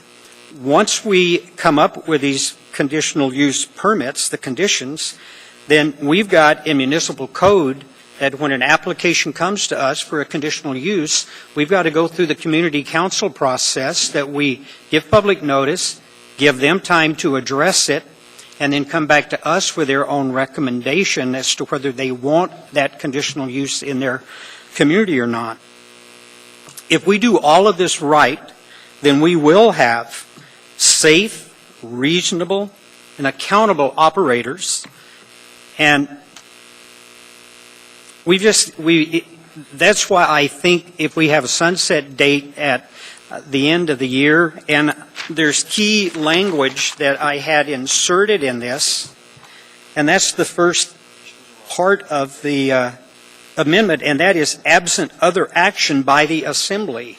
If by some reason the state moves rapidly and gets regulation written, that we have time, and it's my understanding that the chair is going to appoint a committee that will be charged with working with the state on this, working with beginning to draft our own conditions. We'll be working concurrently with the state at the same time. And maybe this is all ready to go online earlier than that date, and if it does, then this other action of the assembly would be merely bringing this back before us and repealing it and putting into place the permitting process to be able to open retail as well as grow operations. Thank you, Mr. Chairman. Thank you, Mr. Hall. Ms. Johnston on the amendment. I'll wait. Okay. Mr. Peterson on the amendment. Thank you, Mr. Chairman. I'll wait too. Thank you. Okay. Mr. Honeman on the amendment. I'll go ahead and wait till the full. Ms. Dombrowski on the amendment. Very quickly, I won't get into the meat of it, but I will say I appreciate Mr. Hall bringing this up, because the intent from the beginning was never to blockade any sort of pot in Alaska. Never the intent. And I appreciate that. And what this does do is it lets us focus the discussion, and it engages us, and it allows us that mechanism in order to say, listen, we recognize this is probably going to be a reality, but the fact of the matter is we're concerned about it, and this is a mechanism in order to have that conversation. So I do appreciate the amendment, and I support it. Thank you, Mr. Hall. Mr. Steele on the amendment. Thank you, Mr. Chairman.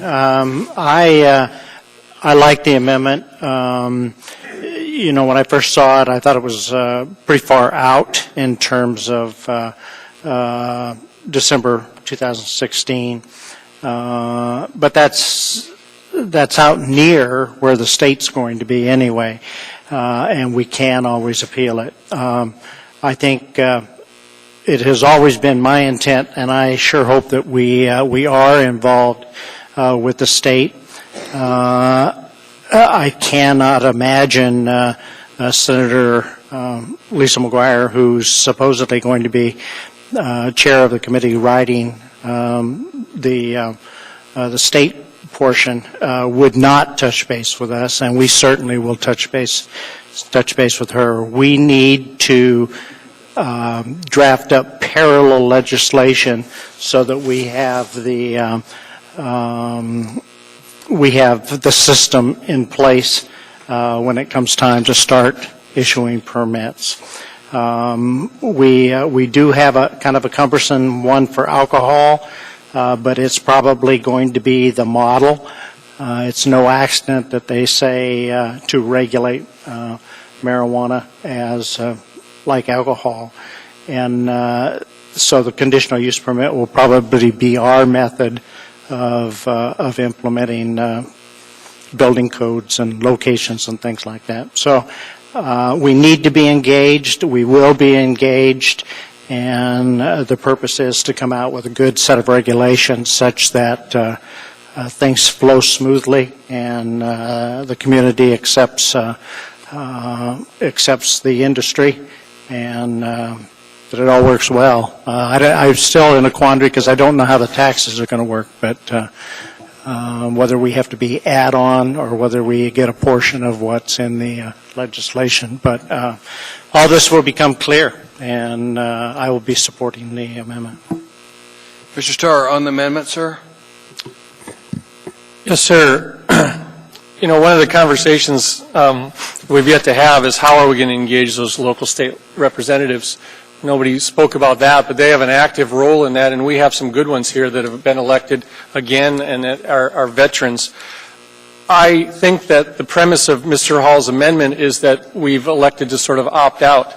That's a message that I don't particularly want to send. I think the state allowed us an opportunity to have time with the February 16th licensing time to do that. I'm fearful that the message on opt-out will send some of those key legislators in Anchorage in particular to the sidelines, and that's going to make my job actively engaging in regulations at work harder. I think some of them will sort of hide behind it, either philosophically against the use of marijuana inside their community or whatever reason they may find that, well, if the Anchorage Assembly wants to opt out, I think that they would take that measure of it, and I would have a harder conversation with them on regulations that apply. The theory of opt out first, wait and see their legislation, and then opt back in, to me, doesn't make any sense. And I think, Mr. Hall, you actually described in your articulate speak all of the things that we're going to need to do in the meantime of that. So the idea that somehow we're opted out and as a measure of protection against those that potentially would invest in systems doesn't carry enough water for me to want to put the amendment in good faith. It may very well pass, and we'll debate further the overall opt-in, opt-out question, but the opt-out later, the opt-in later doesn't jive. It's not necessary given the protections already in the law. I want to fully engage the legislatures with a clear message that we're not opting out. Thank you, sir. Mr. Evans, on the amendment in front of us? Yes, Mr. Chair. I'm not supporting the amendment. What the amendment does is that we would opt out tonight, and the amendment would put a time limit on that, a sunset, at which time the opt-out would expire, and then the body would either have to vote to continue to opt out, or at some point previous to that, opt in. I'm a simple guy. Why don't we just wait to a point when we feel we need to opt out? There is no reason to go through all these opt out now to opt in later. Just wait and opt out when you need to. Come on. Please, not during debate, please. Mr. Evans, sir? That was all. Thank you, sir. Mr. A. Jackson, on the amendment in front of us? Thank you, Mr. Chairman. I want to thank first off, Ms. Domboski and the other two co-sponsors for bringing this forward. I know that especially Ms. Domboski and probably the other two did this in good faith and really believe that you were doing the right thing on behalf of this community. And I want to thank Mr. Hall for presenting what he believes to be a compromise. But I've given this a lot of thought, and I really can't sit here and agree to this compromise based on the comments that Mr. Starr made that make a lot of sense to me, and the comments that Mr. Evans, sitting right next to me, made. I don't think this takes care of the matter, because I don't think at this point in time that we should opt out. We should give the state an opportunity to do what they need to do, and then take it from there. Thank you, Mr. Chairman. Mr. Hall, on your amendment, last comment, sir? Yes. I just want to be clear. The message that I want people to understand when I'm saying opt out of this is I don't want to come up in 6 months and all of a sudden say, wait a minute, this isn't working, I'm going to opt out now. And people have invested significant amounts of money. I think it's not wise to invest any money in this until you've got a conditional use permit, because until we get to that point, it's really not in our control. When we do a conditional use permit, communities decide if they're going to allow a conditional use permit in there or not. And I'm just concerned about people. There's all kind of seminars and everything else. You constantly see people bringing people in to get into this business. If you're going to invest in it, be wise in what you do, because until the regulations and the conditional use is in your hands, particularly the conditional use, you are gambling your money that you may put it in there and not be able to open that business. Thank you, Mr. Hall. Seeing no one else in this discussion on the amendment, please vote. This is on the amendment, Mr. Hall.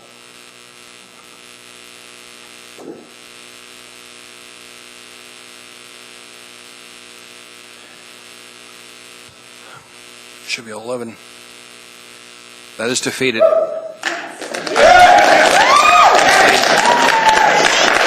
We can either deal with this tonight or we can do it another night. It's your choice. I'd rather deal with it tonight. Let's see. We've got... Motion to approve is on the floor. Thank you. Mr. Peterson, on the motion to approve, sir. Thank you, Mr. Chairman. First of all, I want to thank everyone who came out to testify tonight. It's great to see democracy in action and people taking an opportunity to let their representatives in government know exactly how they feel on a specific topic. And I actually think I actually owe some people an apology. I've served 2 terms, 4 years in the state legislature, and while I was down there, I did not introduce any legislation to help any medical marijuana users get the medicine that they need. And after hearing several people tonight discuss their troubles and the pain that they've been in because of this, I have to tell you, I feel like I really dropped the ball. And so I think it's important that we continue to move forward and follow the will of the people. The people have voted. And I think it's our job as the Assembly to listen to the people that we work for. So I will be voting against this ordinance. Thank you, Mr. Chairman. Thank you, sir. Mr. Starr, sir. Please don't. Mr. Starr, sir. Yeah, I don't. The applause doesn't go my way. I first want to compliment those that spoke. I've been on the body quite a while and listened to some pretty volatile topics sitting here, and I'm attentive. I've not missed large public hearings on purpose because I think they're fascinating. They're sometimes brutal on us that sit up here and be accused of things that we're not. There was a little bit of that tonight, and I commend you for the style, your delivery, your politeness, and your knowledge of the topic. I didn't write back to all of the people that wrote me, but vastly I read them as fast as they were coming in. So I apologize in that because I didn't want to necessarily send a canned message, but physically I just didn't have any time. to write back. I'm a legislator, and I think I can help write laws that work for our community. I don't shy from that responsibility, whether I personally agree with marijuana use, what cannabis can do or what can't do. I feel responsible and able to engage whatever level of legislation is necessary to implement the will of those that would want it to happen in Anchorage. I got that message. I like less laws, but I think in this case, regulation is going to be required. It's necessary. We have that fact. I think the methodology to opt out doesn't remove cannabis from Anchorage, and that's a clear message that we have. I don't particularly feel that that's up for debate anymore. I believe that two issues of regulation or regulation will be required to address two primary issues as we get into the details of those regulations. I think you're going to see sales and marketing. I think you're going to figure out the purity levels, the dangers, the types of methods of marketing. I think the revenue collections, the fraud, the accounting, all of that's going to be a regulatory environment that we need to address. Then I believe you're going to see another set of regulations that's going to be necessary for perhaps under the influence of or behaviors that are detrimental to the greater good that may potentially result from this. I'm not saying that anybody that uses the product, of course, is going to be prevalent to those behaviors, but when you evidently put a new type of stimulus in the market, I think that's the case. Public intervention, public safety, all the things that are necessary. I believe regulatory environments are there. Should you engage in fraud? Should you market to children? Should you all the other things that are broken at levels of vendors? That's a regulatory level that I think we're going to need to deal with. I believe the market in Anchorage for cannabis use is too big to not regulate. I think if we force the consumers, and there are plenty apparently, is going to force the conversation to communities outside of that, then that's going to be our inherited problem. Perhaps there's a requirement to have a guidebook or a user's guide or a discovery of the product that you just bought and levels of consumption or recommendations from physicians. Who knows what that's going to look like? If you don't tender that as a vendor in Wasilla and somebody has problems with their product in Anchorage, how are we going to enforce that? I think it is a question of taking the lead on the regulations. I'm not shy of that. That's what I signed up to do. I think having the purchase option outside of Anchorage as opposed to in Anchorage, quite frankly, is just inconvenient. And it will drive folks to start to sell it out of their cars, or they're buying it from a buddy, or their kids are going to come across it in a way that's not necessarily regulated. I think the fact of the matter, just like alcohol, consumption in Anchorage will be legal. I think that's the primary thing with consumption. Leaving it up to the state on how we regulate and how we deal with our local issues, I think they're going to miss some of that. I interact well with our legislators from the state. I intend to protect my community, my elements, those that I represent accordingly. And I'll try to do the best I can to write a good law. So I'm going to oppose this, I think, for those reasons that I stated. Thank you, Mr. Starr. Ms. Johnston, ma'am. Yes, most of what I was going to say has been said already, but I would like to request that the chair consider creating an ad hoc committee because this isn't just a statewide issue. I think we need to look at this as a regional issue. And I was actually going to see about postponing this until we had met at least with our neighbors from the north. But we might want to consider having a regional functioning committee with not only the Mat-Su Borough, but maybe with the Kenai, but particularly with the Mat-Su Borough. I think we need to address this as South Central and being the larger city. I would really think it would be wise for us to start that conversation while the state is going through their process.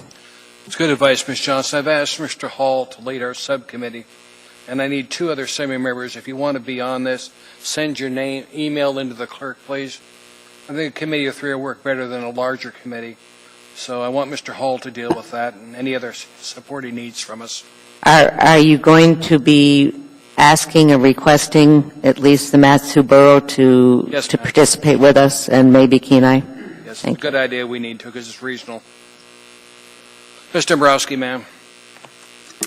Thank you, Mr. Chair. And I, too, want to start out by thanking everyone.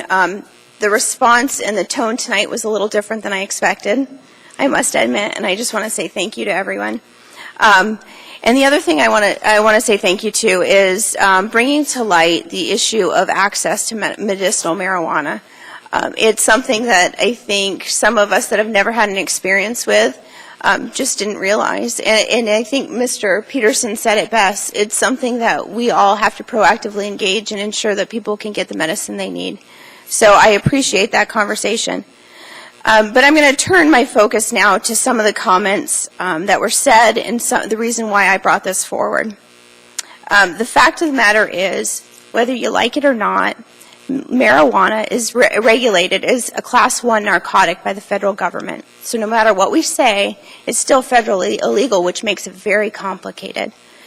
There are significant dollars that come into the state of Alaska and the city of Anchorage from federal sources.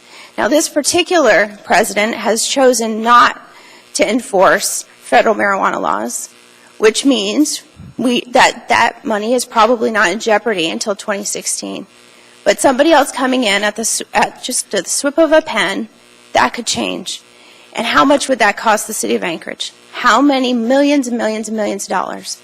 You know, and who's going to make up that millions? I don't know. Is it even a reality? Not sure. But it's a question I've never once heard in this debate. Never once had anybody address the federal dollars. Secondly, federal firearms. You know, I bought a gun a couple weeks ago, and I filled out a federal form. And on that federal form, it asked, do you use illegal marijuana? Now, they're not asking, does the city of Anchorage think it's illegal? It's a federal form. And the penalty for falsifying that form is 10 years in prison or a $250,000 fine. So by what standards are we measuring these things? And that's why I say, I'm not saying it's right or wrong. I'm just saying it's the reality of the world we live in. There are federal laws, state laws, and city laws, and we have to be mindful of those things. Initially, one of the things that we've seen in Colorado that has been an issue is federal banking laws. You know, banks are afraid to take the money. They're afraid to run credit cards. What are we going to do as a city if we start taking in tax revenue from a federally illegal source? Does it put city funds in jeopardy? I don't know the answer to that. I'm not sure anyone in this room knows the answer to that. But it's a question that I want to bring forward. So my intent in bringing all this forward is to start the dialogue, the conversation that never happened during the ballot initiative. And let's talk about respect the vote. I do respect the vote, and I'm the one who made that quote that was so eloquent, and I appreciate it. Because let me read to you from ballot measure 2. The bill would allow local government to prohibit the operation of marijuana-related entities. A local government could do that by enacting an ordinance. Directly from the ballot measure that not everybody, many people in this room voted for.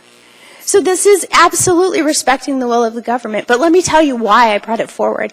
It's because I recognized all these federal implications, whether you like it or not, that are part of the discussion. We can't pretend they're not there. They're there. And what it does, by opting out, I can guarantee you big marijuana is going to want to come to Anchorage and be part of the largest population center in the state of Alaska. So what this does is this creates local control, and it creates a leveraging tool in negotiation so we make sure our voice is the loudest when these regulations are developed. That's a fact. I professionally negotiate, and I can tell you right now, big marijuana is not going to ignore us and go to the valley. They're going to look at Anchorage and say, those 300,000 people, that's an opportunity, and they're going to come to the table. So when I brought it forward, I recognize that, and it's something I've been very candid about. Now, when we're talking about the federal implications, we can't ignore it. So what we have to do, we have to actively engage our federal delegation. Senator Sullivan, Senator Murkowski, Congressman Young, they have to get on board because we have to make sure these federal things that I'm talking about, maybe it's just me being paranoid, right? Not trusting the government. Maybe that's just me. But what it is saying is we have to engage these federal delegates, and we have to say, how is it we can mitigate these potential impacts to the state of Alaska, to the city of Anchorage? That's it. So it's bringing the conversation forward. And the other thing, and I'll just, I alluded to it already, but The fact of the matter is, the mantra is we're going to regulate it just like alcohol. I'll remind everyone in this room, alcohol is not listed by the federal government as a Class 1 narcotic. Maybe it should be, I don't know.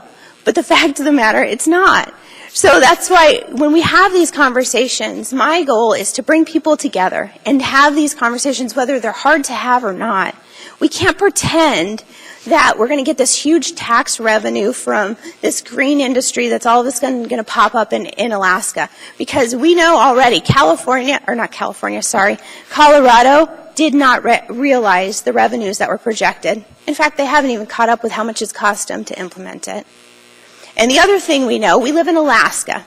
So this big industry that we're going to create, you can't import it and you can't export it because how many federal laws and felonies will you have violated just by doing that?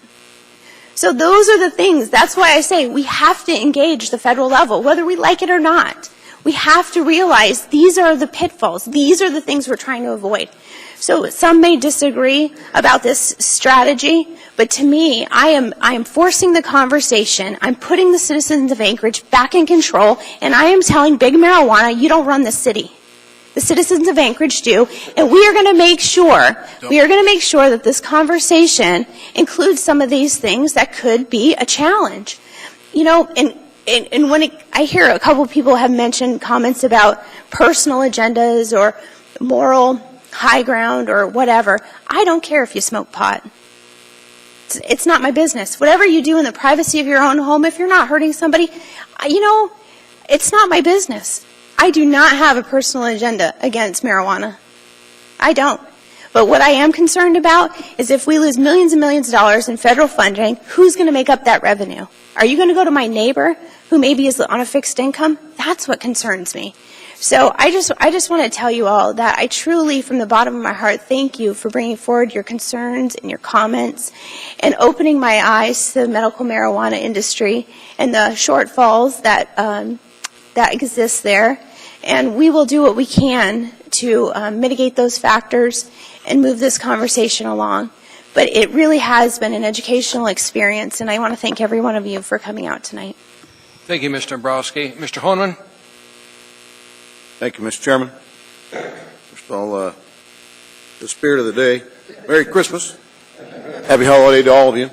I'll be brief as I can. I want to thank the public, first of all, for being one of the last speakers talked about respect and being respectful, and I thought this was a very good dialogue for the most part. There were a few little snippet comments, but I think that's just emotion speaking out and people being here for a lot of hours trying to talk about an issue that most people are pretty passionate about.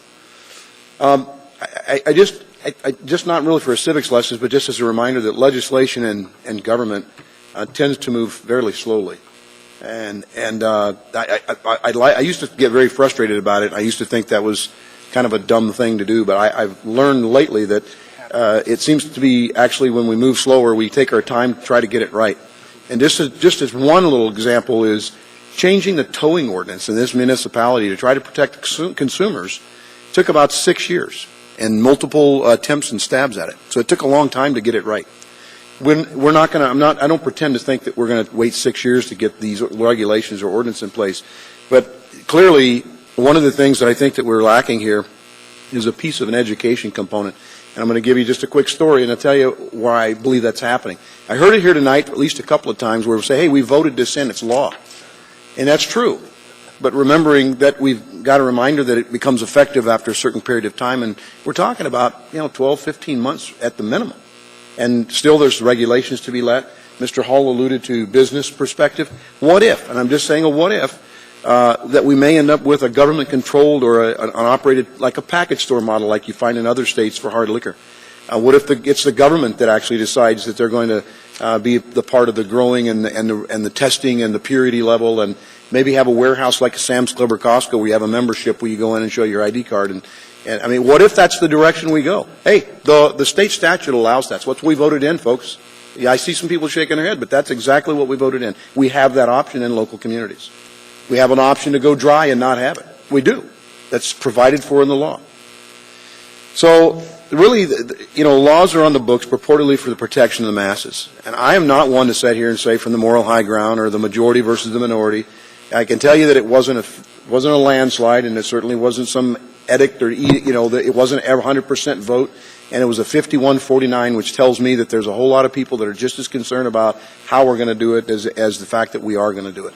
I think Mr. Starr is right. We're going to have marijuana sold and transferred legally in Anchorage, and I see that coming down the road, and I'm not going to pretend that we won't. But what I will tell you is, under the Raven decision, somebody brought up earlier, been around since the 70s. Medical marijuana was testified to in the 1998. And to this day, I can tell you that people aren't truly educated as to what you can and cannot legally do with marijuana. This vote that just happened, I've had contact with three drivers since the vote. And when they rolled down their window, it had an overwhelming cloud mushroom of marijuana smoke. Now, that's not to say that it wouldn't have happened before the law changed, but people are uneducated. They think that we voted it in, it's legal, and it's okay to do. And you're people shaking their heads saying, yeah, well, that's just a couple of knuckleheads. And it is. But you compound that because there's a lot of people that don't take the time like you have to learn what the law says and what we can and can't do. And right now, we can't have these things. All these things are in the legislation to build behind the regulation. So I co-sponsored. I didn't come up with the idea. Mr. Dombosky and I talked briefly ahead of the introduction at the last meeting, and I had to think about it. I didn't immediately commit. I had to think about it. And as the chair of the Public Safety Committee and looking at the larger picture, which is we do need to make sure that we use protections for our community, and I can see us going down the path clearly like a liquor stores. There are not an unlimited amount of hard liquor permits, licenses allowed in Anchorage because of it's based on population size, and I suspect that's maybe where we're going. But if we don't do that and we go to the government-sponsored only, we may end up with a warehouse and a package store that's run only by the government, certain hours of the day and certain controls. That may very well happen, folks. We don't know yet to be seen. So I think the best choice at this moment is to be protective of the masses, use the law-making ability that we have, opt out. Let's see what the regulations that we will be active participants, not a spectator sport, active participation in the state-level regulations, and let's move ahead at that point once we know. And in the meantime, as Mr. Hall alluded to, try to end any kind of guesswork that people are. One gentleman talked about being a local resident rather than having people move in from outside to invest in homes and businesses in anticipation of being one of the first to get in on the ground floor and perhaps be the, no offense to anybody, but the Walmart or the Target, the big box store of marijuana rather than put out the small business person if that's the direction we go. So I think we need to be very careful and very learned on what we do, and we need to educate people. And do your part to educate people that we passed the law, but it's not yet in effect. That's I'd say we support this postponement, and that's what I intend to do. Thank you. Thank you, Mr. Honeman. Mr. Evans, sir. Thank you, Mr. Chair. I first would like to say I was opposed to ballot measure 2. I don't agree with it, still don't agree with it. Voted no on it. I just agree with the vast majority of this room that voted in favor of it, apparently. But the vote went, and I have to live with the results. When I was, I'm opposed to the opt-out. I agree with most of the things everybody said. I agree with Ms. Dombosky that we needed to start this dialogue because we have no time to waste. There's tons of regulations that have to be formed both at the local and state level, and that 9 months is going to go by so fast you're not going to be able to believe it. So it is good that we started the dialogue. I don't think we needed to opt out in order to start that dialogue, but people have different ways to approach things. I also agree with Mr. Honeman and Mr. Hall that education is an important piece of this. We have to educate people about what this law is going to do, and that's going to be an ongoing process. I'm very grateful that the chair is forming a committee to look into this. That was going to be one of my suggestions. I also would ask that committee should reach out to legislatures in Colorado and Washington who have been dealing with this a year ahead of us. I'm sure they've got lessons that they've learned and mistakes that they've made, and we could get some good information about that as well. Basically, I grew up in my grandmother's house, and every night at dinner, she would ask me if I wanted milk or pop with my meal, and every night, invariably, I would say pop because I don't like milk. And every night, I would get milk, and she'd tell me it's better for me. And I get the same sense with this opting out at this point. It's very clear to me that the people voted to commercialize marijuana, and they voted in Anchorage to do that. And I think as elected officials, we have an obligation to do our best to responsibly effectuate the will of the people as evidenced by that vote. And, people on losing ends of the votes all the time can try to, explain that, well, it was only 49% and these people actually meant to do this. But the reality is, I won my election by 400 votes and, I get to sit here and the guy that lost doesn't. So votes matter, elections matter. I think we have to respect that. Going forward, I think there's plenty of time with the committee to do this correctly. It's our responsibility to do it correctly. I'm just opposed to the opt-out now. I may be in favor of an opt-out later. If this thing looks like it's going to be a train wreck 9 months from now, and I'm not confident that we'll be able to pull this off in a responsible and safe way, I could change that opinion and vote to opt out. I just think it's too early to do so now. Thank you. Mr. Honeman, are you coming back for seconds? Mr. Chairman, based on what I believe is going to be an appointment to a committee, I'd move to postpone this ordinance till the meeting of March 11th. Well, excuse me, I'm not sure if that's the 2015 calendar in front of me. The first meeting in March? I haven't heard a second, Mr. Chairman, so I'd say that one dies because I want to vote on this tonight. Mr. Honeman, there's no second for that, sir. Okay. Mr. Flynn, did you want to comment on this? Nope.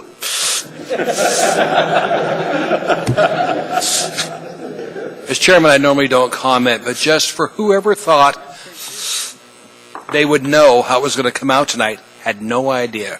They should get a different Ouija ball. Because this body goes however it's going to go. And coming here, you might have thought we were going to approve this. You might have thought we were unanimously going to approve it. I don't think that's going to happen. So please don't anticipate how we're going to vote, because you'll be wrong. I want to thank you guys for how easy you made this meeting. And thanks for putting up with me asking you not to applaud, because that just takes time up. Now, after we get the vote done, I know you're going to erupt in applause, probably, or booze, but I've still got some of the agenda we've got to deal with. So please just go out on the other side and yell and cheer if you would. Beyond that, Assembly members, please vote.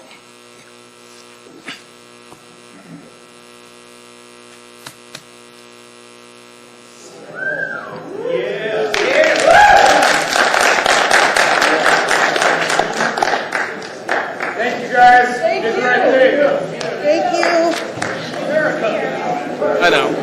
I'm going to get down for a second. Let him get out of here.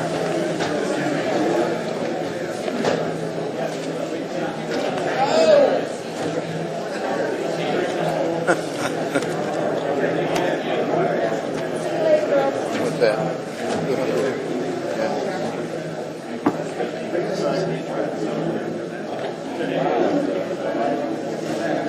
Let's do it.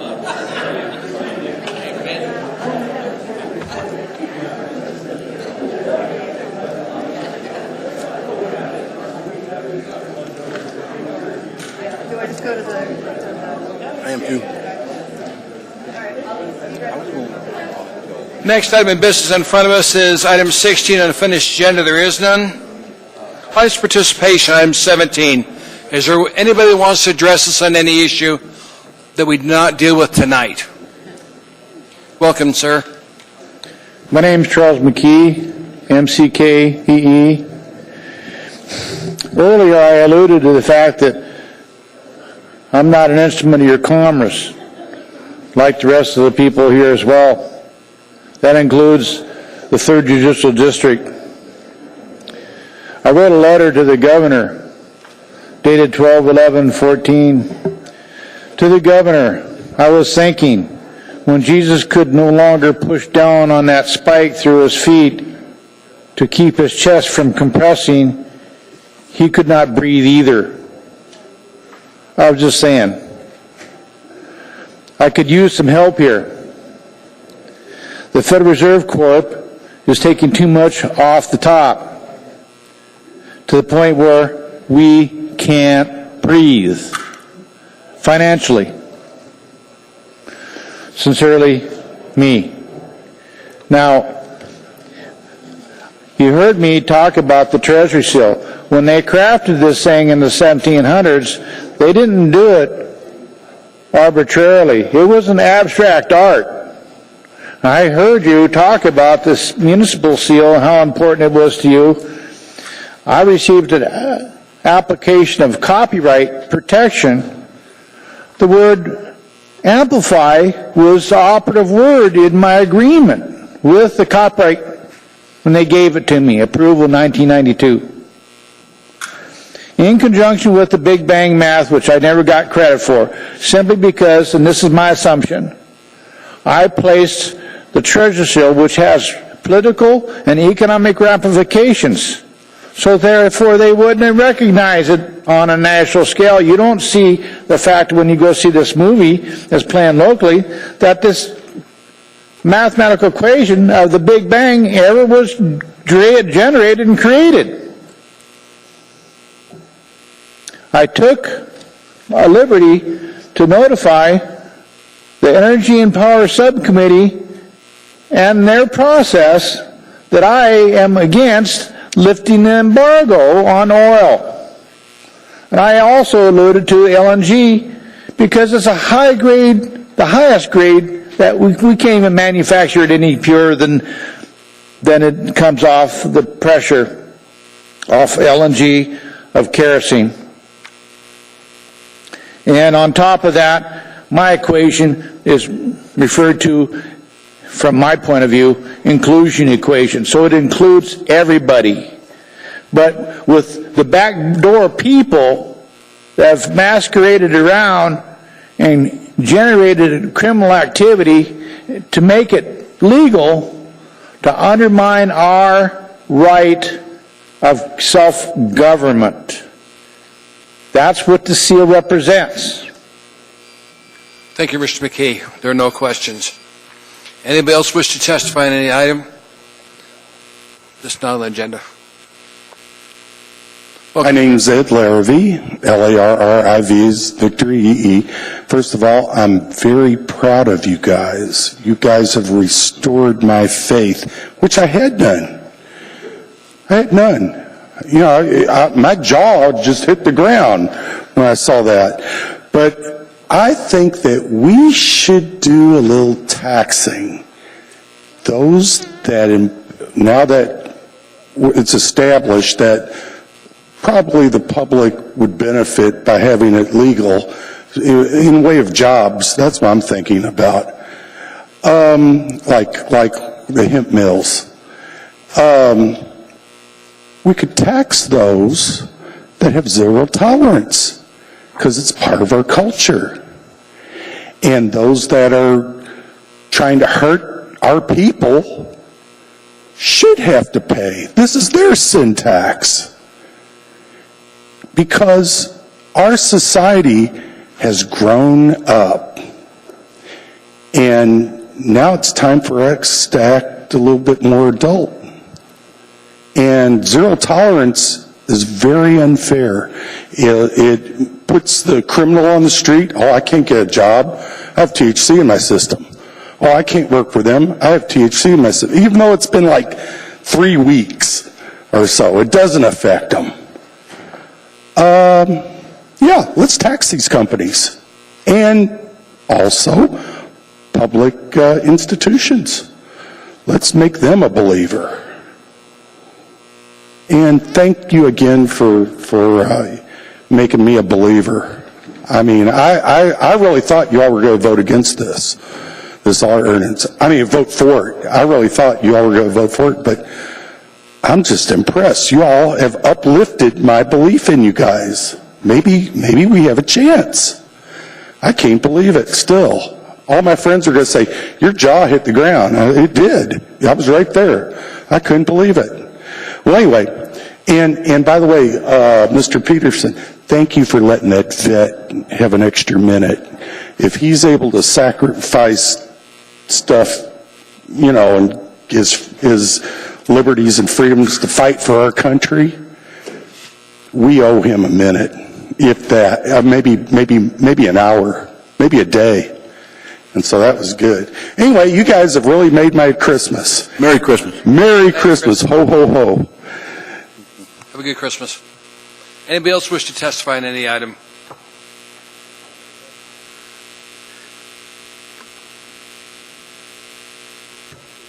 My name is Miranda Walso, WALSO. think one of the more telling things that happened tonight is the mass exodus that happened. Nothing happened beyond pushing off a decision. The things are not changed. People don't know what's going to happen, but it was a victory for a cause. There are still so many battles to fight, and we need help.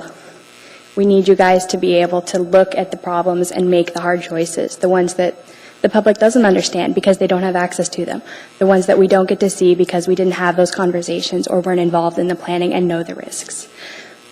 There is a cost benefit between making people aware of risks and overwhelming them with information. Right now, there is not a consistent message being given from leadership to the general community. The school board is a perfect example of what happened with the budget crisis. They have money, they don't have money. It's not real money. They're spending it, they're not. It's not because they're not trying. It's because there are so many different options to address small problems that the systemic issues are getting lost. You guys have an opportunity to begin to rectify that situation by making changes going forward. We can't fix what's broken all at once, but we can make it so that next time it hurts a little less and we're able to get up a little faster. So I'm urging you guys to please consider supporting education. It impacts almost every family in the entire Anchorage area. People have kids in school, they're teachers, they're taxpayers. It's something that it matters to people and it impacts their lives now. Thank you. Thank you, ma'am. There are no questions. Anybody else wish to testify on any item? Second. We're adjourned.